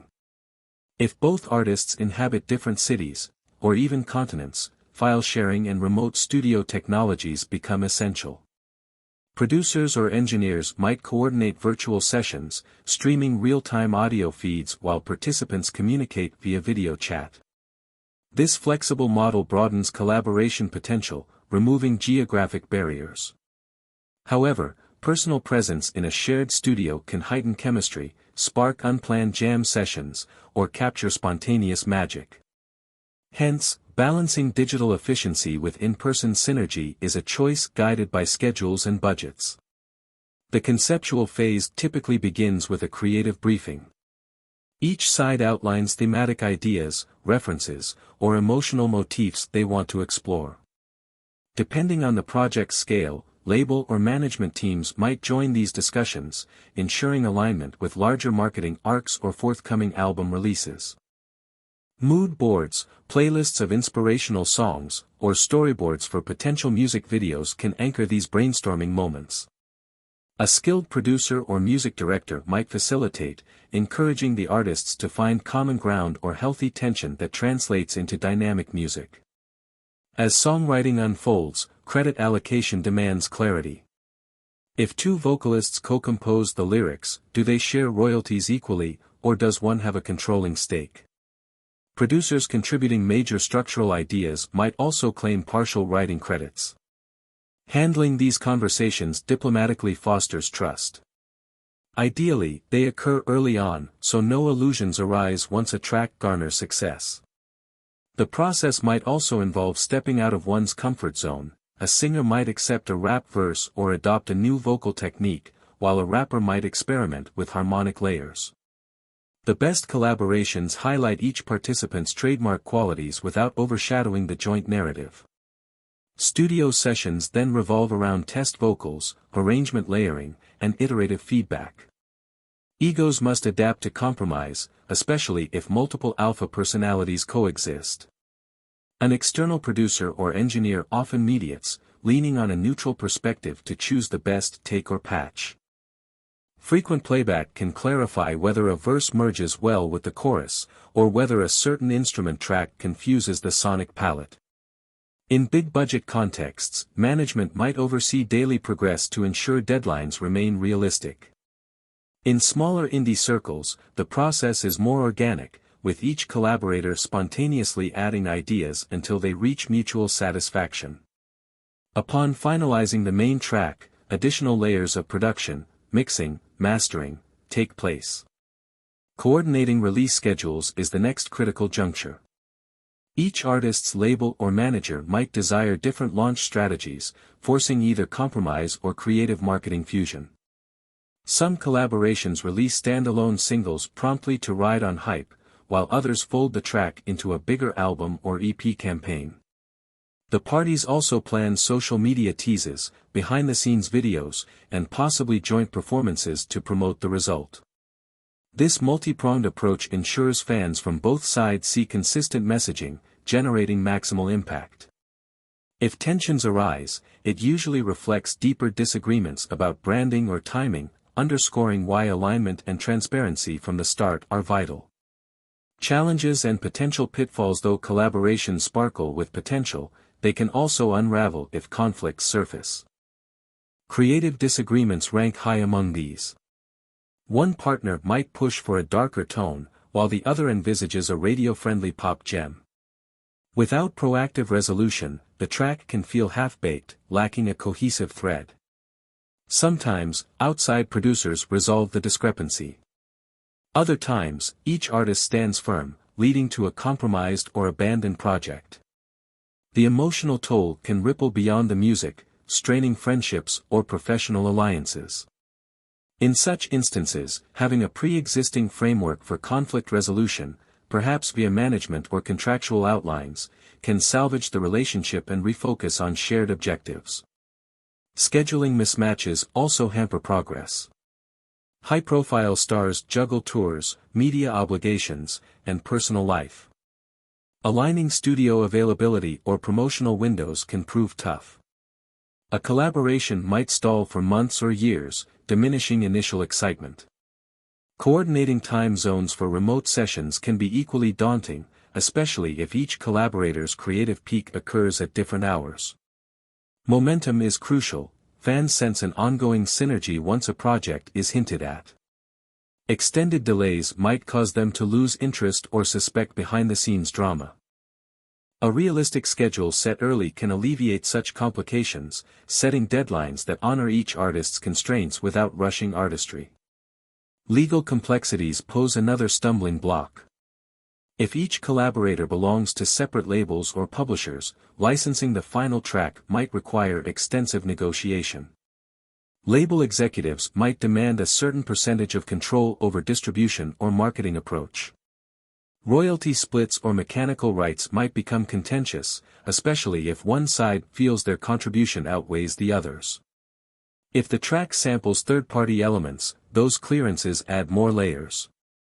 A collaboration can languish indefinitely if the administrative tangles become too daunting. Transparent discussions and thorough legal counsel from the outset mitigate these hurdles, allowing creativity to flow without overshadowing contract disputes. Brand misalignment or fan backlash presents yet another risk. If a squeaky clean pop idol teams up with a controversial figure known for explicit content or legal troubles, fans may revolt, or sponsors might back away. Conversely, an underground collective might label a mainstream collaborator as selling out, prompting friction within the indie community. These brand-based tensions reflect how fans project identity onto artists and can resent perceived compromises. If the collaboration fails to feel authentic, the negative press overshadowing the music might cause more damage than any potential benefits. Thus, each party must weigh brand ramifications carefully before announcing the partnership, ensuring sincerity underpins the creative alignment. Lastly, an uneven distribution of benefits can create lasting bitterness. Suppose a global star features on a smaller artist's track, generating immense fan attention for the latter but comparatively minimal gain for the star. That star's label or management might perceive the track as free publicity for the smaller act, demanding higher royalty splits or exclusive distribution rights. Alternatively, the smaller artist may feel overshadowed, with media focusing on the star's cameo. Unless the collaboration's terms protect both interests, these disparities can transform excitement into regret. Mutual respect and equitable negotiations form the surest guardrails against such outcomes, reinforcing that a successful collaboration depends on balanced, open discourse from concept to release. Benefits and marketing advantages. When collaborations succeed, the payoff can be tremendous.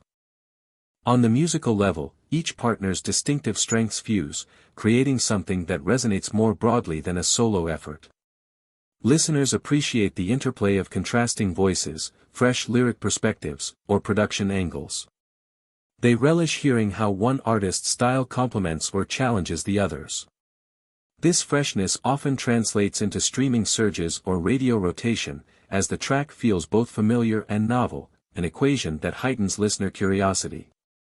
Marketing teams capitalize on this dual approach, cross-promoting to both fan communities with messaging like, "See what happens when these two forces collide." From a branding standpoint, collaborations cultivate narrative intrigue.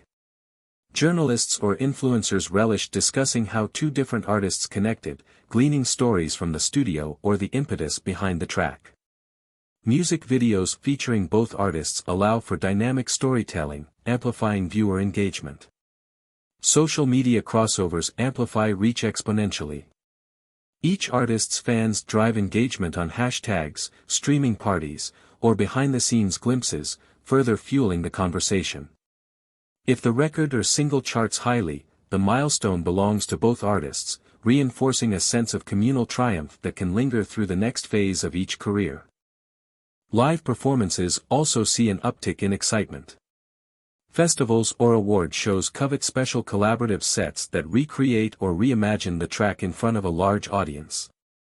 Such appearances can become viral moments, spurring second waves of streaming or overshadowing other acts with the spectacle of two marquee names sharing a stage. For tours, a collaborator's guest appearance at select dates can create must-see concerts that drive ticket demand. These all feed into the robust marketing advantage collaborations hold. They turn ordinary releases into events, with layered storytelling that appeals to fans' desire for communal experiences. Additionally, collaborations can catalyze deeper shifts in an artist's career. Suppose a folk singer merges with an EDM producer, tapping into dance radio playlists they never would have accessed alone. Suddenly, that singer gets scouted for electronic festival slots or finds themselves on global streaming charts. Or a niche R&B vocalist teaming up with a mainstream pop star sees their name trending worldwide. These crossovers allow them to display adaptability in synergy, forging new fan bases. Commercial licensing may follow, as ad agencies or film supervisors sense the track's universal vibe. Similarly, labels can rebrand an artist's image, from underground secret to mainstream contender, if the collaboration demonstrates broad appeal.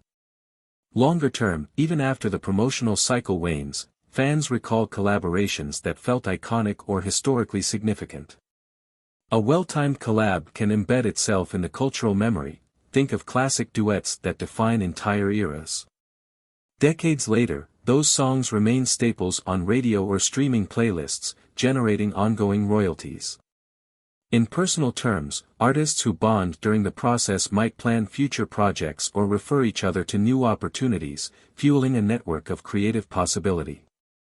Thus, while collaborations initially revolve around immediate synergy, the aftermath can reshape everything from brand identity to career trajectory, ensuring these alliances transcend the ephemeral nature of daily trends. Promotional strategies for collaborations: when two or more acts join forces, marketing can intensify as each brand's assets bolster the campaign. Coordinated teasers across social platforms reveal cryptic hints, like partial images of each artist's silhouette or short audio snippets with reversed vocals. The sense of mystery often entices fans to puzzle over the partnership, driving online chatter. Once announced, each artist's official accounts share uniform visuals or hashtags, mirroring the concept behind the single or album. This unified branding across digital real estate unites fan bases under a single narrative, with cleverly chosen release times so the news or single drop hits all platforms simultaneously. Joint interviews, either in print or on talk shows, spark excitement. Observers get to see the chemistry live, gleaning how artists bounce off each other's personalities. Video content, like behind-the-scenes documentaries, further invests fans in the creative process, granting them glimpses of in-studio banter or performance rehearsals. If budgets allow, a well-produced music video becomes a central promotional pillar. Scenes weaving each collaborator's iconic visuals or staging can magnetize attention, often capitalizing on cameo appearances or surprise cameo guests. Leading up to the video release, small clips or stills reveal bits of the storyline or set design, building incremental hype. Playlisting can also be orchestrated to reflect the collaboration.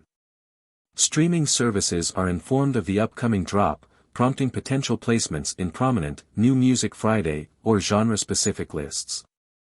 Each collaborator might craft personalized playlists featuring songs that influence the track, cross-promoting them on social media.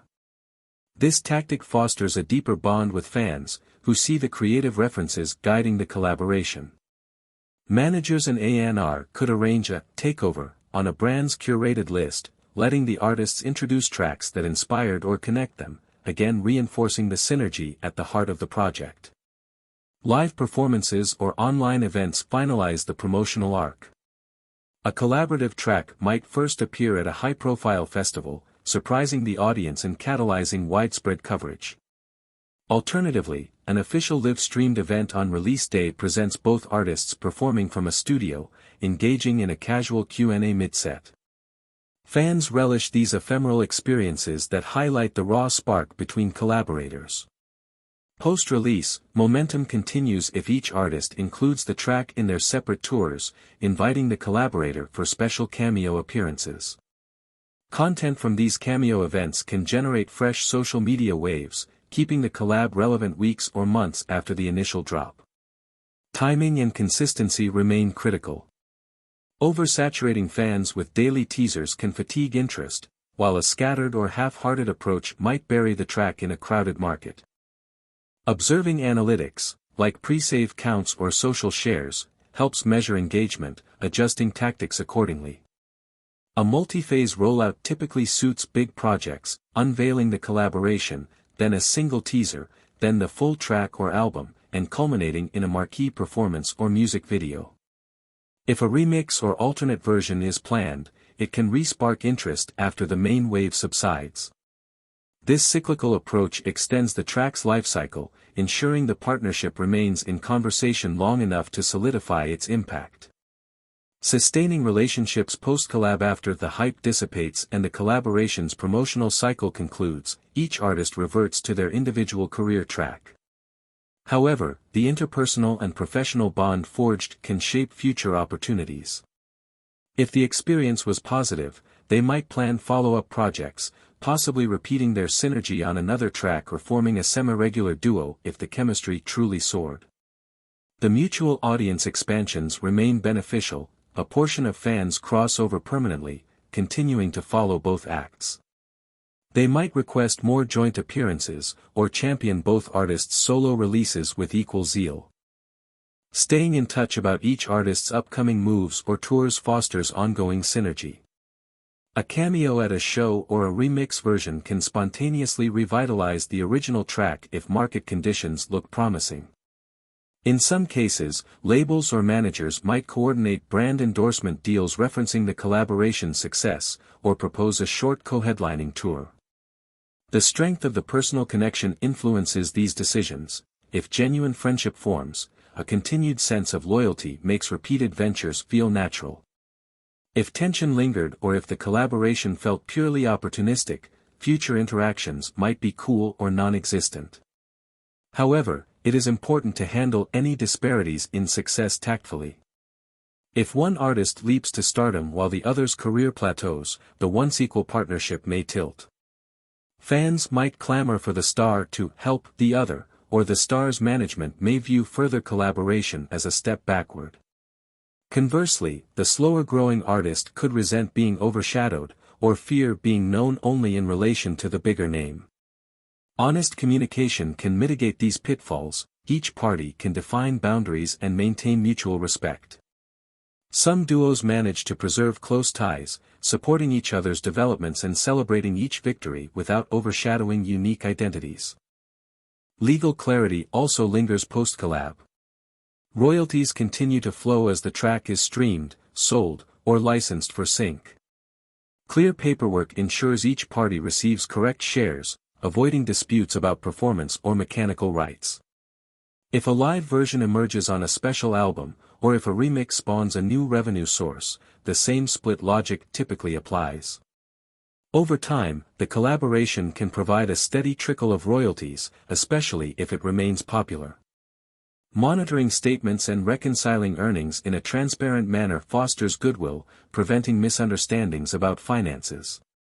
Should new usage proposals arise, like TV commercials or sample requests, both parties must agree if they share control of the master or composition.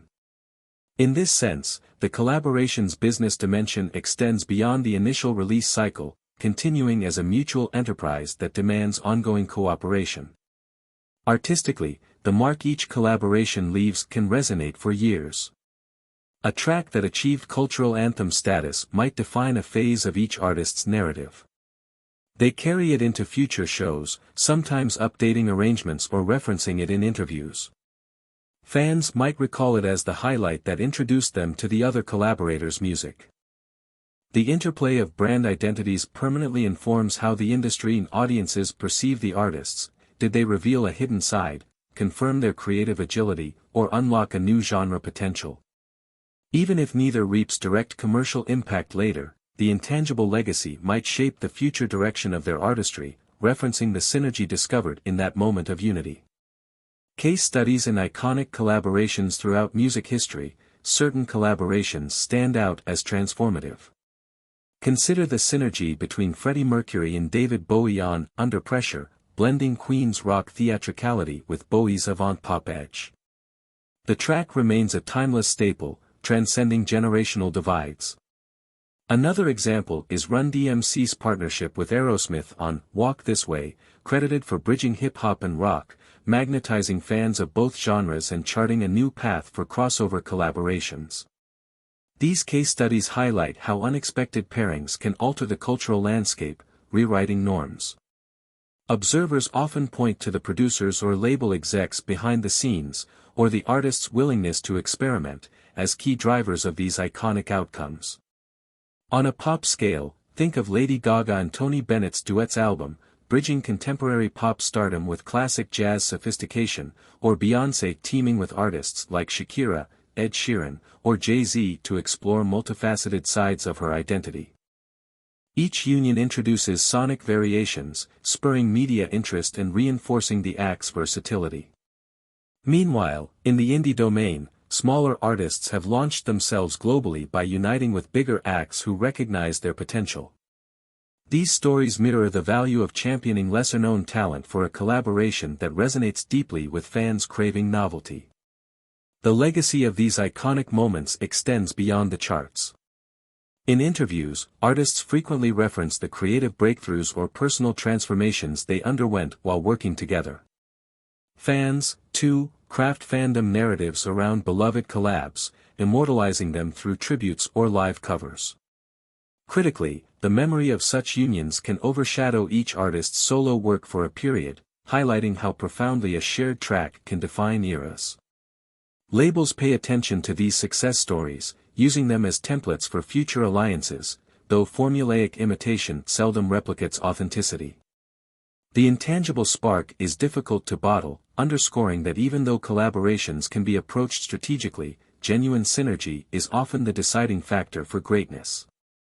At times, collaborations may be overshadowed by behind-the-scenes friction.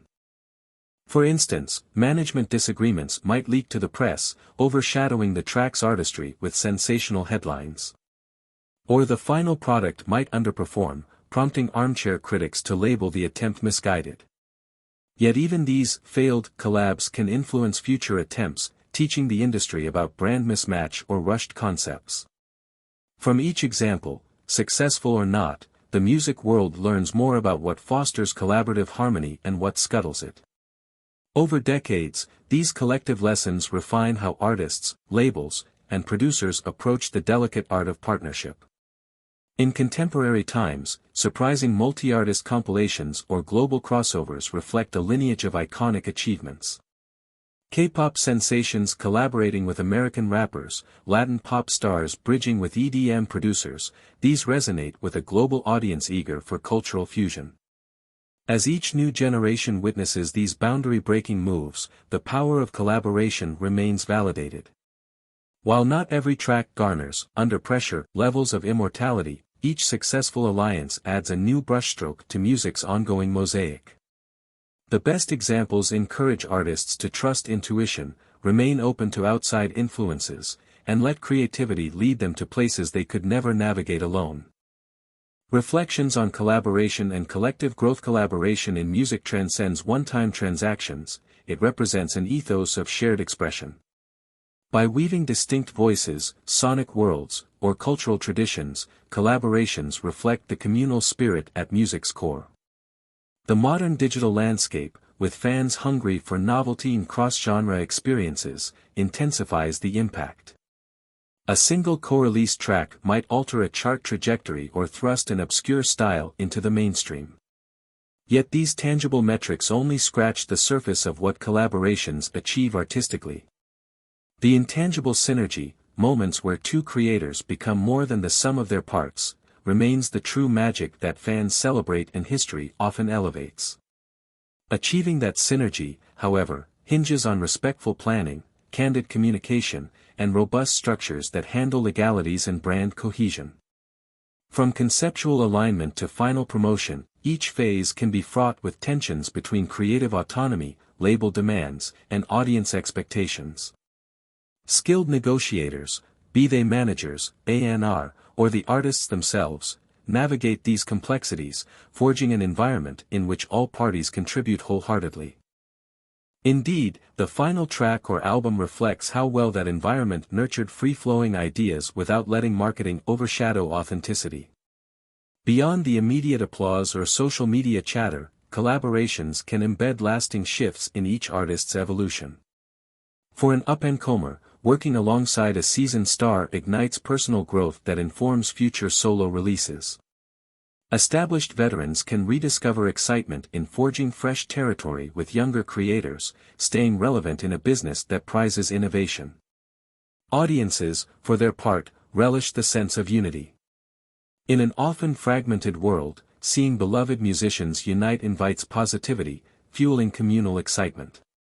The shared journey resonates even if the track itself is short-lived, because it affirms that at the heart of music lies a unifying impulse, to blend talents and voices into something new. In closing, forging alliances in music extends from practical marketing to intangible creative synergy. It can push boundaries, revitalize careers, and unify diverse audiences. When properly conceived, guided by mutual trust and complementary strengths, a collaboration thrives on authenticity, avoiding superficial pairings that fall flat. By addressing the intricacies, contractual, creative, promotional. Before diving in, participants set the stage for fruitful results. As music continues evolving, fueled by streaming, social media, and global cross-currents, collaborations will remain a potent tool to spark imagination and excitement. They affirm that music, at its essence, is communal art, shaped by shared visions that transcend individual ambitions, forging bonds that enrich the entire industry tapestry. Lesson 18: The role of social media in music careers. Social media platforms have profoundly reshaped how artists connect with fans, promote releases, and even discover new collaborators. They have blurred or removed many barriers that once demanded large marketing budgets or label infrastructure to reach a global audience.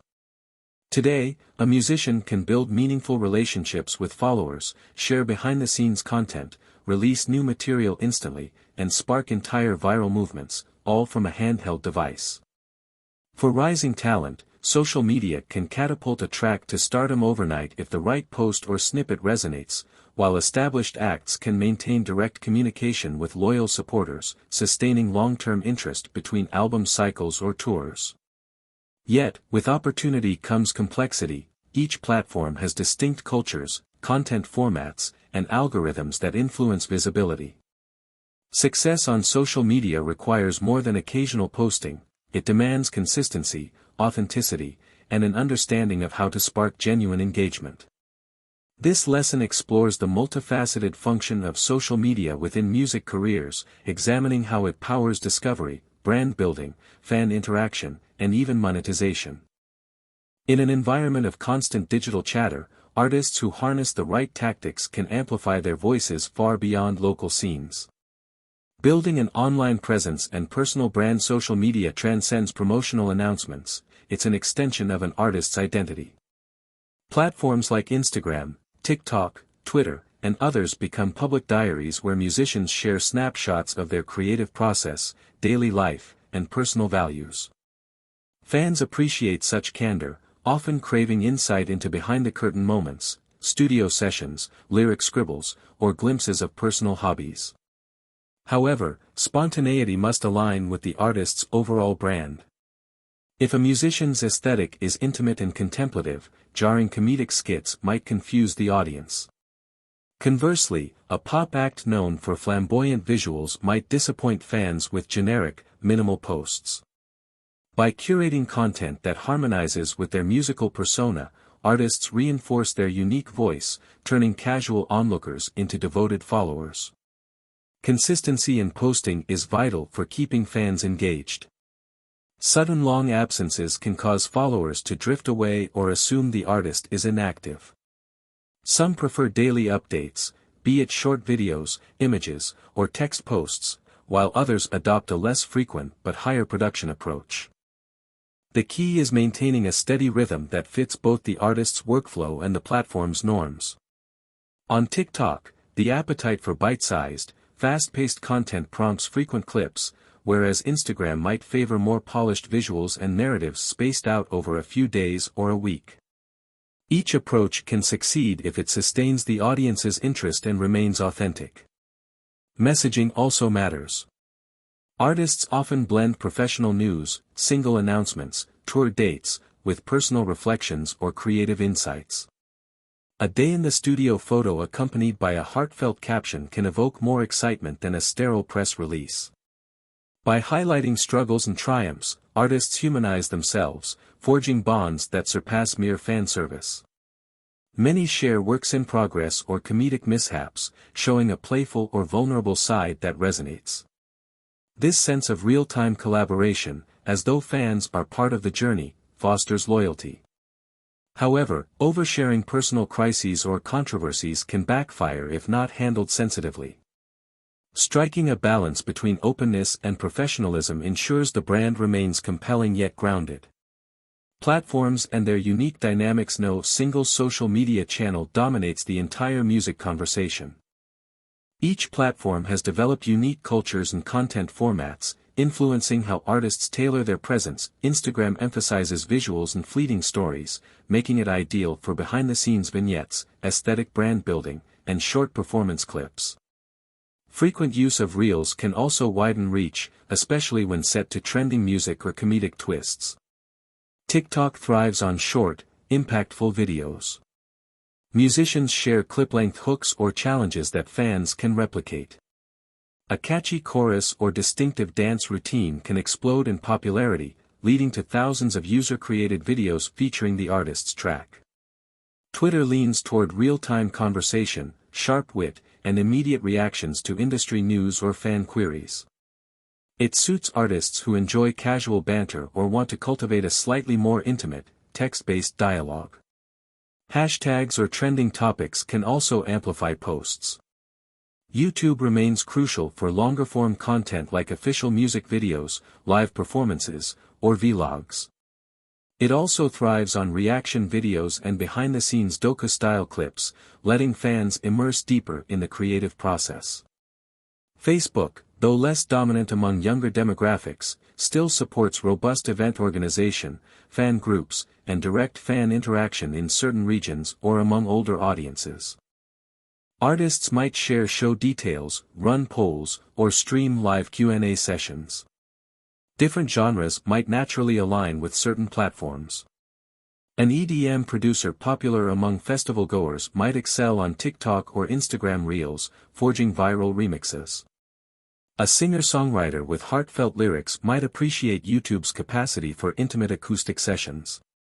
Regardless of preference, most artists blend multiple channels, customizing content for each. The unifying thread should be consistent brand identity and cohesive storytelling, ensuring fans on any platform recognize the same creative spirit. Fan engagement and authentic communication. Social media's most compelling advantage is two-way interaction.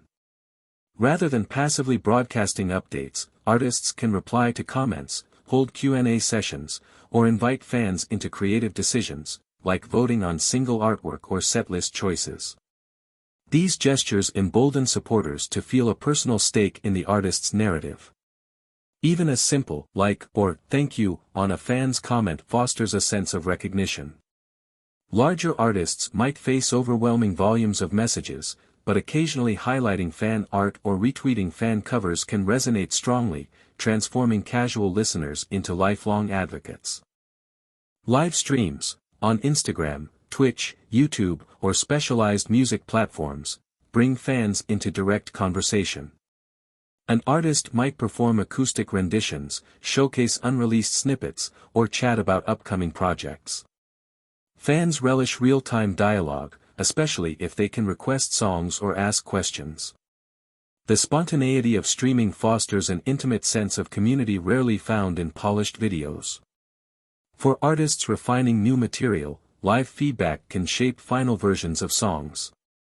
For those tackling niche genres or building from scratch, live stream communities can unify their earliest supporters, forging a robust core fanbase. Nevertheless, continuous fan engagement can be labor-intensive. Some artists outsource or share social tasks with a dedicated team, but delegating too heavily may reduce authenticity. Alternatively, they might schedule weekly fan check-ins, balancing personal time with interactive devotion.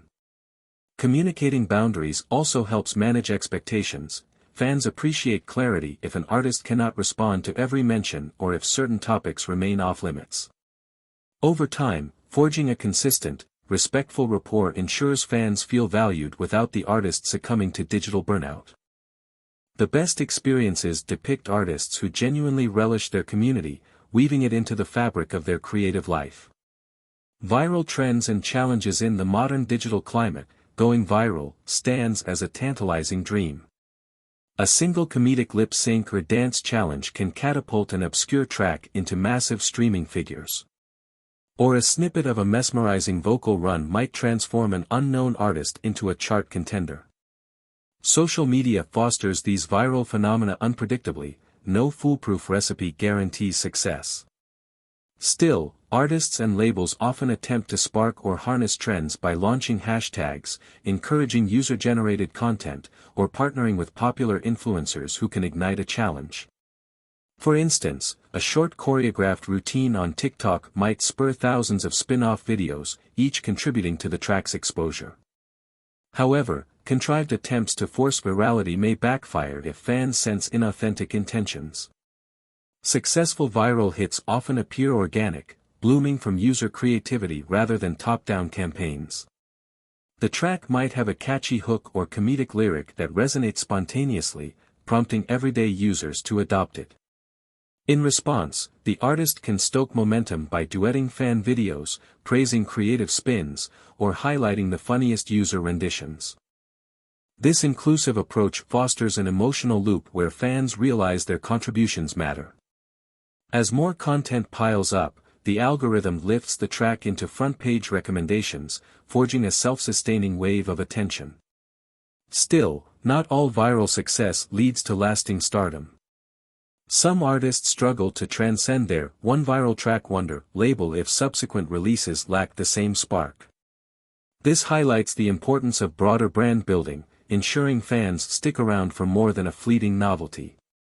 Musicians can pivot viral interest into deeper engagement by linking curious new listeners to behind-the-scenes stories, alternative versions, or upcoming live streams that reveal a richer musical world. A robust social media strategy addresses the influx of new fans, welcoming them with content that cements loyalty. Ultimately, viral trends serve as a catalyst, but the artist's sustained presence depends on what they do next. Influencer collaborations and cross-promotions beyond purely musical alliances, artists frequently collaborate with social media influencers who enjoy massive followings in various lifestyle niches, fashion, gaming, health, or comedy. By aligning with a popular influencer, musicians can reach audiences who might never browse music recommendations but trust the influencer's taste. Whether the influencer uses the artist's track as background music in a daily vlog or participates in an official challenge, these cross-promotions expand awareness. The influencer benefits from fresh content or exclusive glimpses into the music realm, while the artist gains a ready-made audience's attention. Such partnerships often come with compensation, either monetary or in-kind, like exclusive event invites, brand features, or behind-the-scenes experiences. The synergy works best when the influencer's brand resonates with the track's vibe. If a comedic influencer known for wholesome family content features a track laden with explicit lyrics, the mismatch might spark backlash. Meanwhile, teaming up with a gaming influencer for a high-energy EDM track might appear logical to fans seeking dynamic background music. Labels or managers orchestrate these alliances carefully, ensuring brand alignment and negotiating terms such as usage duration, pinned comment references, or scheduled reveal times.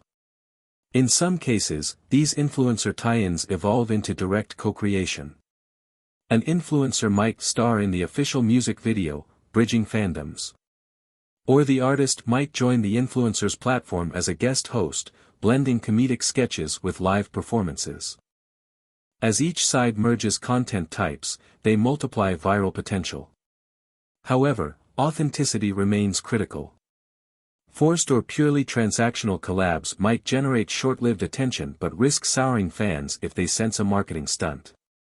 By truly weaving each influencer's personality into the collaborative concept, the final product feels organic, encouraging fans to share and rewatch. In the best outcomes, influencer crossovers become an innovative piece of the artist's broader storytelling arc, merging social media entertainment with the music's emotional core. Social media advertising and monetization. Though organic engagement is powerful, strategic ad placements can amplify a musician's reach. Platforms like Facebook, Instagram, or YouTube offer targeted advertising that zeroes in on demographic data, age, location, musical preferences, helping artists or labels find prospective fans. For a modest budget, an emerging act might reach tens of thousands of relevant listeners with short video teasers or audio clips. Conversions can be tracked via link clicks, sign-ups, or streaming boosts, offering tangible ROI. Meanwhile, established stars might funnel larger budgets into omnipresent ads leading up to album releases, saturating feeds and search results. The key is balancing enough frequency to build awareness without spamming or alienating potential listeners. Sponsorship or brand deals through social media can also generate revenue. An artist might post an official behind-the-scenes video produced in partnership with a tech brand, featuring subtle placements of products or mentions of brand values. If well executed, the brand synergy feels natural rather than intrusive. Another angle is affiliate marketing, where an artist links to merch or partner products in their posts, earning a commission on sales. Though more common among influencers, some musicians integrate this approach into their content strategy, especially if it aligns with their aesthetic or lifestyle. Care is needed to ensure brand associations do not overshadow the music's authenticity. Monetization can also flow directly from fan engagement on certain platforms. Twitch and YouTube have tipping or membership systems enabling fans to support the artist during live streams or special content. Even platforms like TikTok have begun experimenting with virtual gifts that convert into real income. For independent musicians lacking major label support, these microtransactions can sustain smaller-scale creative endeavors.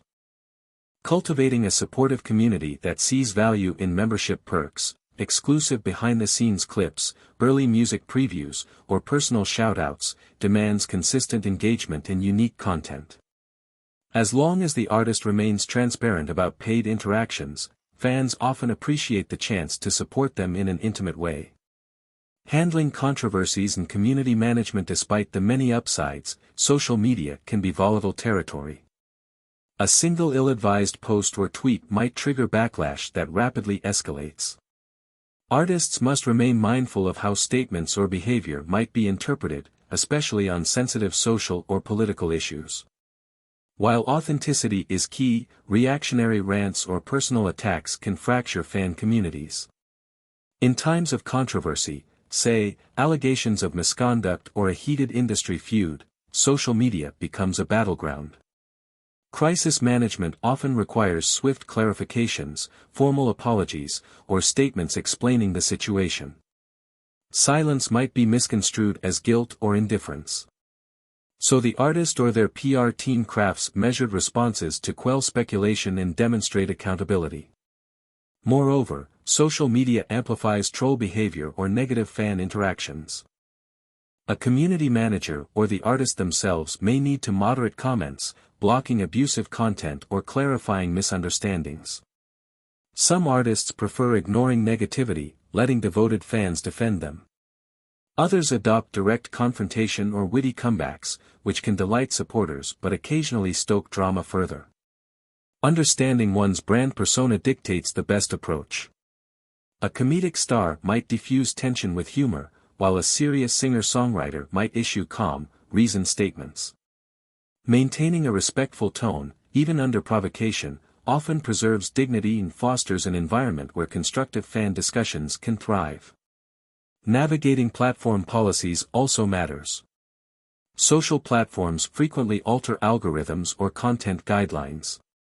An explicit or political post might face demonetization, limiting its reach. Music videos might be flagged for copyright issues if not licensed properly, harming promotional campaigns. Engaging fans in certain streams or giveaways might conflict with platform rules, risking account suspension. Responsible creators stay updated on these policies or rely on digital managers who handle them. They also weigh whether to address hot-button topics, recognizing that controversies can overshadow music if not approached cautiously. Ultimately, a balanced approach that respects both personal freedom and brand integrity helps artists sidestep social media pitfalls while retaining direct fan relationships. Longevity and ongoing engagement. For the long haul, success on social media hinges on adaptability. Platforms rise and fall, with users migrating from Facebook to Instagram to TikTok, or exploring emerging networks every few years. An artist must remain open to testing new channels, refining content strategies, and meeting fans where they congregate. Maintaining older platforms can still matter if certain audience segments linger there. The motto is to keep evolving, just as music itself evolves. This fluid mindset prevents stagnation, ensuring that the artist's brand remains fresh to each new generation of listeners. Planning thematic campaigns or recurring content series can also sustain interest beyond sporadic announcements. For instance, a weekly Music Monday snippet or a monthly fan Q&A fosters routine, letting fans anticipate and participate. Over time, these become brand staples. Meanwhile, transitional phases, like leading up to an album drop, might see daily or near-daily updates, intensifying hype.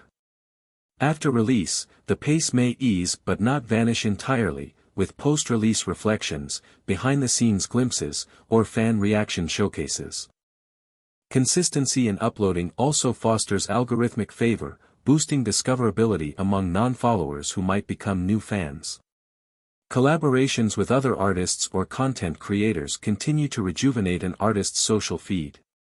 Guest appearances on a peer's live stream, or a short cameo in their comedic skit, can deliver microspikes in engagement, exposing fresh segments to the musician's persona. These crossovers keep an artist relevant between major record cycles, weaving them into the daily digital tapestry. Meanwhile, savvy creators transform big career moments, like festival gigs or award nominations, into multi-post stories that spark conversation. The synergy between real-world milestones and digital narrative fosters a sense of continuity in a business often perceived as fleeting. By bridging these dimensions, artists anchor their presence in fans' daily scrolling habits for years, not just during ephemeral hype cycles. Case studies of social media-driven success. Social media's impact on music careers surfaces in numerous high-profile success stories. Chance the Rapper, for instance, catapulted from local mixtape releases to mainstream buzz largely through an online community that championed his free distribution model. His interactive approach with fans, offering behind-the-scenes glimpses, comedic tweets, heartfelt engagement, solidified a grassroots identity. Meanwhile, Lil Nas X's Old Town Road exemplifies how a track can flourish on TikTok, where comedic edits and dance challenges launched it into a cultural phenomenon. These examples underscore that effectively reading and nurturing a platform's culture can yield explosive traction, overriding traditional industry gatekeepers. In a more pop-focused arena, artists like Halsey or Shawn Mendes initially leveraged Vine, YouTube, or Instagram to display raw talent and personal relatability, gradually amassing fan armies even before signing major label deals. Their earnest content and frequent interactions made fans feel intimately involved in their journeys. Once the label infrastructure arrived, the loyal base amplified promotional campaigns, guaranteeing strong chart debuts. Alternatively, BTS harnessed social media, particularly Twitter and VLive, to maintain a direct line with global fans, earning them a fiercely dedicated following that coordinates streaming and voting efforts at an unparalleled scale. This synergy exemplifies how social media can unify an international audience into a cohesive force, surpassing conventional language barriers. For every star-making tale, there are cautionary accounts of potential fiascos. Overly reliant on gimmicks or failing to follow up on viral moments, some have vanished into obscurity. Others faced backlash from ill-judged comments or insensitive posts, tarnishing reputations mid-ascent. Studying the successes and stumbles reveals that social media demands more than sporadic updates. It calls for strategic storytelling, consistent fan acknowledgement, and an eye on authenticity. Those who adapt, refine their voice, and stay engaged can channel the digital swirl into a powerful engine for sustainable growth. Observers glean that behind each success narrative stands a combination of artistry, audience alignment, and a well-orchestrated approach that turns fleeting content into enduring fan relationships. Embracing the digital pulse. Social media has woven itself into the fabric of modern music culture. From the earliest demos teased on Instagram stories to final track announcements on YouTube, each step of an artist's path can unfold publicly, letting fans in on the entire creative arc. This democratization heralds immense opportunities for independent musicians to be heard alongside major label acts, as well as for established names to remain in direct contact with the communities that sustain them. Yet the same tools that foster closeness can also reveal vulnerabilities. Mishandled communications, burnout from constant connectivity, or manipulative marketing approaches can break trust. Skillful artists navigate these platforms with intention, balancing real-time authenticity against careful brand curation. In a marketplace shaped by short attention spans, social media's power resides in forging emotional resonance quickly and repeatedly. A single well-timed snippet can reel in new fans, but only ongoing engagement cements loyalty. The fusion of live streams, short viral trends, influencer crossovers, and direct fan dialogue forms a mosaic of digital presence. Each mosaic tile must reflect the overarching brand story, be it rebellious, romantic, comedic, or intellectual. Cultivating that narrative fosters a gravitational pull, making fans feel they are part of the artist's evolution rather than merely consumers. As technology perpetually shifts, so will the social media strategies that underpin music careers. But the heart of it remains the same: honest self-expression, shared passion, and a willingness to adapt keep an artist afloat in the ever-rising tide of content. Ultimately, social media is not just a promotional channel, it is the living stage on which the musician and audience co-author the next act of music's ongoing story. Lesson 19: Music and Pop Culture, a symbiotic relationship. Music does not exist in a vacuum. It echoes and shapes the cultural zeitgeist, intertwining with fashion, film, social movements, consumer habits, and even political dialogue. When an artist's sound, message, or aesthetic resonates beyond the realm of songs and concerts, pervading television, social media challenges, or style trends, it becomes embedded in broader pop culture. Simultaneously, cultural developments and social attitudes flow back into music, influencing lyrical themes, visual design, and the creative identities of entire genres. This two-way conversation has continued for decades, from the Beatles' British invasion, fueling a global shift in youth culture, to hip-hop's emergence from local street expression into a dominant global style. By examining how music and pop culture feed each other's growth, we gain insight into why certain tracks become era-defining anthems, and how artists can use cultural cues to evolve their sound or image. This lesson explores the mechanics of music's impact on mainstream consciousness, the forces that steer each wave of pop culture, and how artists navigate the line between staying current and retaining authenticity. Understanding this symbiosis illuminates not just how hits are made, but how entire societies adopt, adapt, and eventually transform art forms into cultural markers. Music as a cultural force. Music's capacity to reflect and shape cultural narratives lies at the heart of why it endures. In times of social upheaval, protest songs unite communities around causes, providing emotional solace or rallying cries. In periods of economic prosperity, upbeat anthems might capture collective optimism. Even everyday rituals, weddings, holiday gatherings, personal milestones, integrate music that conveys shared emotions or traditions. Genres gain traction when they resonate with the lived experience of broad demographics. For instance, punk's rise in the 1970s mirrored youth disenchantment, while disco's dancefloor escapism found a public seeking carefree euphoria. Each phenomenon underscores that music channels both personal and communal sentiments, embedding it within pop culture's daily discourse. At the same time, artists respond to cultural frameworks, adopting or critiquing trends, politics, and lifestyles. A pop star might champion sustainability or mental health awareness, influencing fans to explore these issues more deeply. A rapper might use lyrics that encapsulate social injustice, galvanizing listeners who find parallels in their environment. Over repeated cycles, such interactions become cyclical, with culture shaping music, which then shapes culture. Observing these patterns reveals why certain genres explode into mainstream popularity when public sentiment, industry backing, and fresh artistic expression align in the right moment.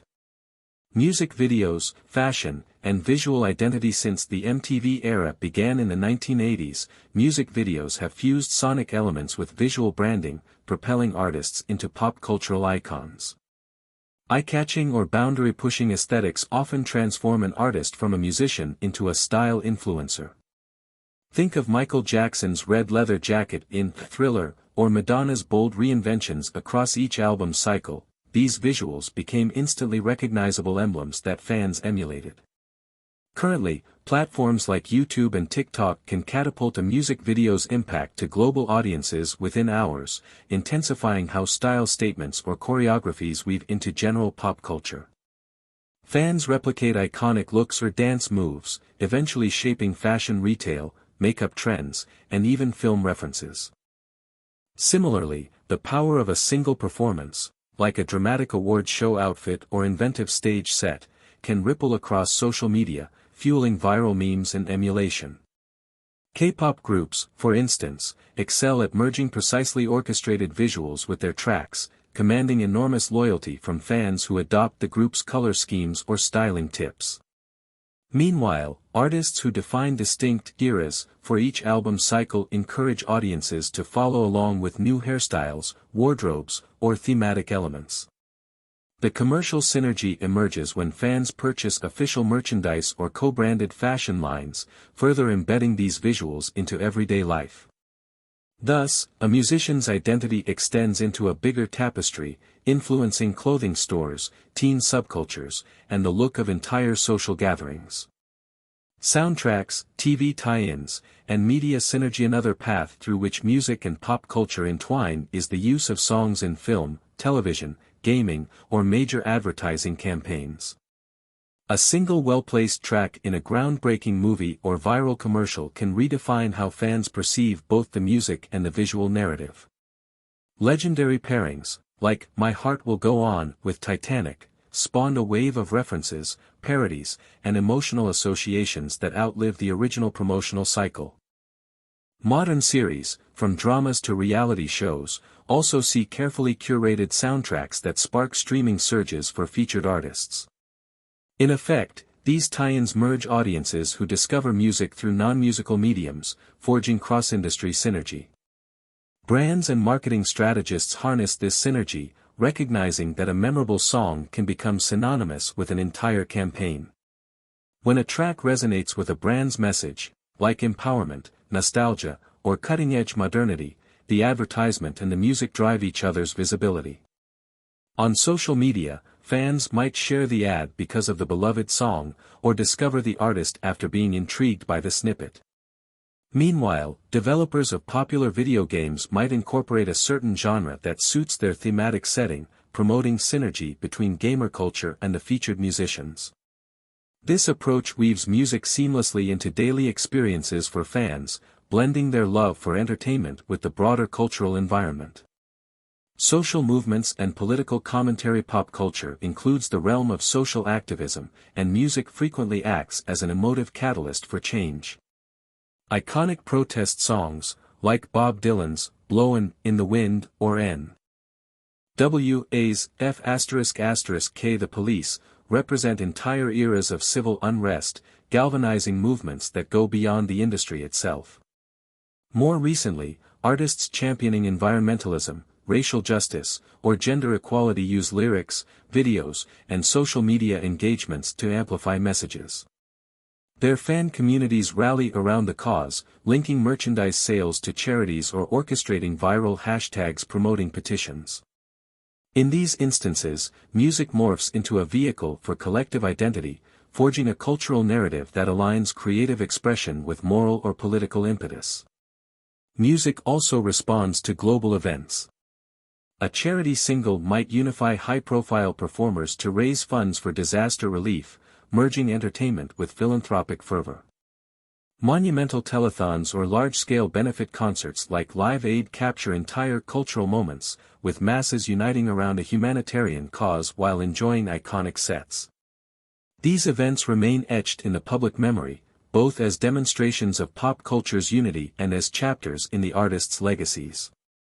The synergy lies in how humanitarian or political contexts give the music heightened relevance, while the star power draws media coverage and generosity from fans. Such synergy bolsters the notion that pop culture and social consciousness are not separate but interlaced aspects of communal identity. Celebrity culture and idolatry. Cultural fascination with celebrity fuels the music industry's star-making processes. Audiences often look to musicians as trendsetters in personal style, relationship dynamics, or public discourse. Tabloid or social media attention amplifies every aspect of a star's life, from romance to feuds, transforming them into central figures of cultural gossip. This lens can overshadow the music itself, yet it undeniably influences how new releases or tours are perceived. When an artist ignites curiosity through personal intrigue or dramatic transformations, fans and media focus intensively on each fresh artistic endeavor. The result can be a perpetual spotlight that helps songs achieve quick visibility, though it also carries the risk of trivializing an artist's craft beneath personal spectacle.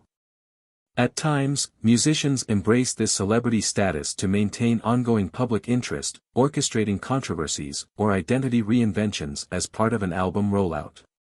The line between genuine self-expression and savvy marketing can blur. Purists criticize these tactics as manipulative, while supporters see them as clever ways to remain center stage in a saturated market.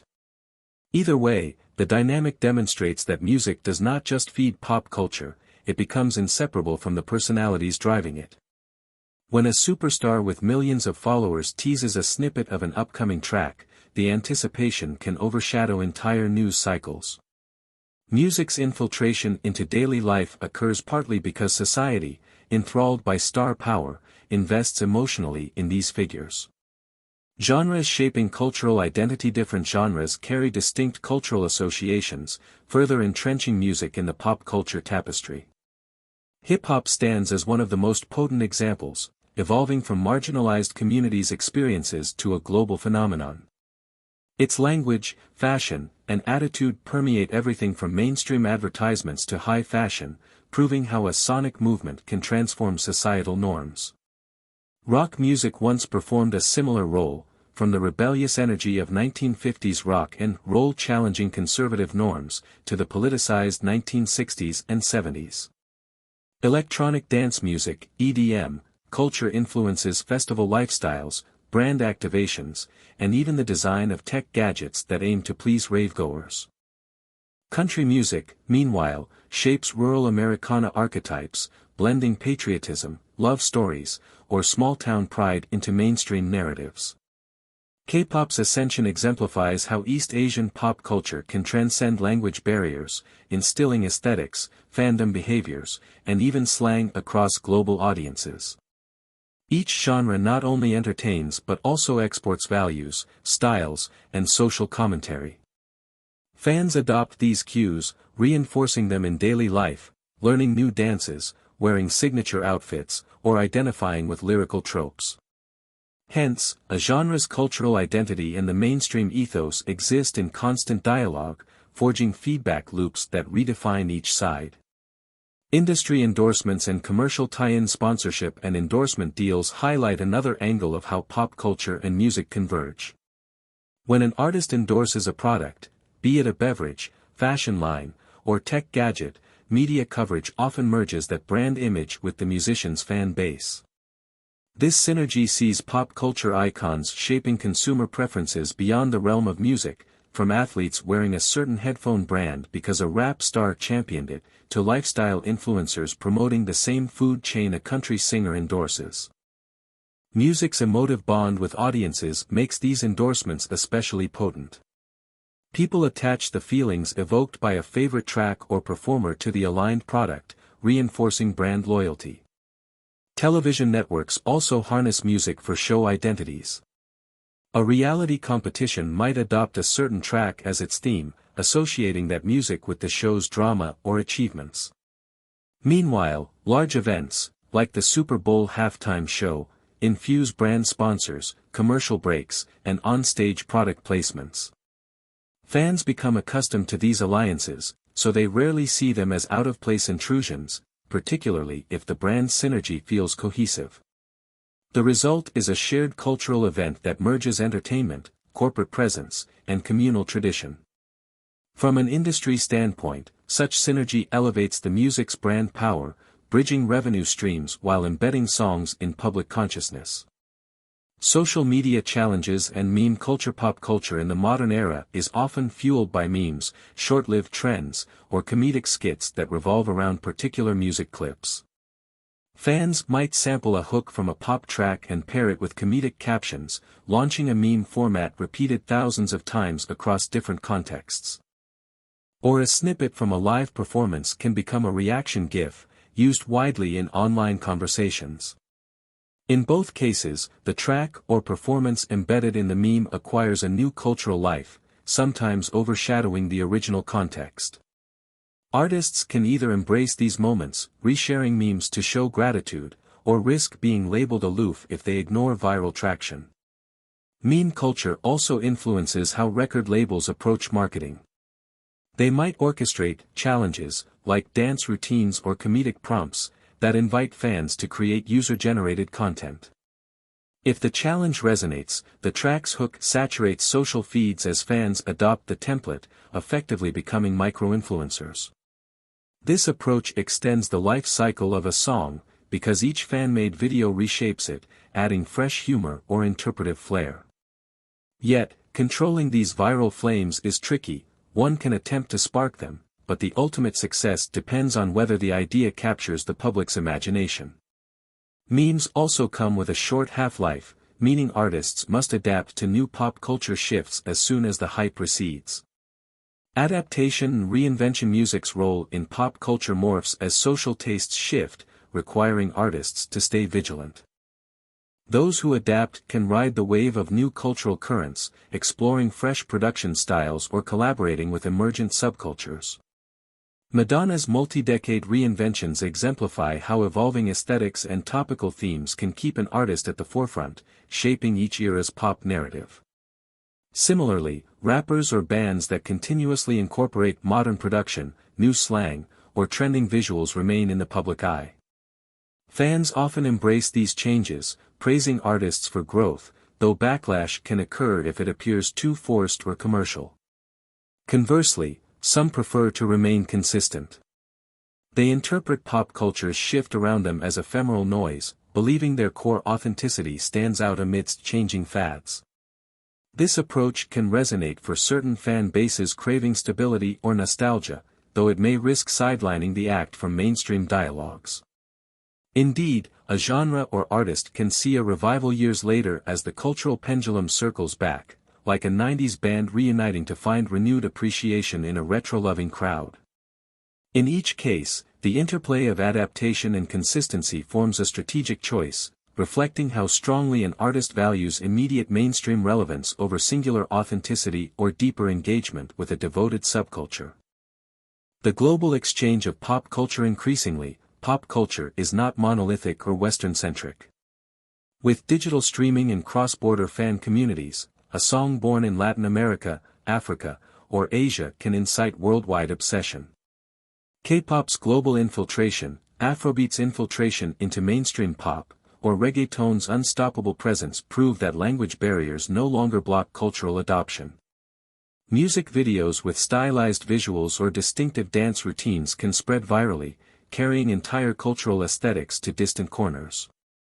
Artists once relegated to world music sections now achieve mainstream chart success, shaping top-tier festivals and collaborations with major Western acts. This phenomenon displays the global synergy. Each region's pop culture merges, redefines, and births new styles that keep music ever evolving.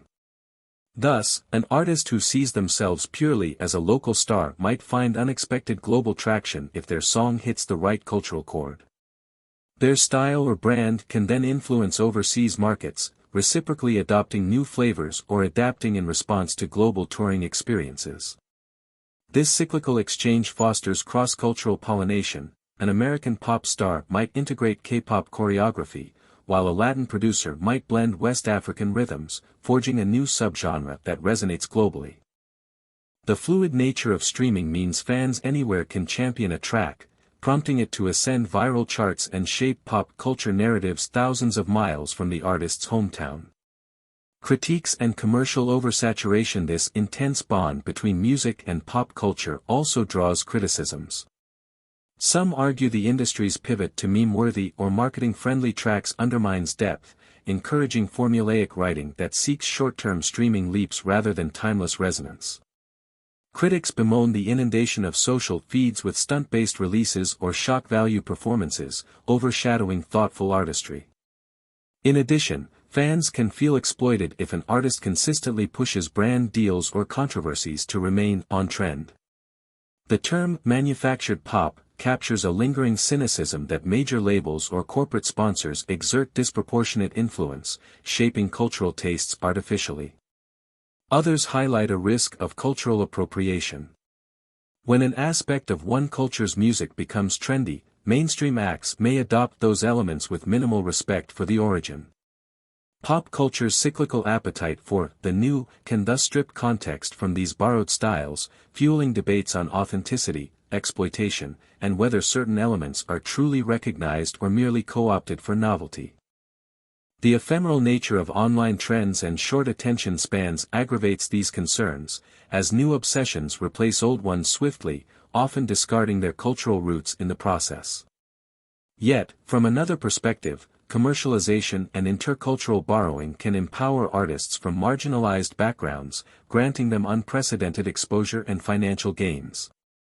If done thoughtfully, cross-cultural fusion yields innovative directions that expand music's global mosaic. Fans, too, can appreciate increased diversity. Ultimately, the tension of pop culture infiltration, between genuine creative synergy and consumer-driven hype, persists as a core dialectic. Understanding the complexities ensures that artists navigate these waters ethically, fostering dialogues on representation while still capitalizing on the synergy that arises when pop culture propels their work to new heights. Sustaining relevance in a fast-moving landscape. Pop culture's churn is relentless. A track that dominates radio or streaming for months can become passé if a new viral hit supersedes it. Artists with longevity often cultivate deeper loyalty beyond fleeting moments, balancing ephemeral hype with consistent brand identity. They might weave personal narratives, philanthropic efforts, or unique aesthetic motifs that remain recognizable across album cycles. Engaging fans in real time via social media, discussed extensively in prior lessons, allows quick adaptation if a cultural wave arises, but also fosters core continuity. A balance emerges. Participating in short-lived trends can bolster short-term visibility, but retaining authenticity ensures that fans stick around after trends fade. Artistic evolution also helps. A musician might shift styles in response to personal growth or new cultural influences. Fans appreciate authenticity if they sense that each change emerges from sincere expression rather than mere market chasing. However, radical transformations can also alienate existing supporters if abruptly done. Transparent communication about creative direction, through behind-the-scenes insights, interviews, or incremental musical teasers, can soften the blow of genre pivots, letting fans adapt alongside the artist. As each new wave of pop culture breaks, an artist positioned with flexible creativity can ride it, adding fresh dimensions to their established brand instead of fracturing it. Music as a cultural mirror and driver. Music's integration into pop culture illuminates the mutual shaping of artistry and collective taste. The synergy pervades daily life. Songs define social media memes, anchor film scenes, champion activism, and inform style trends.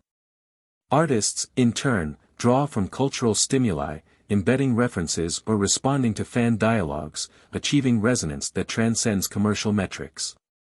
While controversies over authenticity, appropriation, or over-commercialization remain, they do not negate music's capacity to unify, spark dialogue, and reflect the evolving identity of societies around the world.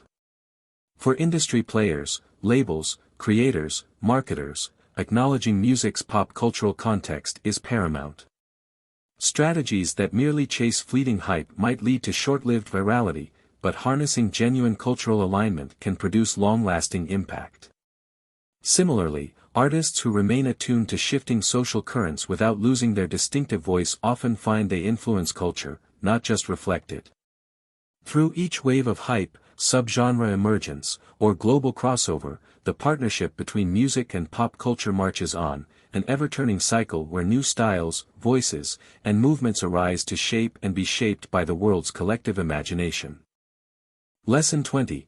How music reaches global audiences. When an artist's music transcends boundaries, geographical, cultural, or linguistic, it transforms from a localized art form into a phenomenon with worldwide resonance. This shift can occur organically, propelled by viral social media posts or the enthusiasm of diaspora communities. It can also result from strategic collaborations with international partners, specialized distribution deals, or cross-cultural marketing campaigns. Whichever path leads an artist from local renown to global attention, the essence of this expansion speaks to a universal truth: music, innately, is borderless. Melodies, rhythms, and emotive expressions can find homes in disparate cultures, uniting people who may not share a spoken language but share human experiences. Observing how music reaches global audiences unravels the myriad ways industry structures, fan communities, and digital platforms facilitate or hinder cross-border success. Historically, only acts backed by major labels could sustain global tours, secure distribution in foreign record stores, or tap promotional budgets. In recent decades, however, the internet has flattened these hierarchies. A musician uploading a track can awaken a distant region's listeners overnight, if the song's distinctive hook or theme resonates enough to spark curiosity. Yet, even this digital liberation is incomplete. Cultural nuances, licensing complexities, and local market intricacies determine whether a track truly flourishes beyond its birth nation. The journey from local gem to global staple thus weaves together artistry, strategy, cultural adaptation, and fan-driven momentum. Within the lesson ahead, these layers are dissected, revealing how an artist's voice can echo across continents, bridging differences through shared musical delight. Global music distribution in the digital age. One of the most transformative shifts in recent music history is the global ubiquity of digital distribution platforms. Where once physical shipments or licensing deals were mandatory for overseas markets, now a single upload to a streaming service can, in principle, place a track at the fingertips of any subscriber worldwide. This potential democratizes music on an unprecedented scale, allowing smaller artists to reach audiences beyond their immediate region without hefty label backing. The marvel, however, is tempered by the reality of oversaturation. Millions of songs vie for attention, drowning lesser-known gems in the flood of daily releases. As a result, while digital pathways exist for all, true discoverability requires adept marketing, playlist placements, or the spark of viral conversation. Labels, major or indie, continue to play roles in global distribution, forging relationships with streaming giants and aggregator services that can position an artist more advantageously. Many rely on data analytics to identify which regions show spikes in streaming or Shazam activity, adjusting promotional tactics accordingly.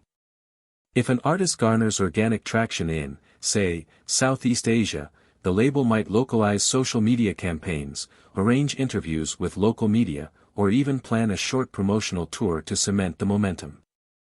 This approach exemplifies how, despite the instantaneous reach of digital platforms, meaningful local presence and marketing remain crucial to transforming scattered interest into a solid fan base. Beyond streaming, online music stores still matter in certain territories, especially among listeners who value high-quality downloads or direct artist support. Meanwhile, physical media retains significance in specific regions, like parts of Asia, where CDs, cassettes, or vinyl hold strong collector appeal. For a global strategy, artists and labels must gauge each market's consumption patterns, forging multi-layered distribution. They might handle digital globally but strike separate licensing deals for physical copies in one territory if local shops or chain retailers demand them. The complexity intensifies if the label also seeks radio airplay or brand deals in those regions, requiring familiarity with local business norms and cultural preferences. International marketing also demands adaptation.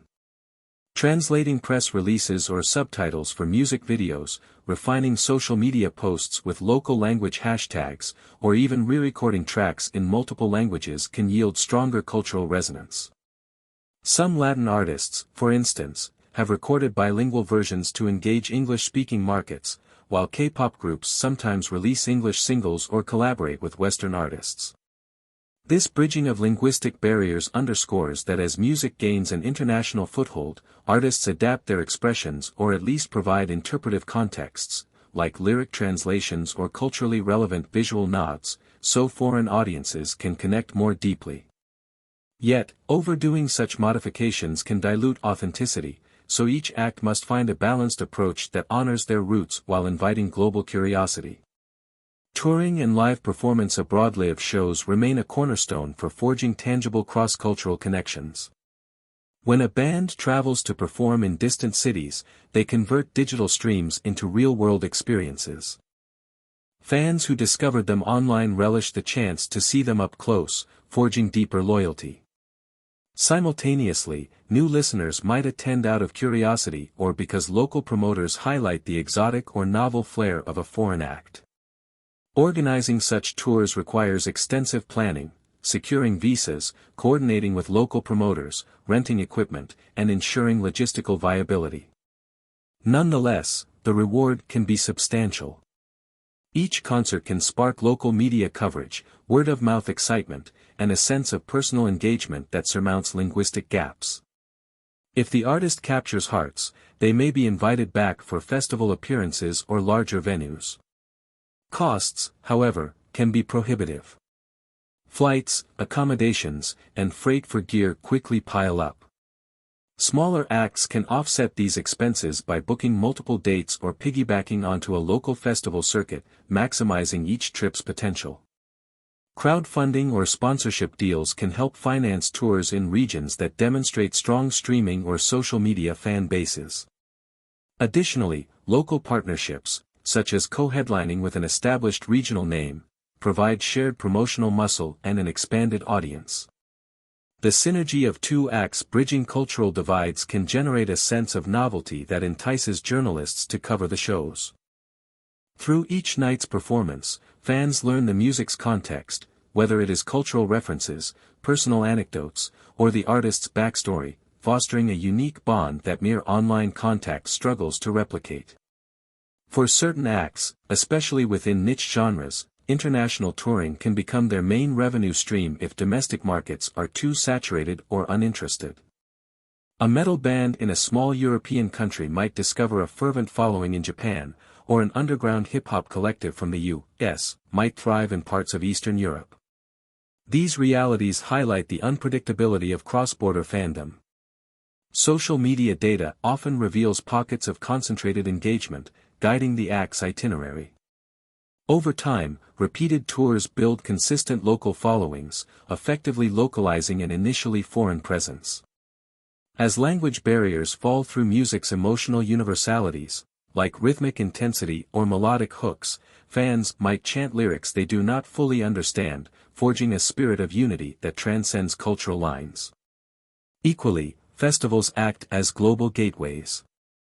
A compelling festival slot in a recognized event, such as Glastonbury, Coachella, Rock in Rio, or Fuji Rock, introduces an artist to multinational crowds. The publicity from these gatherings, plus influencer and media coverage, can project the act's name far beyond the festival grounds.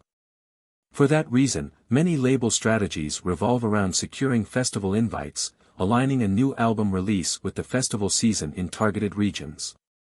The synergy of performing alongside globally renowned artists can further integrate an act into the international music conversation, forging backstage relationships that might lead to new collaborations or future invitations. Each festival's success story underscores the significance of live presence in transcending cultural walls. Global influences on style and production. As music travels, it absorbs and repurposes local flavors, resulting in hybrid sounds that captivate audiences worldwide.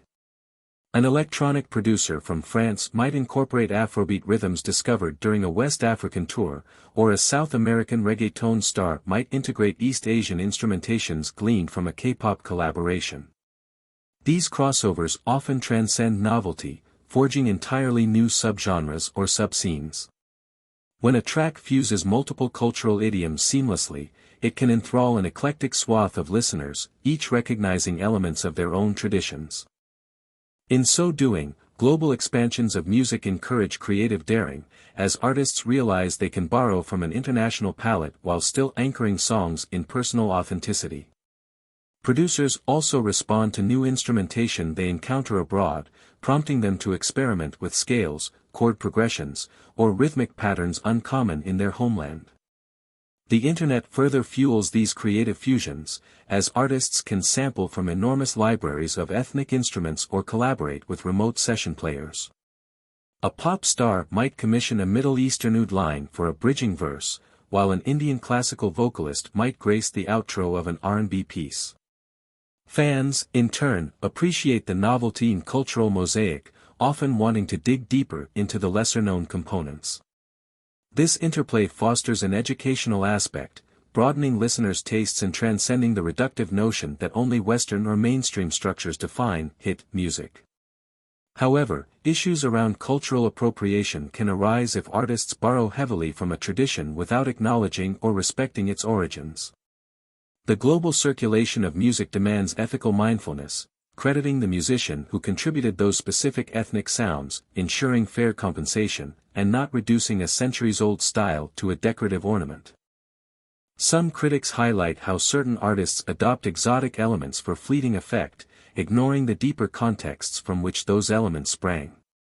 Nevertheless, when handled respectfully, through genuine collaboration and understanding, multicultural fusions can spark breakthroughs that delight fans worldwide. They demonstrate that the essence of global music exchange is the conversation between equals, each bringing heritage, technique, and emotional nuance to forge something that resonates across boundaries. Diaspora communities and cultural bridges. For many acts, diaspora communities form a crucial link between local scenes and overseas audiences. Immigrants or second-generation families maintain emotional attachments to ancestral homelands, supporting music from back home while living in new countries. They serve as cultural ambassadors, introducing local friends to those foreign language hits or traditional folk tunes. Over time, certain tracks rise from diaspora pockets into mainstream recognition, fueling cross-border popularity. For example, Jamaican diaspora communities in the UK played a significant role in the spread of reggae, culminating in broader European acceptance. Similarly, Latin American diaspora in the U.S. vigorously championed reggaeton, which has since dominated global charts. These diaspora networks also influenced the artists themselves. A singer who grows up bridging two cultures might craft bilingual lyrics or fuse instruments from each side of their heritage. Their fan community, similarly cross-cultural, amplifies the track's global potential. Once streaming data reveals a cluster of interest in diaspora-heavy neighborhoods, labels or managers can plan local events, radio partnerships, or brand deals targeting that demographic, each strategic step bridging another portion of the global mosaic. The synergy is cyclical. Diaspora fans crave representations of their heritage, artists respond with culturally infused music, and both feed mainstream awareness that breaks stereotypes about foreign styles. When diaspora-driven success flourishes, local mainstream audiences gradually absorb the once exotic genre or language, normalizing it within their pop culture. Spanish-language hits saturate English-speaking charts, K-pop boy bands appear on American late-night shows, and African pop artists land on global top playlists. These phenomena illustrate how diaspora communities act as catalysts, initially fueling enough interest to register on the industry's radar, then welcoming broader society into the fold. Over time, the music's presence in everyday life dissolves the notion that certain languages or genres remain niche. The diaspora's role, thus, is central to demonstrating that local might well be global under the right conditions. The streaming paradigm and algorithmic discovery. Many fans worldwide now discover new music via streaming algorithms that present them with recommended tracks based on prior listens. An Indian listener might be recommended an Icelandic electronic artist purely because a shared user base listened to them side by side. These algorithmic systems break conventional radio or label-driven gatekeeping, occasionally launching songs from obscure corners of the world onto personal playlists. For artists seeking global audiences, optimizing metadata, entering appropriate genre tags, and encouraging cross-platform engagement can influence these recommendations. When engaged listeners love a track, they trigger signals, like repeating or saving it, that the algorithm reads as high-value content, thereby promoting it to more people with similar tastes. The global reach is there, awaiting only the frictionless nudge of AI-driven suggestions. Playlists curated by official editors or influential tastemakers within streaming services similarly shape cross-border exposure. If a track lands on a major genre-based playlist, like a Latin pop or Afro beats compilation curated by a recognized staff, listeners from multiple geographies might sample it, converting casual plays into deeper interest. Meanwhile, user-generated playlists or influencer-promoted lists replicate that effect on a smaller scale. In each scenario, digital suggestions supplant the old method of physically distributing records or courting local radio. This shift fosters an era where an artist can flourish internationally with minimal direct label input, as long as they muster enough organic engagement to sway the platform's algorithmic or editorial gatekeepers. However, reliance on algorithmic curation poses challenges. Overly formulaic tracks can saturate certain segments of recommended playlists, overshadowing more experimental works. The system can also create echo chambers. Listeners remain in their comfort zones, receiving new music that closely resembles previous preferences. Breaking out of those bubbles can be tricky, requiring strategic marketing or high-profile collaborations. Still, for listeners who do embrace variety, streaming algorithms occasionally deliver surprising cultural fusions, building pathways from, say, a charting K-pop ballad to a heartfelt Swedish singer-songwriter. Indeed, many fans champion these digital serendipities, framing them as the modern version of rummaging through record bins or foreign radio frequencies. These streaming-based expansions underscore that global success is partly data-driven. Labels track daily stats, identifying bright spots or demographic spikes. If an artist unexpectedly gains traction in Mexico City, the label might schedule Spanish-language social content or plan a regional remix featuring a local star. Meanwhile, the digital feedback loop, where enthusiastic fan streaming leads to playlist promotion, which yields more streams, sustains a virtuous cycle for breakout hits. The system, though sometimes criticized for overshadowing smaller artists, also proves a potent democratizer. An act from a tiny country stands a chance if their music taps a global nerve, feeding into the unstoppable churn of discovery that characterizes modern pop culture. Navigating language barriers and translation strategies. Despite English frequently serving as a lingua franca in pop music, many artists still thrive by singing in their native tongues. Music's emotive resonance can surpass literal comprehension, with melody and rhythm bridging the language gap. However, certain strategies can further ease cross-cultural leaps.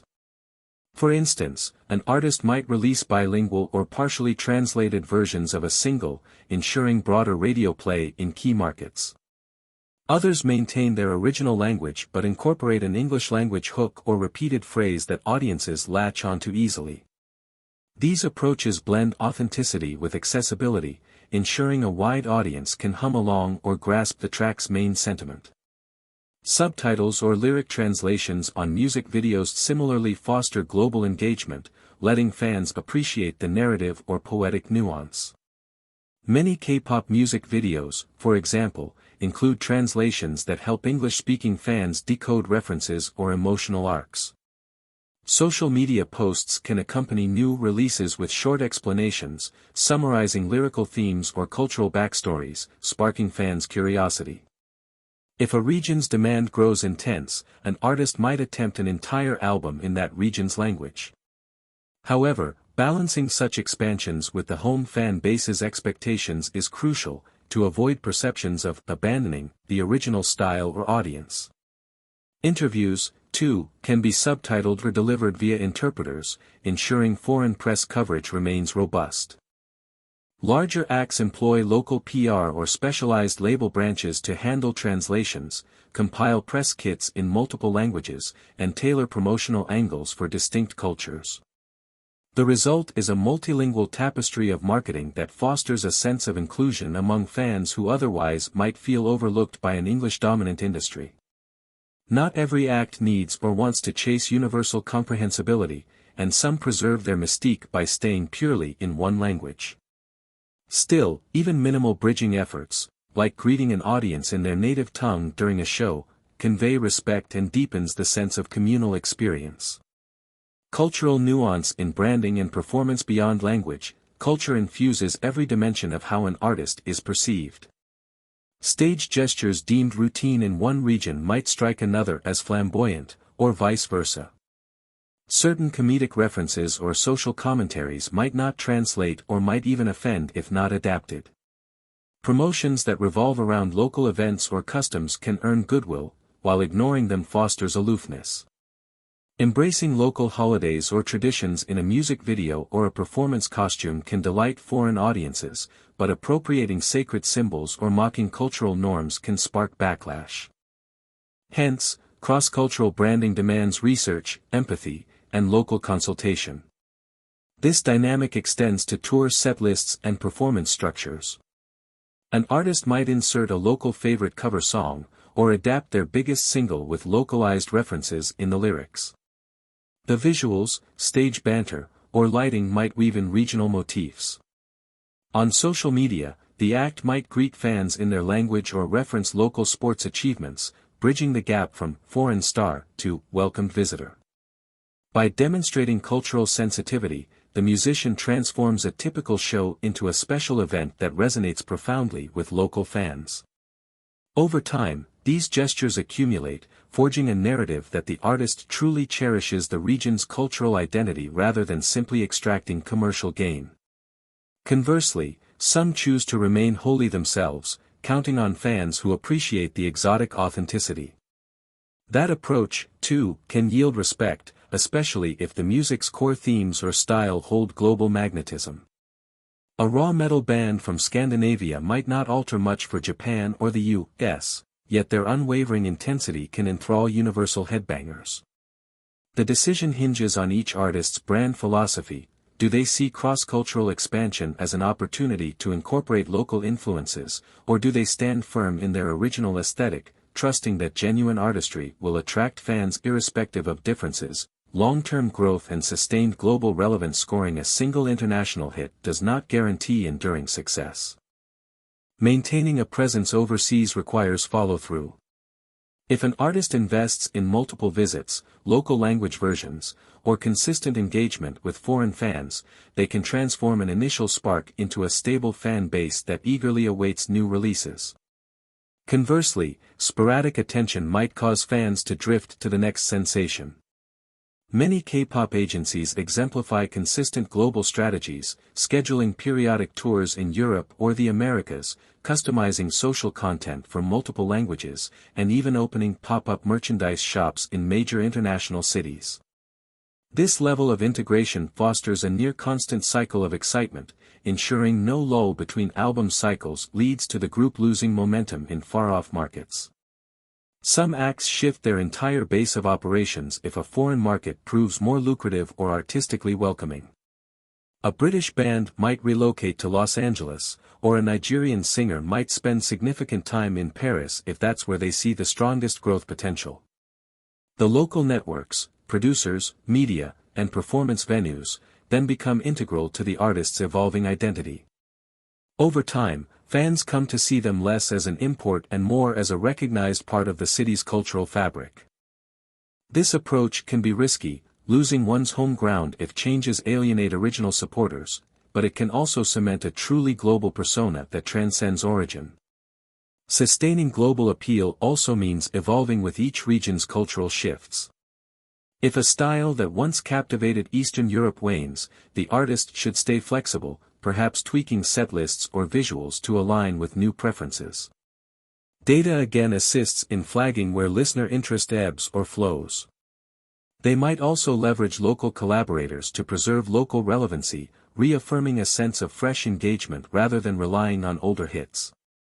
Meanwhile, an artist's personal life, like forging relationships or philanthropic efforts abroad, can further root them in a foreign cultural context, endearing them to fans who appreciate genuine investment. As a blueprint for enduring global presence, acts like U2 or Coldplay demonstrate how decades-long strategies can keep them in the hearts of fans worldwide.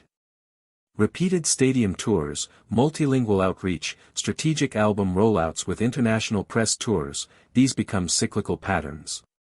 For smaller artists, scaled-down versions of these tactics remain feasible. They might rely heavily on online community building, local manager partnerships, or strategic festival stints. The synergy is consistent, bridging local specificity and universal relatability so that fans in São Paulo, Seoul, or Stockholm all feel intimately connected to the music. Reflections on music's boundless reach. Music's ability to cross boundaries is not a recent phenomenon. For centuries, traveling musicians, trade routes, or diaspora communities diffused sounds that wove into new cultural tapestries. Yet today's digital networks and global tours accelerate that process exponentially. A single track, well-timed on a playlist or featured in a viral dance challenge, can birth entire fan communities continents away. Labels, artists, and managers who harness these cross-border currents effectively can see their creations become part of multiple cultural dialogues, forging deeper resonance and commercial returns. The trade-off is complexity, localizing marketing, understanding licensing across nations, and balancing authenticity with adaptation. Nevertheless, the allure of bridging worlds proves irresistible. It reminds us that human beings share core emotional palettes: love, longing, triumph, sorrow, expressed through melody and rhythm. Even as each region adds its distinct flavor, the essential connection remains universal. Observers of global music flows witness repeatedly how fresh synergy arises when artists let go of purely localized perspectives, opening themselves to external influences. The result can be a dynamic mosaic of cross-cultural expressions, each track or album reflecting a chain of influences that circle the globe and feed back into new subcultures. In an era where fans demand novelty and authenticity, harnessing global elements can enrich an artist's repertoire. Yet success is never guaranteed. Some cross-cultural experiments flop, overshadowed by mismatched branding or superficial borrowing. Others thrive, forging new genres or altering pop music's future arc. The central lesson: music's global journey belongs to those who remain curious, flexible, and respect the deeper origins of the styles they encounter. With each track that transcends national lines, the potential for cross-cultural unity reaffirms itself, an enduring testament to music's capacity to unite people across distance and difference. Ultimately, the quest to reach global audiences weaves together craft, cultural empathy, business acumen, and an openness to discovering that our planetary diversity is, in truth, a shared tapestry of human resonance. Conclusion: in these final reflections, there is a natural urge to step back and view every insight, story, and strategy as parts of a larger tapestry.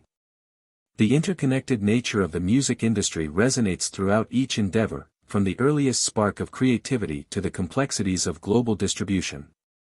As the entire journey of discovery, development, and cultural immersion coalesces, it becomes clear that music stands as both art and enterprise, simultaneously shaped by and shaping the broader human experience.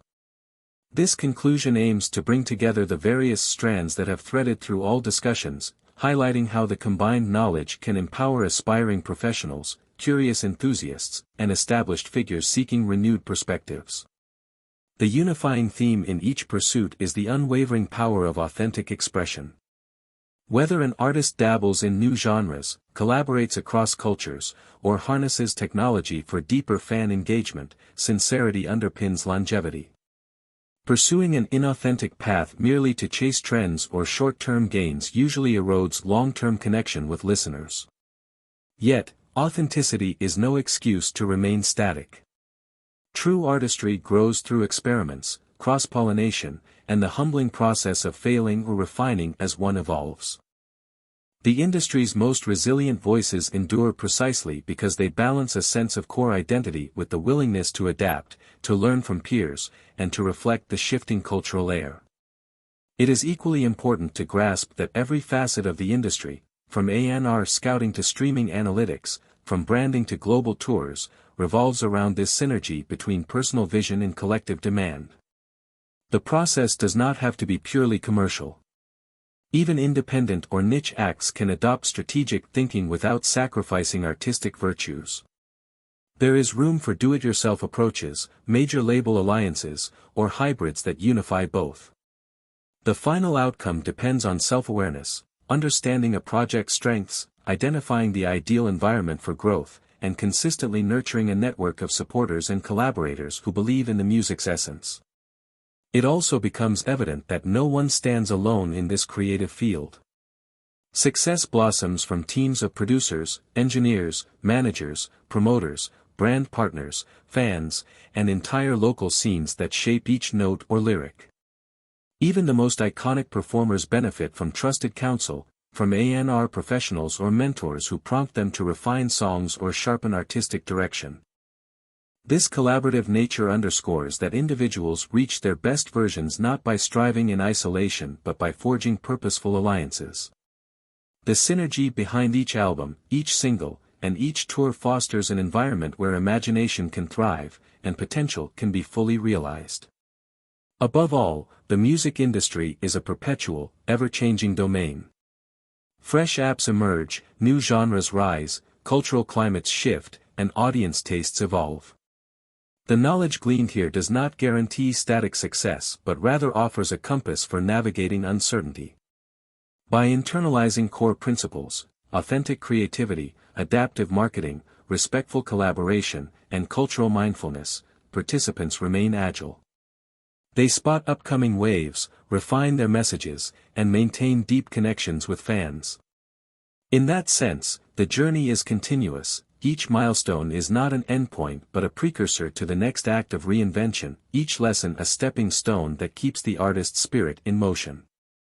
The overarching place of passion and personal narrative. Even though the industry sometimes reduces music to metrics, streams, radio spins, sales, the beating heart of it lies in the stories and emotions woven into melodies.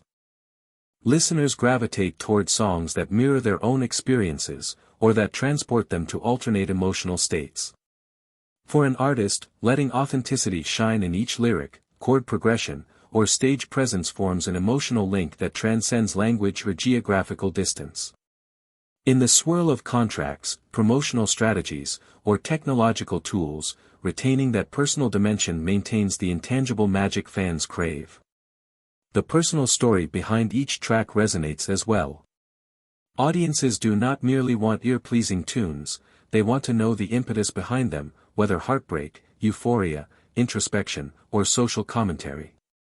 The universal empathies that bubble up from these narratives encourage fans to claim the song as part of their personal soundtrack. This attachment fosters a loyalty that can outlast a single trend cycle. The deeper one's emotional authenticity, the more robust the audience response, be it in social media engagement, willingness to buy merchandise, or unwavering presence at live shows. Each artist effectively becomes a storyteller, weaving threads of humanity that connect individuals who may differ in countless ways yet share a love for sincere self-expression. This emphasis on personal narrative stretches beyond the music itself. On social platforms, behind-the-scenes glimpses, reflective posts about creative hurdles, or anecdotes from the road all deepen the sense of intimacy fans experience. No matter how large an artist's star grows, these personal windows keep the communal bond alive. The approach can vary, some prefer concise, witty updates, others delve into heartfelt microjournals, but the underlying principle is that relatability fosters investment. Fans witnessing an artist's journey from humble beginnings to growing acclaim feel a stake in that progression, championing each new step like it is their own. Simultaneously, translating personal authenticity into cohesive branding remains an art form. Maintaining a sense of continuity across album artwork, videos, stage costumes, or even philanthropic endeavors clarifies the artist's identity. Audiences see the musician as more than a voice or a face, rather, a presence that resonates with deeper themes. This synergy is not about artificially constructing a persona but amplifying the facets that genuinely define an artist's worldview. It ensures that every public appearance, interview, or merchandise design feels part of the same overarching story. In a world brimming with fleeting distractions, such consistency lends an artist a distinctive anchor. The ultimate testament to the power of personal narrative emerges when fans articulate how a song, lyric, or entire album influenced their lives, comforted them in grief, inspired a bold choice, or simply offered moments of shared joy among friends. This feedback loop reaffirms the transcendence of music. The intangible spark that arises when performer and audience connect, guided by honesty and emotional resonance, forms the industry's core.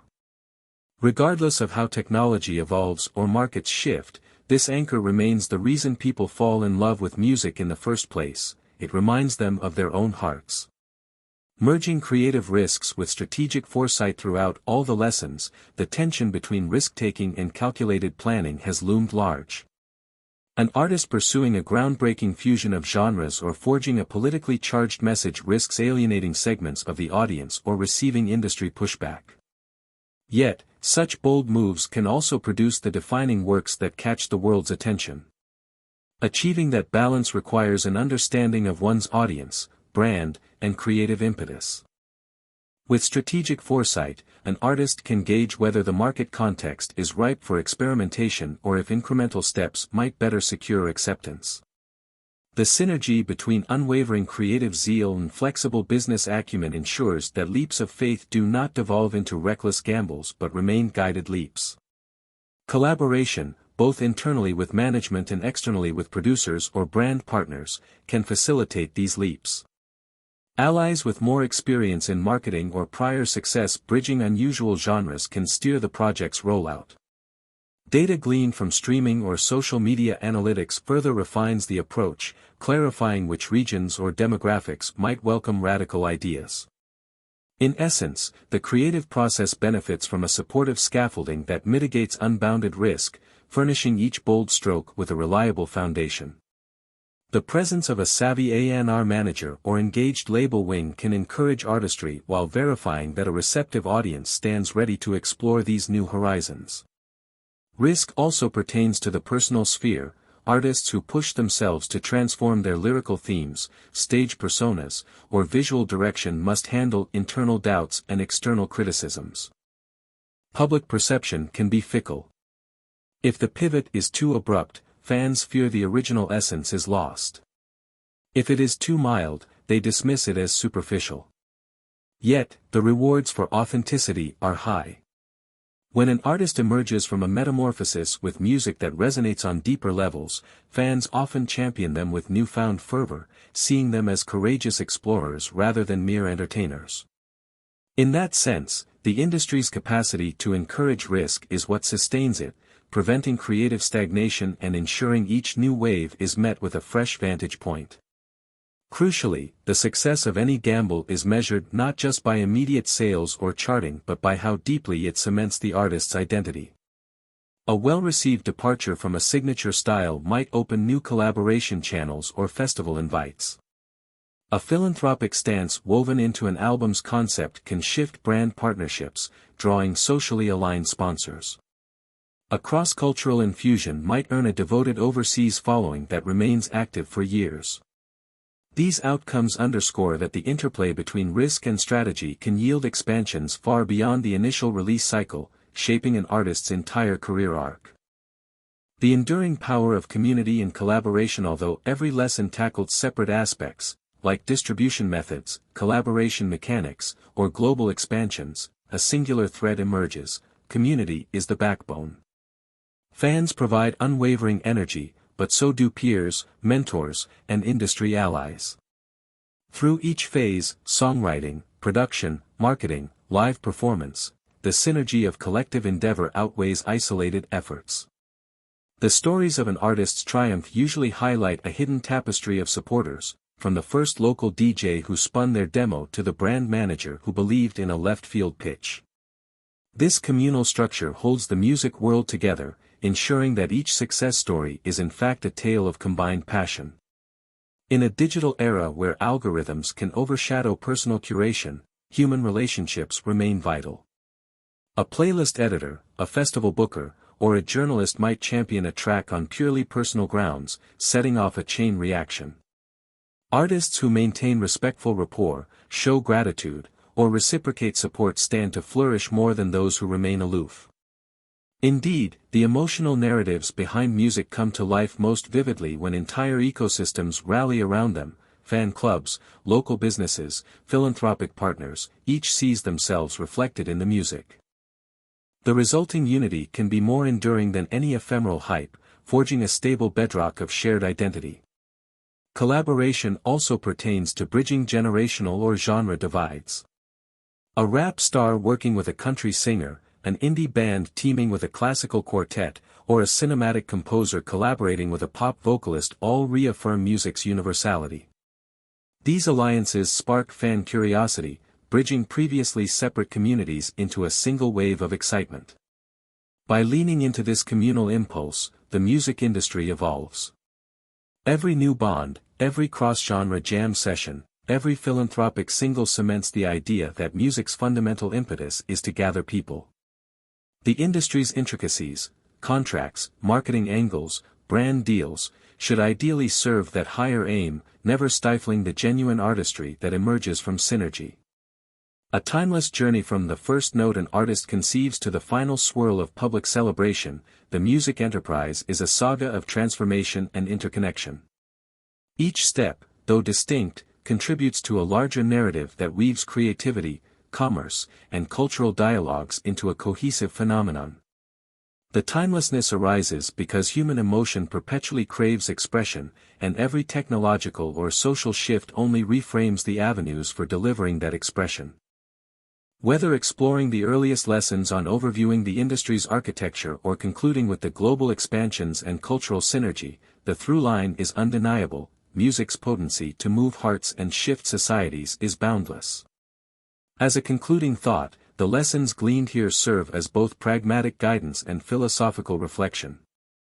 From mastering revenue streams to collaborating effectively, from harnessing social media to bridging global frontiers, each principle underscores how the industry thrives on adaptability, ethical relationships, and the unwavering impetus to make music that resonates. Artists, managers, producers, or curious observers who embrace this knowledge can approach the field with confidence, aware that behind every breakthrough stands patient learning and communal effort. In essence, music's journey never truly ends, it merely transitions through cycles of creation, sharing, reinvention, and recreation. Being part of this continuum, no matter one's role, offers a profound sense of purpose, connecting each individual to a legacy of unceasing, borderless musical wonders.